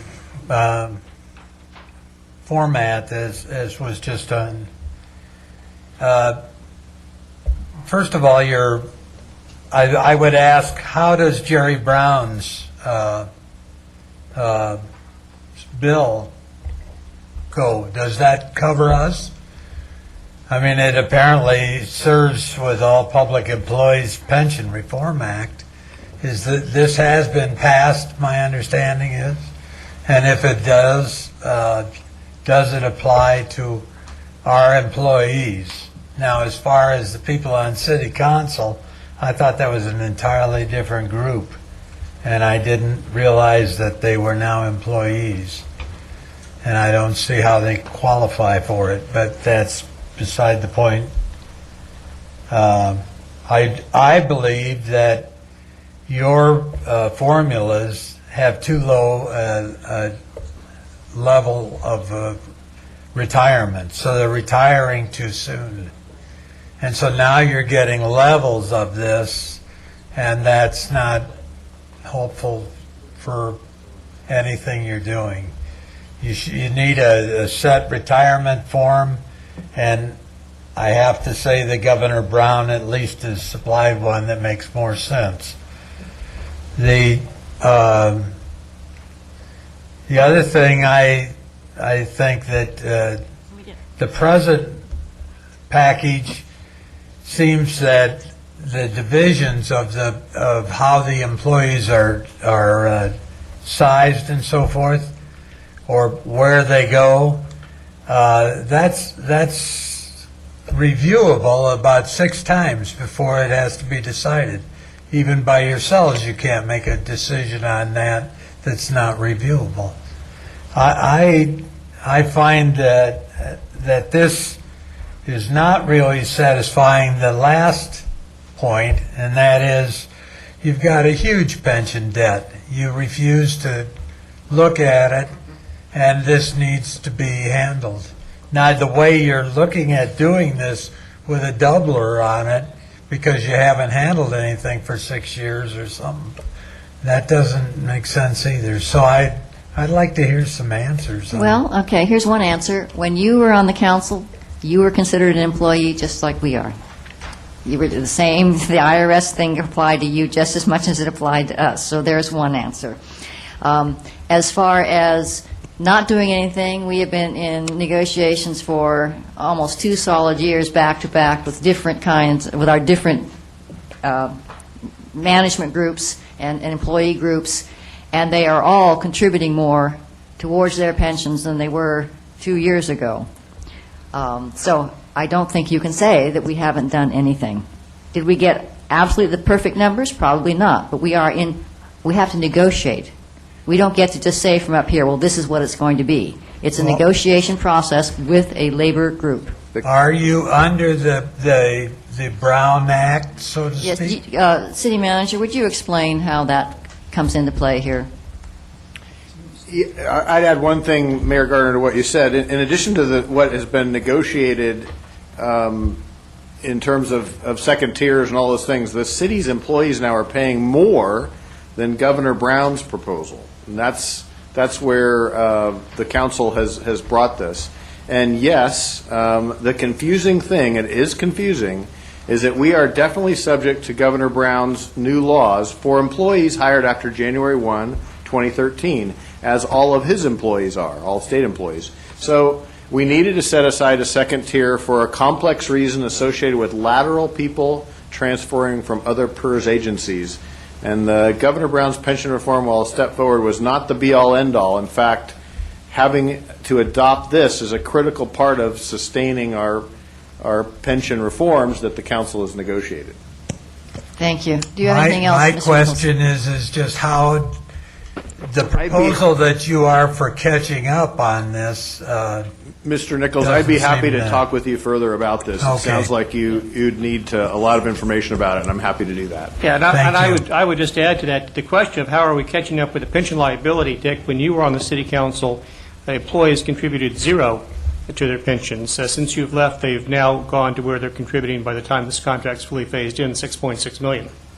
The point is that what we were contributing was so low compared to what was going out the other end that we ended up almost broke, and that's where you are today. No, we're not almost broke. Mr. Nichols, we have $100 million in the bank. We are one of the most well-capitalized cities in California. With the have you anything else to say, Mr. Nichols? Yes. I understand from Mr. Morlock, for example, that we also have the highest unfunded pension liability in the county. That's not so. Thank you very much. Thank you. Is there other public comment on this item? Seeing none, I'll bring it back to council. Is there a motion? Second. Please vote. Prior to reading the vote, I'll read the resolutions and ordinance titles. Resolution number 2012-87, a resolution of intention to approve an amendment to the contract between the Board of Administration, California Public Employees Retirement System, and the City Council of the City of Newport Beach. Ordinance number 2012-22, an ordinance of the City Council of the City of Newport Beach authorizing an amendment to the contract between the Board of Administration of the California Public Employees Retirement System and the City Council of the City of Newport Beach. And resolution number 2012-88, a resolution of the City Council of the City of Newport Beach adopting a qualified defined contribution plan with the Public Employees Retirement System. With that, Councilmember Rosansky, did you vote aye? Okay. Is that an aye?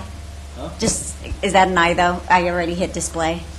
Yes. Okay. The motion carries unanimously. All right. Thank you. Thank you. And now, item 21, further direction is sought. And the first one is, should Harbor Resources or the Harbor Commission pursue regulations or education efforts regarding stand-up paddleboarding in the harbor? This was brought up by Councilman Daigle. Sure, I'll take a crack at that. It's late, but I think I can offer a suggestion here. When I had asked for the Harbor Commission to explore it, that was what I had in mind, explore it and have a conclusion in mind. And as a result of the public opinion that we've gotten in the last couple of weeks, and we've really gotten a mix of public opinion. We had somebody from the stand-up paddleboarder community, SUP, they call themselves, it says, in Newport, many of the paddlers are renters and their inexperience is the real issue, said Mandy McDonald, the founder of SUP Dog, a stand-up paddle social group. She couldn't imagine what lanes would look like, but recommended that rental shops confine beginners to cordoned off areas and give them better instruction. So that's one perspective from someone in the SUP industry. Then there's the perspective of a boater. I own a 38-foot Meridian 381, a power boat. Goes on to describe it weighs 12 tons, and even at 5 miles per hour, the speed limit in our harbor doesn't just stop on a dime. I often take harbor cruises with family and friends. He goes on to describe an encounter with a paddleboarder who the paddleboarder without warning turned his less than 200-pound body into the path of my boat, 24,000 pounds. And so he had indicated that the difficulty of stopping. Now, I've also heard from a kayaker. They said, well, you ought to bring an air horn. So there's lots of different opinions in the harbor. What I did do is I sought out Harbor Patrol. I sought out the public safety professionals, and their suggestion, and I think it's a good one, is that we have a public forum in which we are able to gauge public opinion and to hear from harbor users as to what they see as safety issues. And before we let the Harbor Commission loose on developing any sort of regulations, I think we need to get a better sense of where the various user groups are at. Within kind of the policy charge of the Commission, it talks about safety as it relates to different users in the harbor.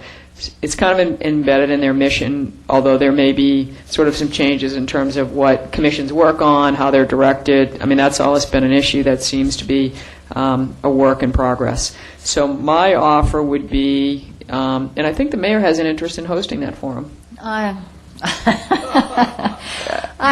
just, the more I've thought about it, first of all, what's our accident rate in the harbor? It's almost nil.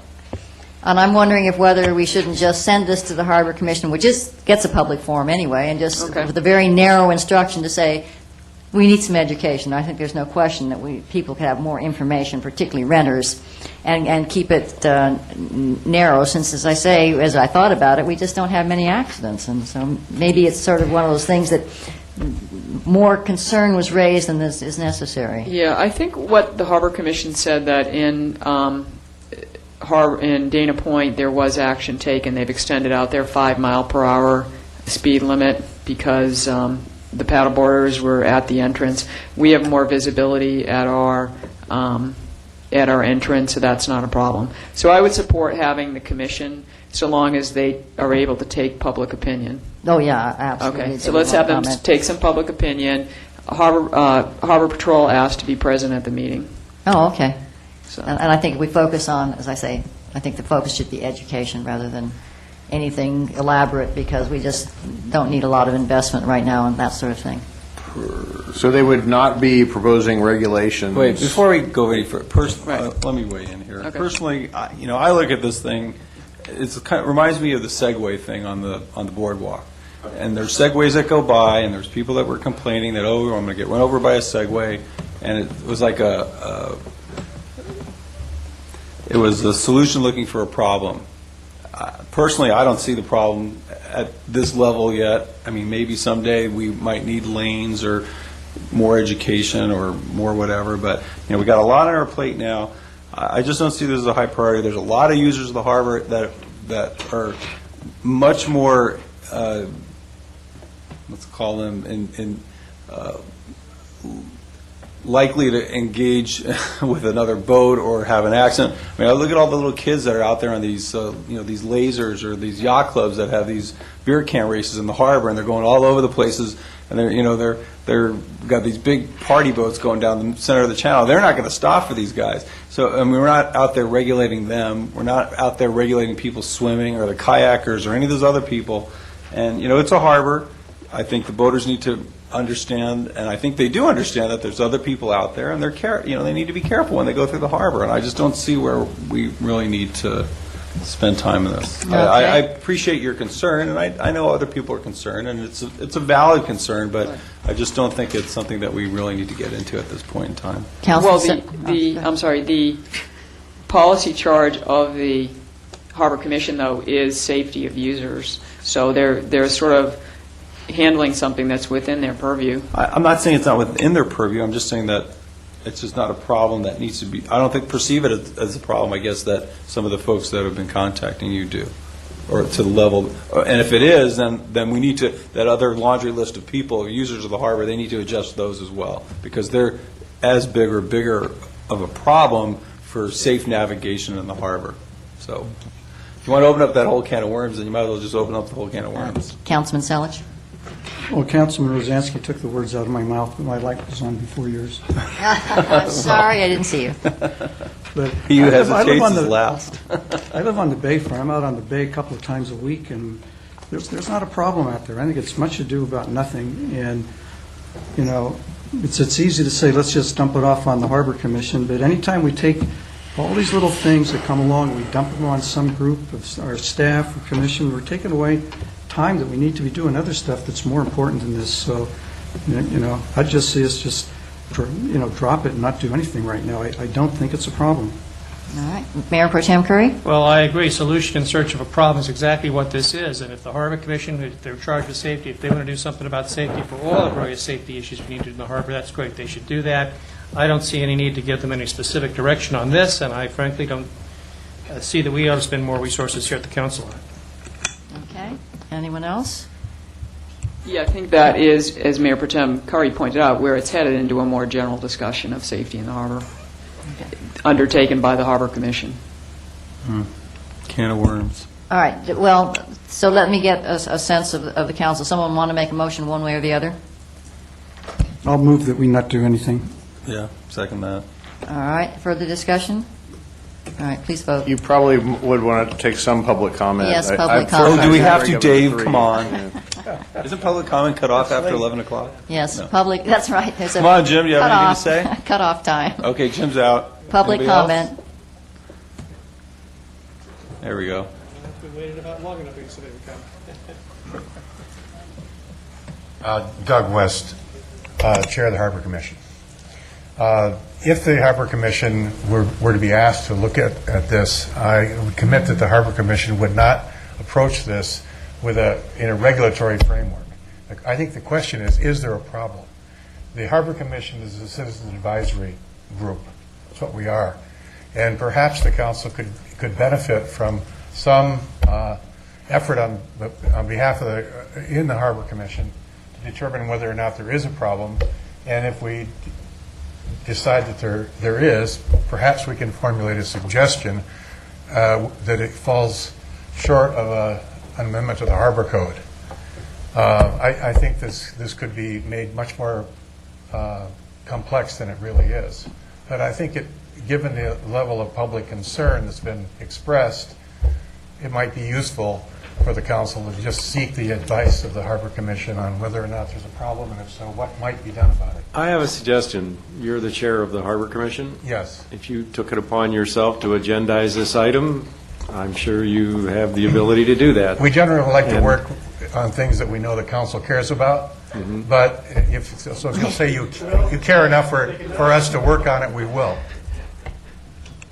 I think that's an excellent approach, and it is within their policy. You know, if they see a safety issue with the paddle boards or others, then they can discuss it. I mean, they already have that mandate within their mission. Right, but we have tried to have it that what they do work on is with council approval, because it always requires staff time, and so we don't want to try not to waste their time by spending hours on something that doesn't come It back. requires the time of 7 citizens. We don't want to work on something that you don't want to hear about. But if you would like to refer it to us, we'll be happy to try to go into problem identification mode and tell you whether or not we think there's a problem, and if we do, a suggested solution. Well, for example, I've seen the plan, at least as it was published in the paper, and it talked about lower castaways. There is not explicit council direction to work on lower castaways, and yet they're working on it. Well, that was in the paper. We're hoping to have an opportunity to bring to you in a few weeks a list of the things that we propose to work on in the coming year, get your guidance as to whether or not you care about it. I'm sorry that was in the paper. Okay. I just say I'm personally concerned that this could lead to red light cameras in the harbor, and So the motion again, well, thank you. I would only comment that I'm impressed that the chair of the Harbor Commission has stayed here until 11:30 this evening to be able to address this issue. All right. So the motion is to just drop it. Drop it. All right. Not pursue it. All right. Please But vote. if the Harbor Commission wanted to take it up, they can, when they come back to the council. If they want, yes, they can put that on their list of goals for the year, and which we look at and approve and accept or reject. That works very well. Okay.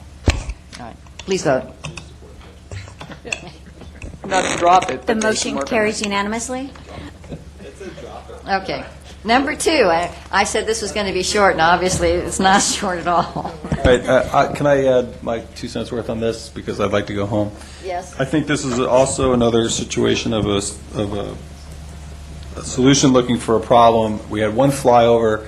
I think the letter indicated that we would ban the flyovers. I don't know that I want to ban flyovers, and I just don't see that this is a problem that we need to spend time on either. I wasn't trying to ban flyovers. It was so startling, and in today's world when we have, you had 9/11, and you hear a noise like one of those jets coming over, and nobody in the city knows. I mean, Jim finally got somebody in the FAA to figure out what it was. Just that we don't, they don't have to notify us unless we have an ordinance. But if we have an ordinance, they have to notify us. Isn't that correct? No, it didn't say notify. The letter says, if you read it, it says that the cities have a right to make a law to prevent your residents from, I think, requesting a flyover. I think they didn't say that they were going to notify us of the flyover. They notify the FAA or the towers or whatever, so they clear the airspace or whatever. But again, I still think, how many of these have we had? One since right, 9 years I've been on council. Do you want to make a motion? I'll make a motion that we don't pursue this. I'll second that, and I guess on the basis that even if they did tell us they were going to do a flyover, what are we going to do with that? We're going to try to notify everybody in the city there's a flyover? I just don't. Trigger the emergency alert. All right. Is there public comment on this item? Seeing none, please vote. With Mayor Gardner voting no, the motion carries. All right, and number 3. Okay, so this third one. Let me turn this off. Yeah, I don't know if anyone wants to see this. Really want to do this? So this is a we at staff level use a technical term. This is a can of worms, and it's not that we shouldn't do it. I just want you to know what we would look at if we started to look at encroachment citywide. And we have a couple of slides if you want to look at it really quickly, or if you didn't. Yes, let's it's probably look at it worth real looking at. quickly. It'll take about 4 minutes. Yeah, Dave and I Lights, threw together please. some quick slides. We didn't think we'd be talking at 11:30. We'll go quick.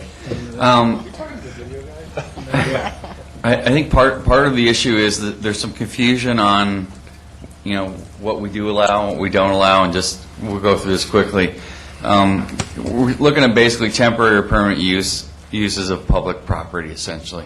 We have an ordinance that sets the rules for utilities using the public right-of-way. We have 2 council policies, L6 and L12, for private adjacent private use of public right-of-way. And we have 3, looking at just the private encroachments, we have 3 types of private encroachments. The first one's the standard parkway encroachments, and those are your typical curb gutters, sidewalks, driveways, turf, ground cover. And you only need a permit if you're going to install hardscape, like sidewalks or driveways. And then we have the non-standard parkway improvements, where folks are allowed to put in decorative improvements, pavers, some planters, fences, and things like that. And then they have to enter in an encroachment agreement that binds them to maintain it and then hold the city harmless for any liability issues. And then the third type of permit we have is the exclusive use permit. And that allows exclusive use for a fee. And that's what we have in the oceanfront encroachment permits, where folks can essentially have a patio on the beach, and they pay an annual fee to do that. So we took Dave put together some pictures. This is Mesa Drive, and I know this is the area that you had some concerns about. And for the most part, it's landscaping improvements and some hardscape. Some of them may qualify for needing an encroachment agreement, because they're decorative improvements, like the entrance to the Crean property, where they have decorative pavers. That would probably require an encroachment agreement. Doesn't any shrub require an encroachment agreement too? Because the policy only exempts turf and... Well, that's kind of a gray area, because look, here's a couple of shots up on Tustin that show that exact same thing. It doesn't exist all over the city, but I'm saying Yeah. if you read the policy... Yeah, if you read the policy, it's not supposed to It's all that's be. exempted. Yeah, it's not supposed to build a wall. So Within the county system that Mesa Drive sort of derived from, I had a conversation with Don Webb some years ago, and he felt that those are roadway improvements, and those are actually encouraged by the county instead of having a dirt shoulder. So on one sort of... Well, I think what you're talking about is we generally encourage, kind of California Streets and Highways Code allows people to essentially, and they're responsible for maintaining the parkway area, and that's the area generally between the curb or the edge of the roadway to the actual right-of-way line. And in a lot of cases, that can be anywhere from a few feet to, 15, 20 feet.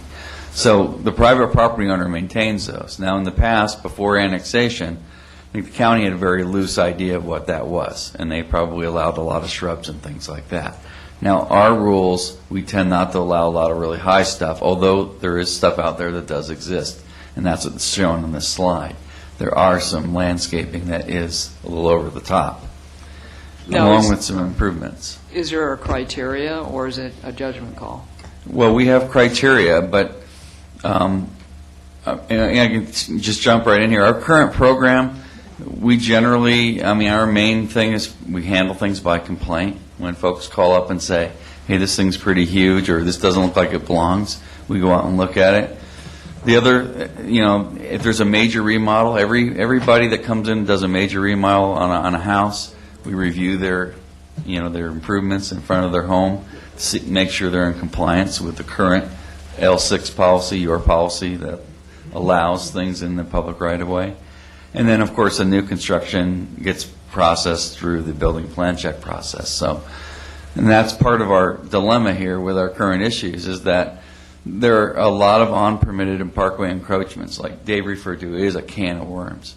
Some of these things have been in place for years and years and have never been dealt with, or no one ever felt that it was important enough to chase after it.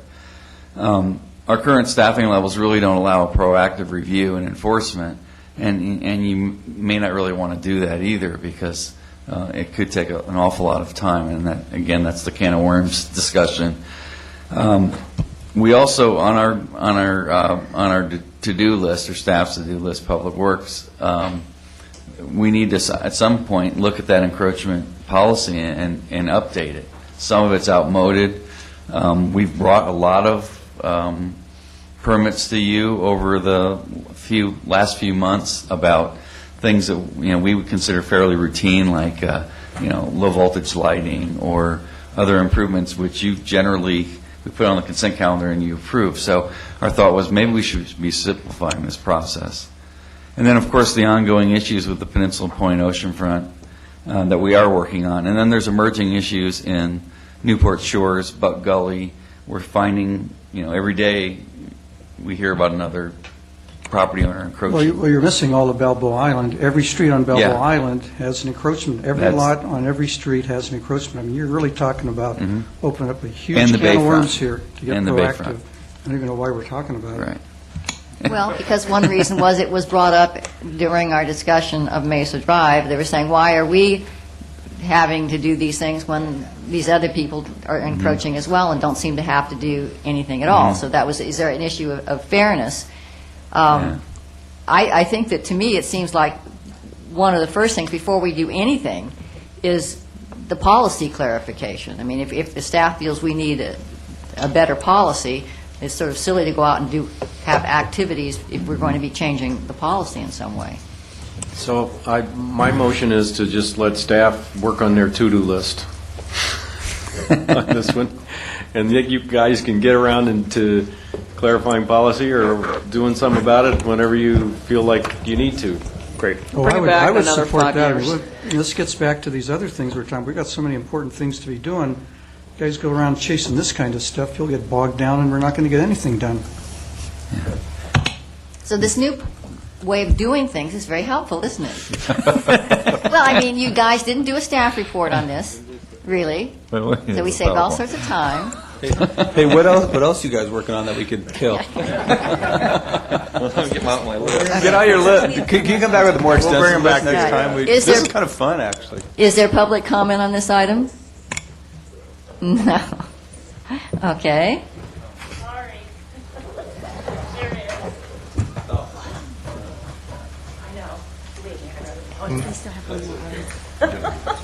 Hello. Good evening. Actually, it's almost morning now. Okay. I'm so tired, as I know you all are. I was digging through your encroachment. I'm sorry. Gibran Stout, Newport Beach resident. Can you go back to the Mesa Drive encroachment?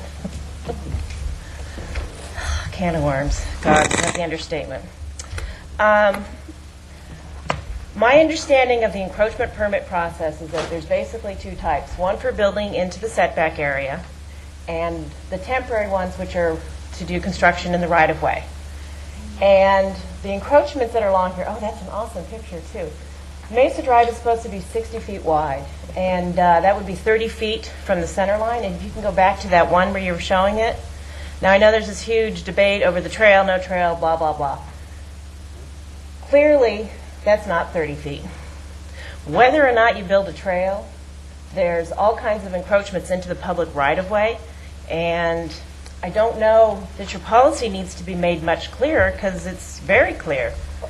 It says the general policy of the city is that the public rights-of-way are to be reserved for public use or open space, and that the rights of the public, present and future, are not to be diminished by the installation of private improvements within the public rights-of-way. So I think anything that's not in the roadway, the public right-of-way, encroachment permits all day long. But we're talking a public right-of-way. We're talking, the state of California has codes regarding encroachment on highways. And even if the city says, okay, we want to look the other way, there's still state laws that say that the highway section, Streets and Highway Code, section 1480, the term highway includes any or all part of an entire width of right-of-way, whether or not such entire area is actually used for highway purposes. And I know that there are some people who say, oh, they own the road. They don't. Going back at least 60 years, there's clear deeds and track maps, parcel maps, all recorded that show 30 feet right-of-way, even on the original Irvine Company deed. So I think, I understand it's a can of worms, and I understand that many of you are friends with and that they're political supporters of yours living on that street. But I think to look the other way when they're encroaching on the right-of-way, the roadway, is just capricious and arbitrary enforcement of our laws, state law, and city policy. So I don't see how you can look the other way when we're talking the actual right-of-way. Anything that's beyond the right-of-way, as you said, is the curb, the parkway, whatever. But in the actual right-of-way, which would be 30 feet from the center of Mesa, either direction, I think needs to be cleared. Whether or not you build a trail, I don't even care. So you think it would look better if we had just nothing there, or that? No, I think it would be better if it were finished. But I think that could be something that could be decided later. I think before any of that can even be decided, that right-of-way needs to be cleared. Because you can see, even here, in the front setback area, which is supposed to be 20 feet, your own Newport Beach ordinance says it can't be over 42 inches high. There's 6 and 8 foot high walls there. So I think, you drive down the road, you see it is a can of worms. But, you guys have known about this for 20 years, have been bickering about it for 20 years. So, I'm not talking about the parkway, I'm not talking about the property, I know, but I'm talking about the public right-of-way. It needs to be cleared. So. Thank you. Your worms.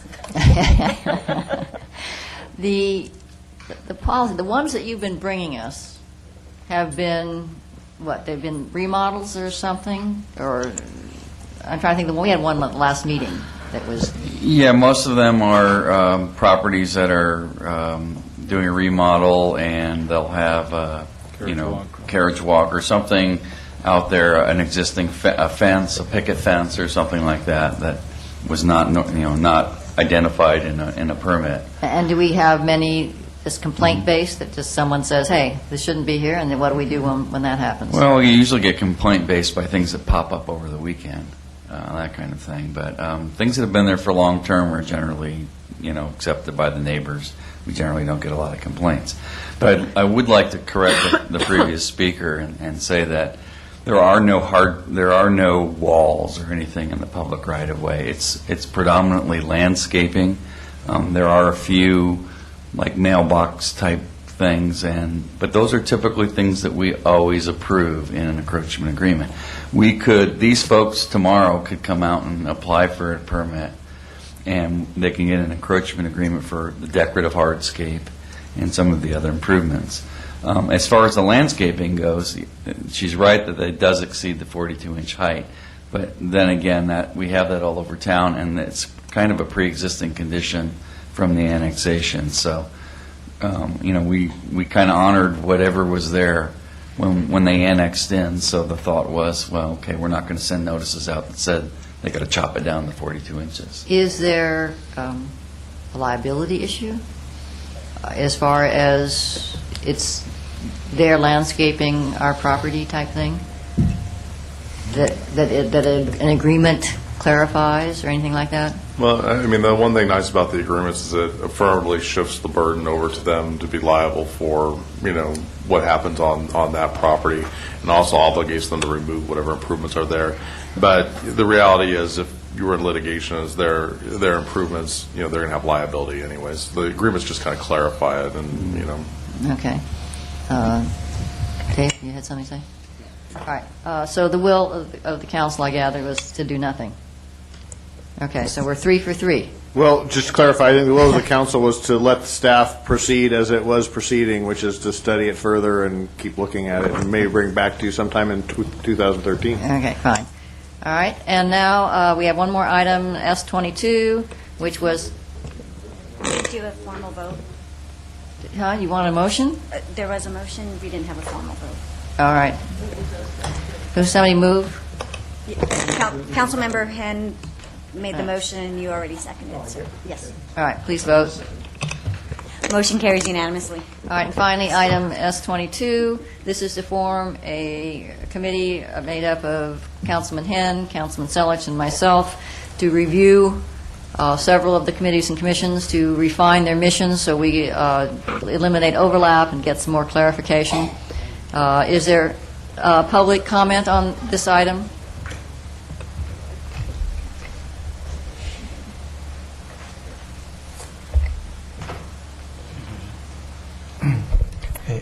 Mayor Gardner and members of the City Council, this 13-page document here is what is called the local appointments list, and it is a printout of the hodgepodge of boards, commissions, and committees that we have in Newport Beach. I certainly agree that some cleanup needs to be done with this. I do have some concerns about this particular proposal for this cleanup task force. Number one concern is the bold statement in here that this group itself will not be subject to the Brown Act. Since you're revising the rules and procedures for citizen participation, I find that odd. Well, let me clarify that. It doesn't mean that you will not have your chance to comment on all of it, because it will always come back to the council.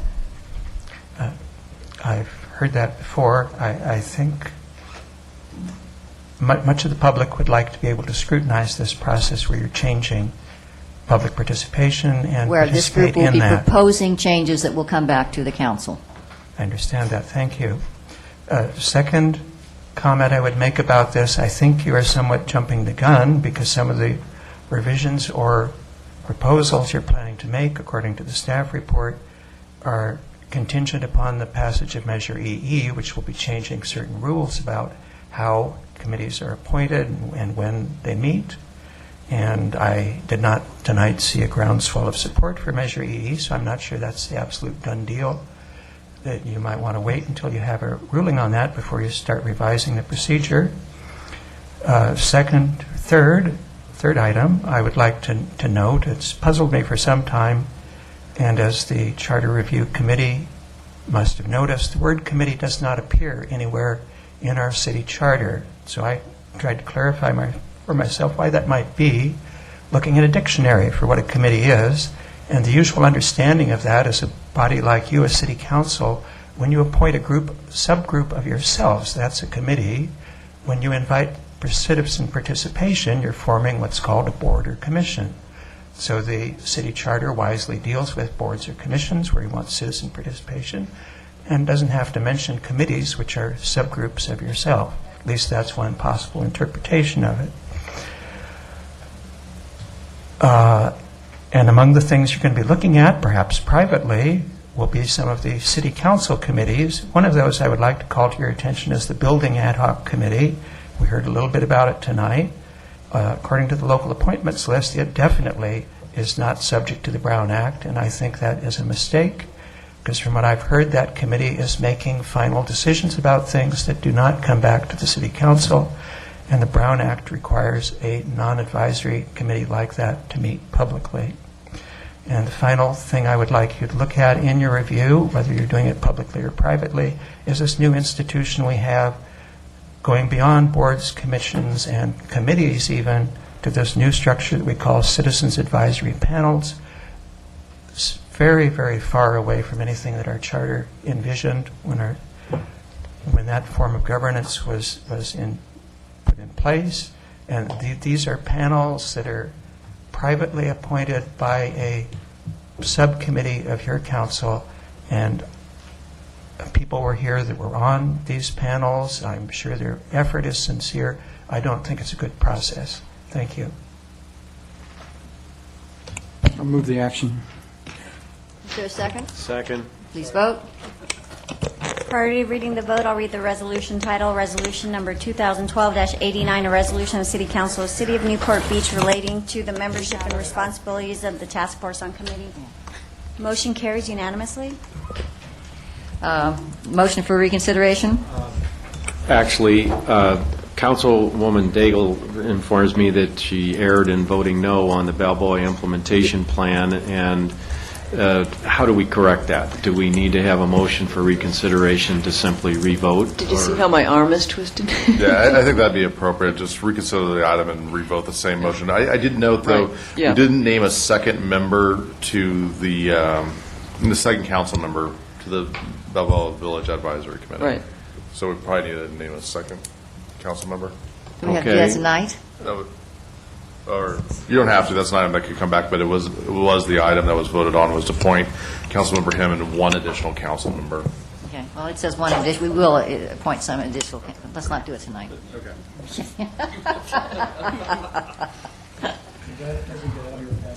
Okay, then I move to reconsider the item for purposes of revoting on it. Second. Can we just simply make a minute order that Councilmember Daigle indicates her support or something like that, without having to bring it back, put it on the agenda, and go through all that stuff? Can't we just do the revote tonight? Yeah. Oh, okay. So, Yeah, right now. Right, do we have public comment then? No, you can reconsider it. You have up until the next. All right, please vote. All right. We're voting to reconsider, right? Correct. Oh, first to reconsider? Yeah. Okay, change my vote. You want to reconsider Do you so need you me to can clear it? change your vote? No, it's, You can just, all right, so the motion is to reconsider. motion carries unanimously. Okay, All now. right. Now revote. now I move the implementation plan as earlier moved. It's the master plan then. Yes, the master plan, excuse me, as earlier moved. Second. Councilmember Selich seconded. Do we have public, I guess? Yeah, I already asked for public comment.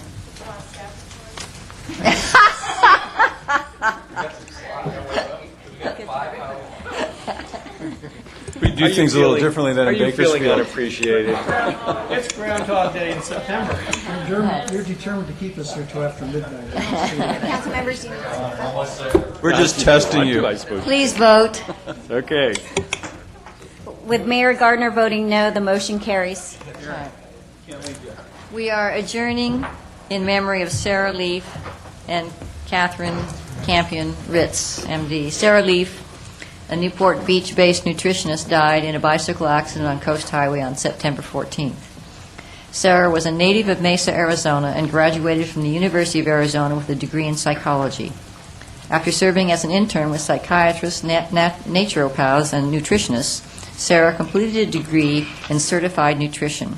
She began her practice in Southern California, specializing in weight loss, digestive disorders, and child nutrition. Her business, Greenleaf Nutrition, operated out of Shape Up Fitness Center in Corona del Mar. In addition to good nutrition and physical fitness, Sarah enjoyed country music and spending time with friends. She is survived by her mother, Rita, father, Bill, and 2 brothers. A memorial was held at Shape Up Fitness Center this past Saturday, and funeral services will be held in her home state of Arizona. And Dr. Catherine Kit Campion Ritz died in a bicycle accident in Newport Coast on September 15th. Dr. Campion graduated cum laude from the University of California, Irvine with a degree in biological sciences. She completed medical school at UCLA and held internships and residencies at UCLA Medical Center and Santa Monica Hospital Medical Center. She was board certified in family practice by the American Academy of Family Physicians. Dr. Campion practiced at Newport Family Medicine and was a member of the medical staff at Hoag Hospital for nearly 30 years. She was the first chair of Hoag's Family Practice Department and also held an elected position on the hospital's Medical Executive Committee. In addition, Dr. Campion was one of the founding physicians of Greater Newport Physicians and served on its board for more than 2 decades. In 2008, she was founding board member of Nautilus Healthcare Management Group. Dr. Campion and her husband enjoyed cycling, the outdoors, and spending time in Wyoming. She is survived by her husband, Patrick Ritz, and dog Sandy, her mother, Corrine Campion, 5 brothers and sisters, and 4 nephews. In lieu of flowers, the family requests that donations be made to Casa Teresa, Semper Fi Fund, or Wounded Warrior Project. For all of us, we're very sorry that this has happened in our city. We have been enjoying declining rates of bicycle accidents, and we thought we were very much on the right track. For all of us who drive, take a couple more minutes, take it a little more slowly. Let's all be very careful. And that